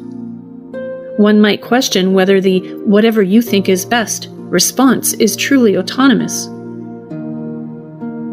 If one considers autonomy to follow the three-condition theory, which states that autonomous action occurs when one acts intentionally, with understanding, and without controlling influences that determine one's actions, then if the patient understands the treatment options to the best of her ability and is not coerced into a specific treatment, one can consider the decision autonomous. The deference to physician expertise in a medical office or a hospital can be the result of a mindset that recognizes where respect is due. But if the patient-provider relationship is a true and well-functioning partnership, then there should be a give and take of both respect and deference between the two individuals. Respect and deference are indispensable in achieving beneficial and autonomous patient decisions.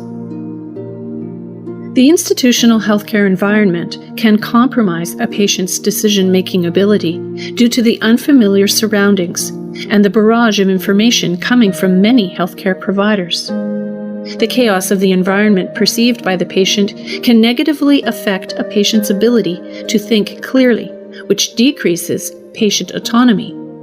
However, the institutional environment can also help to reinforce patient autonomy. Smith and others describe a phenomenon associated with the institutional environment that a patient is insulated from the family's influence on decision-making and is more able to maintain autonomy. Some have also noted that it is easier to maintain respect for patient autonomy in an institution because there are multiple other clinicians and staff members who can hold each other accountable and to whom the patient can appeal if she feels she is not being heard or if she feels she does not have a voice in her care. So, the healthcare team can intervene and overcome the lack of control the patient feels in an unfamiliar environment. In contrast, a patient's home is an environment set and controlled by the patient, according to her own lifestyle and cultural norms. The patient's perception of her ability to stand up for her autonomy and have some power in the clinical decision-making process tends to increase in the patient's home. A patient's greater level of comfort in her home environment can lead to increased assertiveness and impact the clinician's ability to implement care plans because of increased need to negotiate with the patient compared to the same care plan in a healthcare facility. Even if the negotiation with the patient and the family is successful, the delay in implementation of treatment can negatively impact the health benefit derived by the patient. Family burden and quality of care. The literature also provides an extensive empirical review of many of the common ethical situations in the home health setting related to the family's involvement and the impact on patient care. Some papers delve into theories about causal explanations of how elder home health care is impacted by whether family members share common preferences, which family members participate in the decision-making process, which types of care arrangements are considered, and whether other decisions are determined jointly with parental care decisions. Burns and others' game-theoretic model for the provision of healthcare allows for both self-interest and altruism, in the sense that family members weigh the value of their own effort and leisure, as well as the health quality of the patient. Byrne and others found that while children care about the quality of health of their parent patient, most children and children-in-law see the responsibility more as a burden themselves than a blessing to their parents. The low tolerance of burden by the children results in the tendency of spouses, instead of adult children, to provide care because of the lower burden experienced by spouses in the caregiving role, instead of differences in care effectiveness between spouses and children or selfishness on the part of children. These empirical findings are ethically relevant to the discussion because it provides insight into the intra-family dynamics that can lead to coercion, which influences patient decision-making and compromises patient autonomy. Family members can be a vital aid to the success of a patient's home health treatment plan, but they can also present ethical issues and be a barrier that derails the treatment plan. In the latter case, family dynamics can differ dramatically depending on whether the patient is staying in his own home or in the home of his children, where the patient may feel like a guest and more of a burden. Research by Byrne and others indicates that the family's capacity to physically, emotionally, and financially provide care for their family member can influence the patient's decision-making. Additionally, a family's communication skills can be tested during the home healthcare process and affect treatment plans and patient outcomes if not addressed early enough. If the family is located at a distance from the patient but still involved in the decision-making process, then communication can face some hurdles that are hard to overcome. I have experienced the scenario where distance and communication skills created barriers to care with a patient who had congestive heart failure and required home health care. The patient had 3 adult daughters. 1 lived locally to the patient, and 2 lived in other parts of the U.S. The 2 children who lived at a great distance from their mother, my patient, were both in the healthcare field. 1 was a nurse, and the other was a pharmacist. The daughter who lived close to their mother was not in the healthcare field, but was responsible for providing daily care and tried to help communicate their mother's wishes both to me and to her sisters. The daughters who were in healthcare tended to not listen to the emotive desires of their sister and mother, who had to deal with the situation not only in the day-to-day moments, but also with an eye to the endurance they had for the future. The dynamics among the sisters and their mother was contentious at times, causing their mother to frequently change her mind about what she wanted to do treatment-wise, depending upon which daughter was the last to speak to her. The confluence of the change in power dynamics among the patient, the healthcare provider, and the patient's family can force each person involved in the situation to weigh ethical decisions about clinical courses of action and their role in the care. For example, the patient can suffer from decreased respect for autonomy by having her decision-making usurped by the family. While people within a family will be naturally deferential to one another at various times during their lives based on the situation, there are occasions when a person defers because of undue pressure or because she feels vulnerable. Smith and others note that a patient receiving home health care is more likely to defer to the family's desires against her better judgment or will, out of fear of being overly burdensome, or if the patient feels vulnerable in the home situation and does not want to rock the boat. The patient can also suffer diminished health benefits if the healthcare provider does not notice that the patient is deferring to the family and not expressing her true wishes for her preferred and possibly the best medically indicated treatment in favor of a treatment that is less medically indicated. Respect for patient autonomy versus family member autonomy. Respect for autonomy is not isolated to people who are patients. One can consider the patient's relatives who volunteer to provide care to the patient as acting first and foremost as members of that family.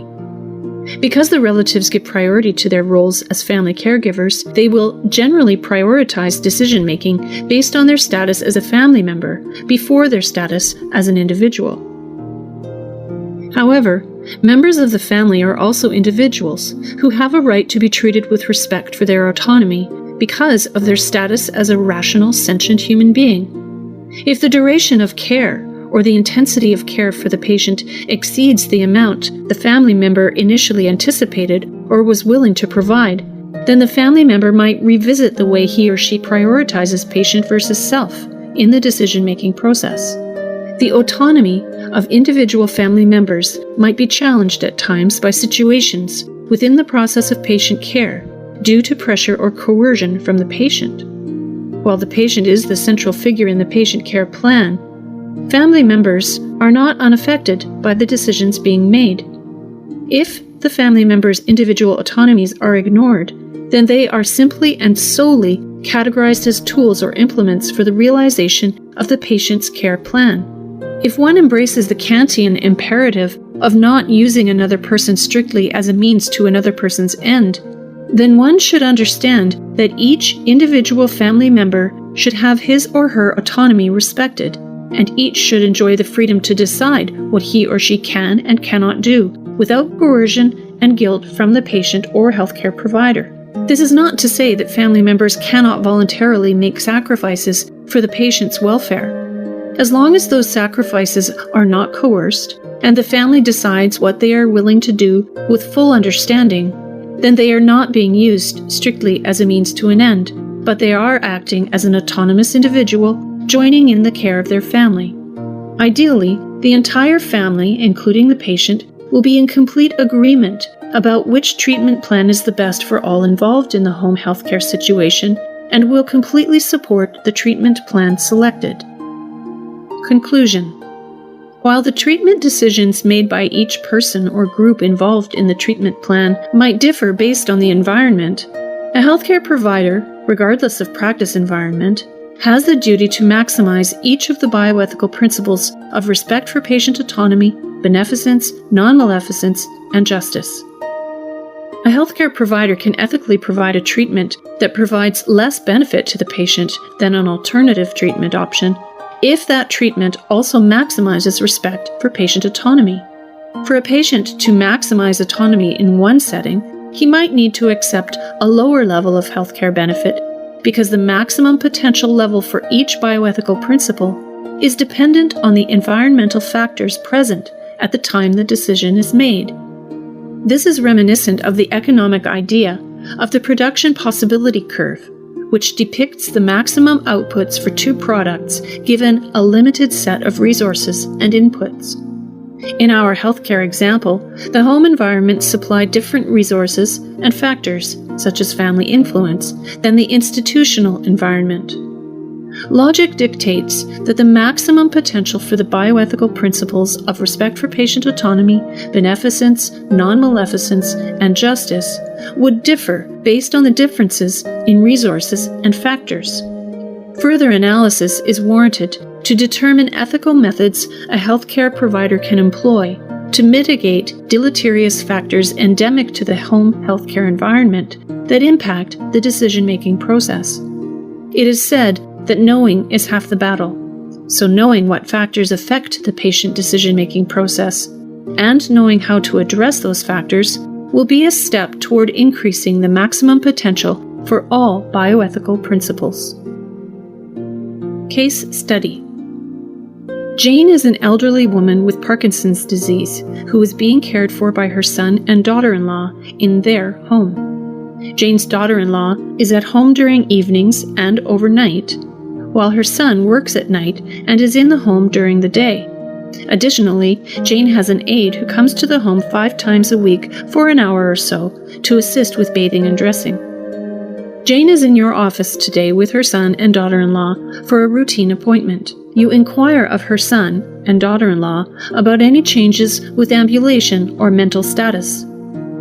Jane's daughter-in-law comments that Jane is doing okay, I guess, but she gets confused more easily now, and we are worried about her balance when she gets up to walk. Jane's son states that they are doing the best they can, but they are not sure what to do about Jane's wandering off, as he found her wandering down the street a couple of times.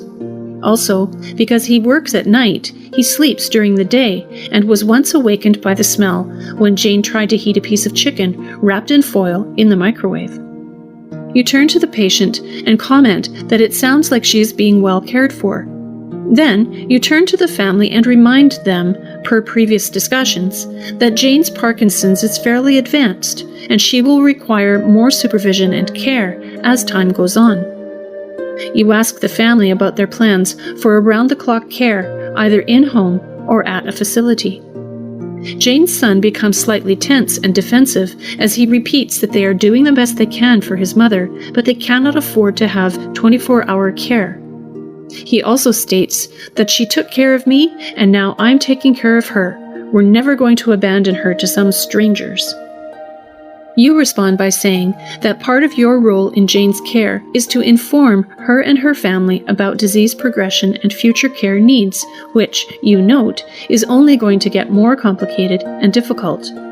You acknowledge that prior to the progression of her dementia, Jane stated several times that she never wanted to go to a nursing home. However, with each visit, you are becoming increasingly concerned for Jane's safety.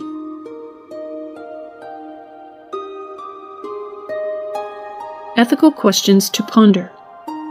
1. With patients who suffer from cognitive decline, how can you best display respect by making them the center of the visit? 2. To ensure patient autonomy by assessing the patient's capacity to make decisions, how can you weigh the patient's cognitive ability with the nature of the decisions being made? 3. What is the physician's role and responsibility to address caregiver burnout, given that they are not your patients? How can you structure those discussions with the family?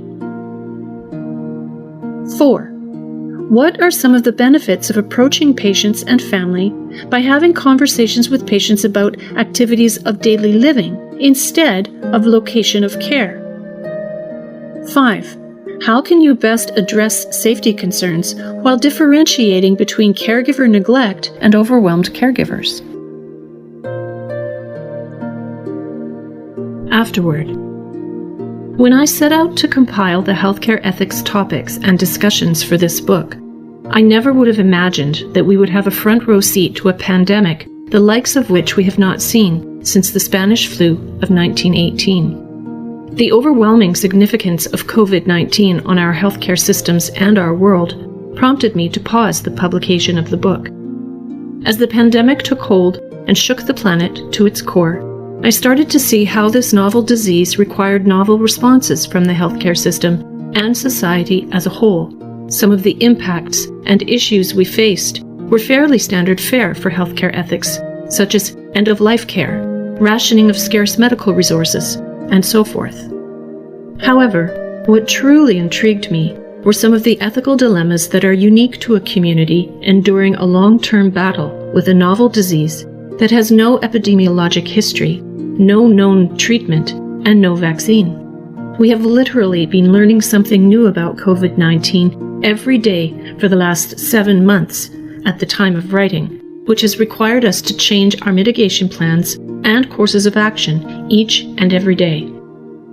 This has caused confusion, stress, and anxiety across our populace. All of these factors combine to warrant an examination of how COVID-19 has created unique situations for healthcare ethicists and what we need to consider as we work our way through this pandemic. As I stated, the COVID-19 pandemic has presented the healthcare community with a novel situation, with multiple shifts in healthcare decision-making and points of concern over the course of the last several months.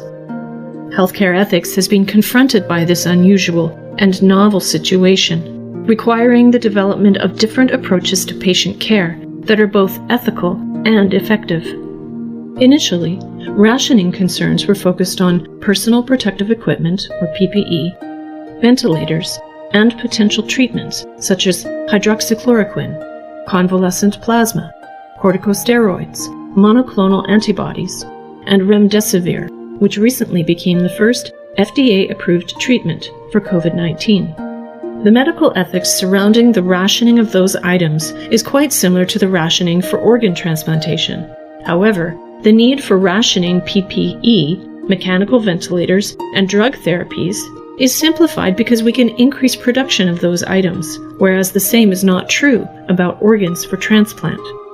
A future rationing concern will be the distribution of COVID-19 vaccines once they become available, but the true current ethical dilemma regarding rationing of limited medical resources centers around the availability of ICU beds and the medical staff to care for the volume of patients. Early in the course of the pandemic, much of the discussion focused on flattening the curve in order to preserve capacity within the healthcare system. Elective procedures were halted, and routine patient visits were postponed. Unfortunately, as we enter the heart of the autumn season in the United States without a vaccine for COVID-19 to blunt the spread, we are experiencing a surge in coronavirus hospitalizations across the country, with daily cases hitting all-time highs. The pandemic is putting new strain on local health systems, prompting plans for makeshift medical centers and new talk of rationing care to flatten the next curve of COVID-19 cases. The healthcare community in El Paso, Texas, has seen COVID-19 hospitalizations nearly quadruple to almost 800 in the last 3 weeks of October 2020, and their intensive care units reached full capacity. Exceeding the capacity of ICUs in a health system is a serious concern that has consequences many have overlooked. We cannot simply turn away COVID-19 patients who need ICU care settings. One solution to overcome the shortage of ICU beds during a pandemic is to quickly set up new ICUs. This requires available rooms in the hospital or the rapid construction of new units. We end up turning other areas of the hospital into temporary ICUs. Building new units has effectively increased the number of ICU beds by almost 100% in several countries, and facilitated on-the-spot admission of large numbers of patients requiring mechanical ventilation. This was rendered possible by the dedication of volunteer healthcare workers agreeing to work in a new and singularly stressful environment. However, this option has been associated with a significant risk of reduced quality of care for several reasons associated with the difficulties in meeting nationwide standards for critical care facilities in this type of emergency context. First, rooms converted from intermediate care units or post-operative recovery rooms are not adequately designed for all the equipment and organization required in critical care. Second, healthcare professionals recruited to work in ICUs may not be adequately trained for specific and sophisticated ICU work, despite the hastily improvised teaching sessions or crash courses organized to help them learn. Along with the risk of decreased skill level, insufficient training of these healthcare professionals increases the burden of work. Third, in the context of a pandemic, highly sophisticated devices, especially ventilators, are frequently lacking, even with the increased production we witnessed in the early stages of the pandemic. This leads to the use of inappropriate devices for the complex care of severe acute respiratory distress syndrome, or ARDS, patients. Therefore, while the possibility of quickly setting up temporary ICUs permits the admission of large numbers of critically ill COVID-19 patients, there is a concomitant associated risk of downgraded quality levels of care and subsequent impaired prognoses, as shown in other situations. Additionally, this type of organization may imply distributive inequality. The access to ICU facilities of heterogeneous efficiency might be handled as first come, first served, but in a practical sense could actually be first come, best served. Another solution to the lack of ICU beds is transferring ICU patients from inadequately equipped or undersized facilities in remote areas to available ICU beds in medical hubs. This is the standard process in New Mexico, where COVID-19 patients in remote areas across the state are transferred to the University of New Mexico Health System in Albuquerque for care. To mitigate geographic inequalities, patient transfers from regions with dramatic shortages of ICU beds to areas less affected by the outbreak and with large numbers of available ICU beds and optimal material and ICU staff have been implemented. These long-distance transfers require planes, helicopters, or trains that have been specifically adapted to the care of critically ill patients. These patient transfers also necessitate the involvement of a large number of dedicated physicians and nurses to ensure the process goes smoothly and patient safety is maximized. This transfer strategy should be organized within a short period of time and should allow the transfer of a significant number of patients to increase the overall efficiency of the health systems involved. These transfers are associated with increased costs, but the failure of a health system due to a pandemic should not be the financial responsibility of the patients or their relatives. The first ethical issue surrounding such transfers is related to the benefit-risk balance. For the patient, the benefit of being in the hands of highly qualified teams is counterbalanced by the risk of clinical worsening during transfer. During patient selection, close attention should be paid to severity status. Not too severe, transfer would be too risky, and not too well, to avoid unnecessary transfer. While informed patient consent should theoretically be part of the decision, in this case, most of the transferred patients were unconscious and unable to approve such a transfer, thereby ruling out the autonomy principle. Informed consent would have needed to be obtained from their next of kin. A second ethical issue concerns ICU departments accepting patients from distant regions, thereby possibly increasing the risk of overburdening their own health system during an increased epidemic wave in their own area. If nothing else, the COVID-19 pandemic experience has shown that we did not have efficient predictive tools to precisely anticipate the kinetics of ICU bed requirements. Finally, such transfers may be associated with increased suffering and psychological trauma for the patient's relatives. Long distances and governmental limitations on travel during the pandemic will have negatively impacted, if not completely eliminated, relatives being able to be at patients' bedsides, making communication about the patient's status impossible.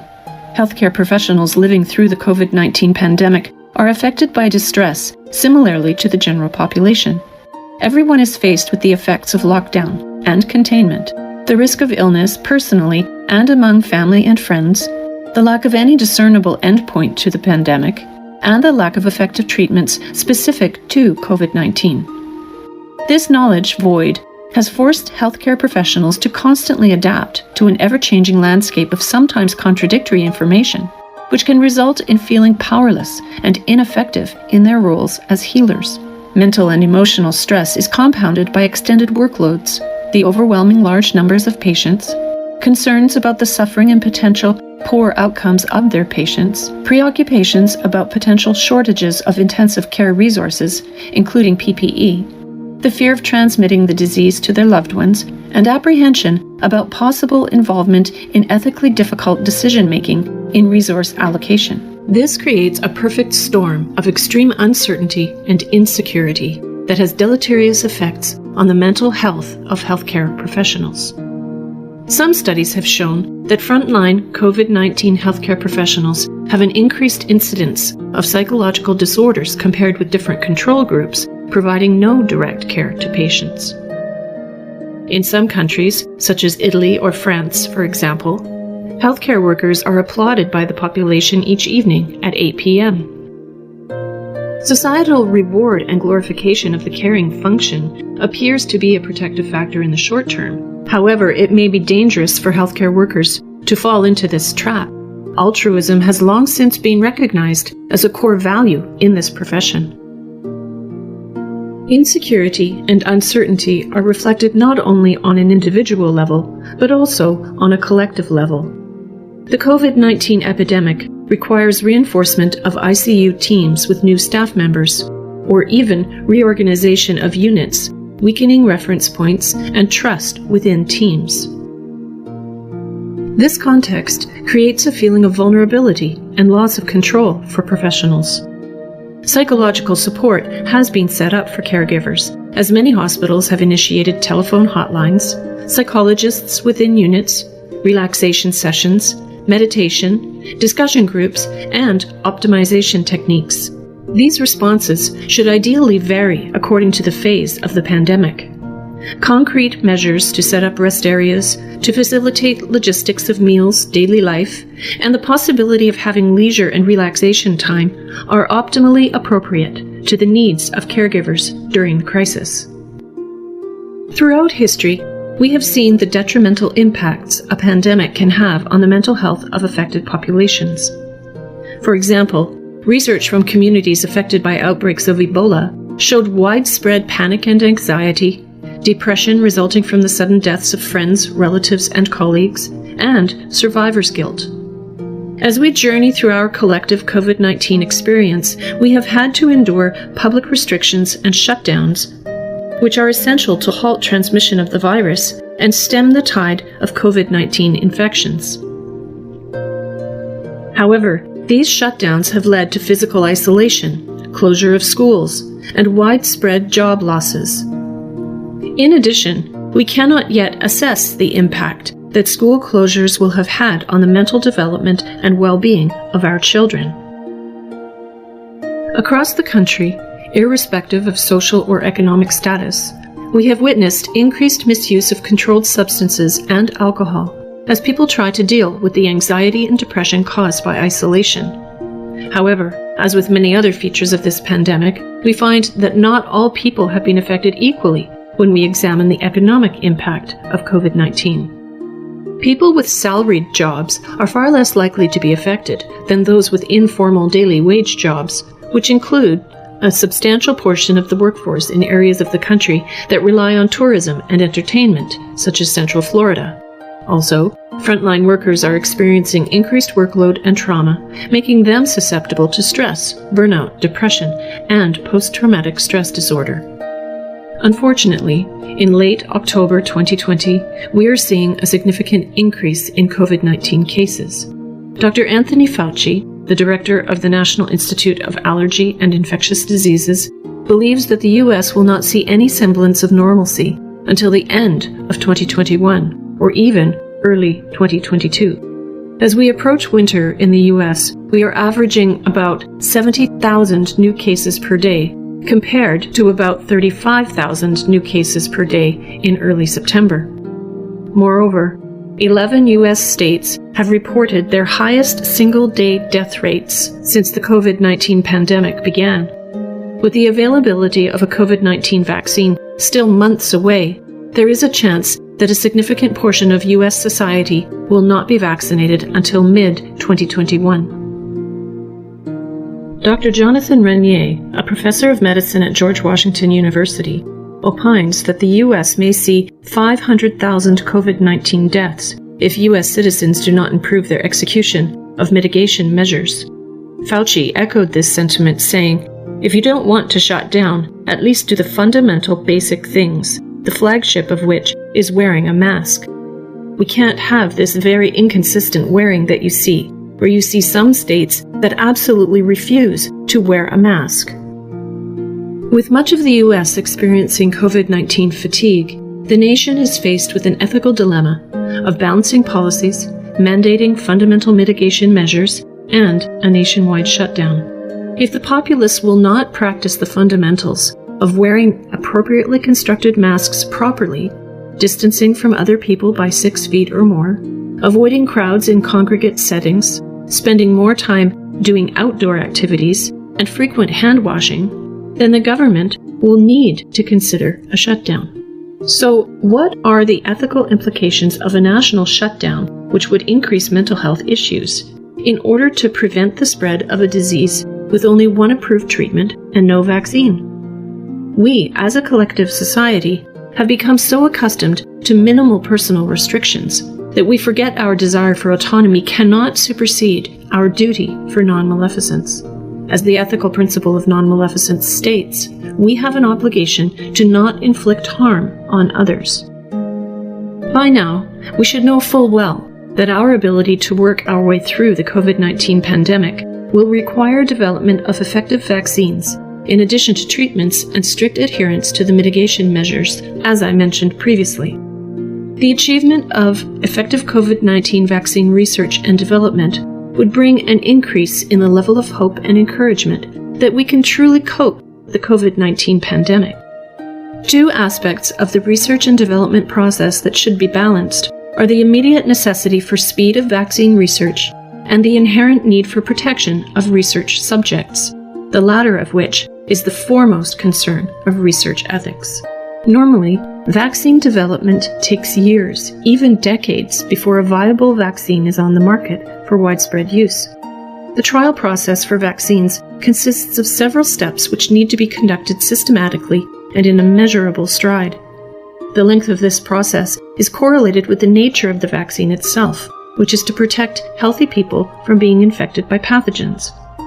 Adverse events and deleterious effects will not be tolerated. Vaccines are not the same as drugs that are consumed by the sick. The risk-benefit analysis for prescription drugs and vaccine administration is different. The value of a COVID-19 vaccine to the entire world is so high that President Donald Trump called for development of a plan to streamline the development and production of a vaccine.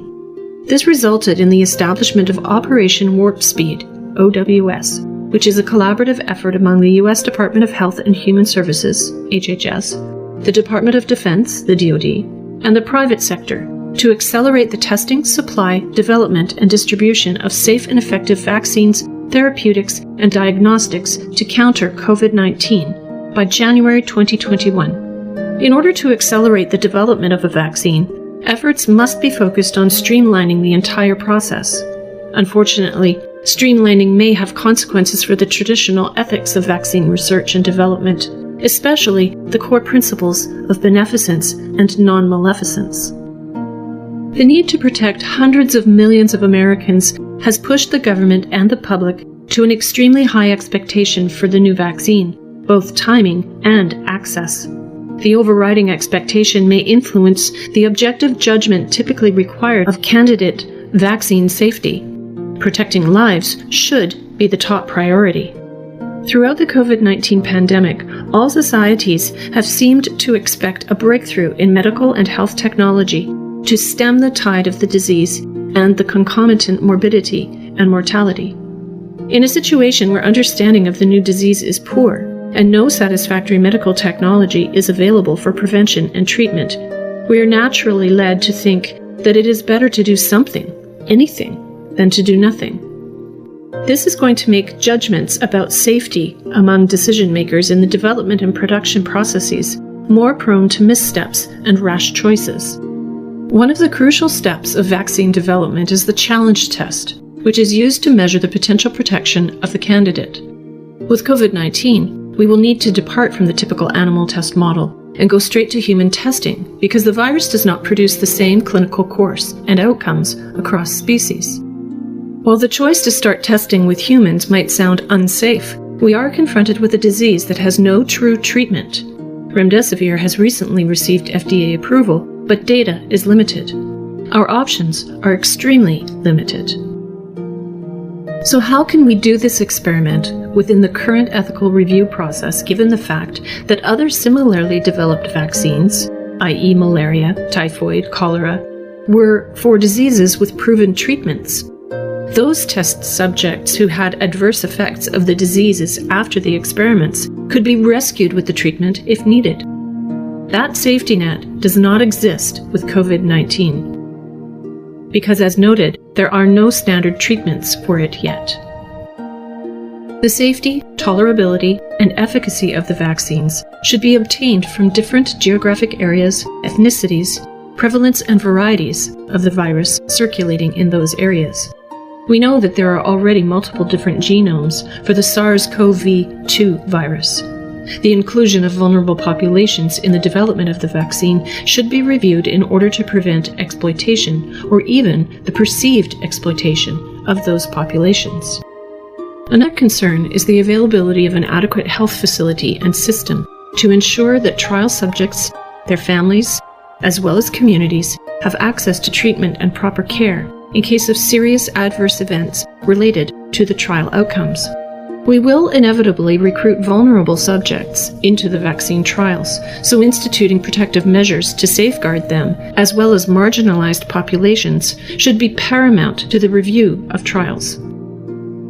We must be cautious about excluding vulnerable groups under the misconception that we are protecting them, because that may diminish trial validity due to selection bias. If we are going to exclude them, there needs to be reasonable scientific and ethical justification. It should go without saying, but subjects should have initial access to the developed vaccine following the conclusion of the trials and production. This is part of their direct advantage for their involvement in the research.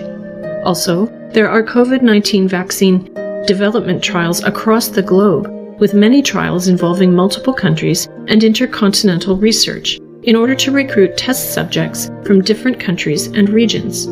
Therefore, access to COVID-19 vaccines after the conclusion of a trial should be expanded beyond the country in which the trial is based to include the broader global population.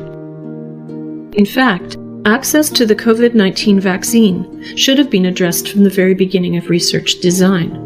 The truncated development pathway and limitations on test subjects due to the nature of the disease raises ethical issues that must be addressed by everyone engaged in the research, development, and production processes.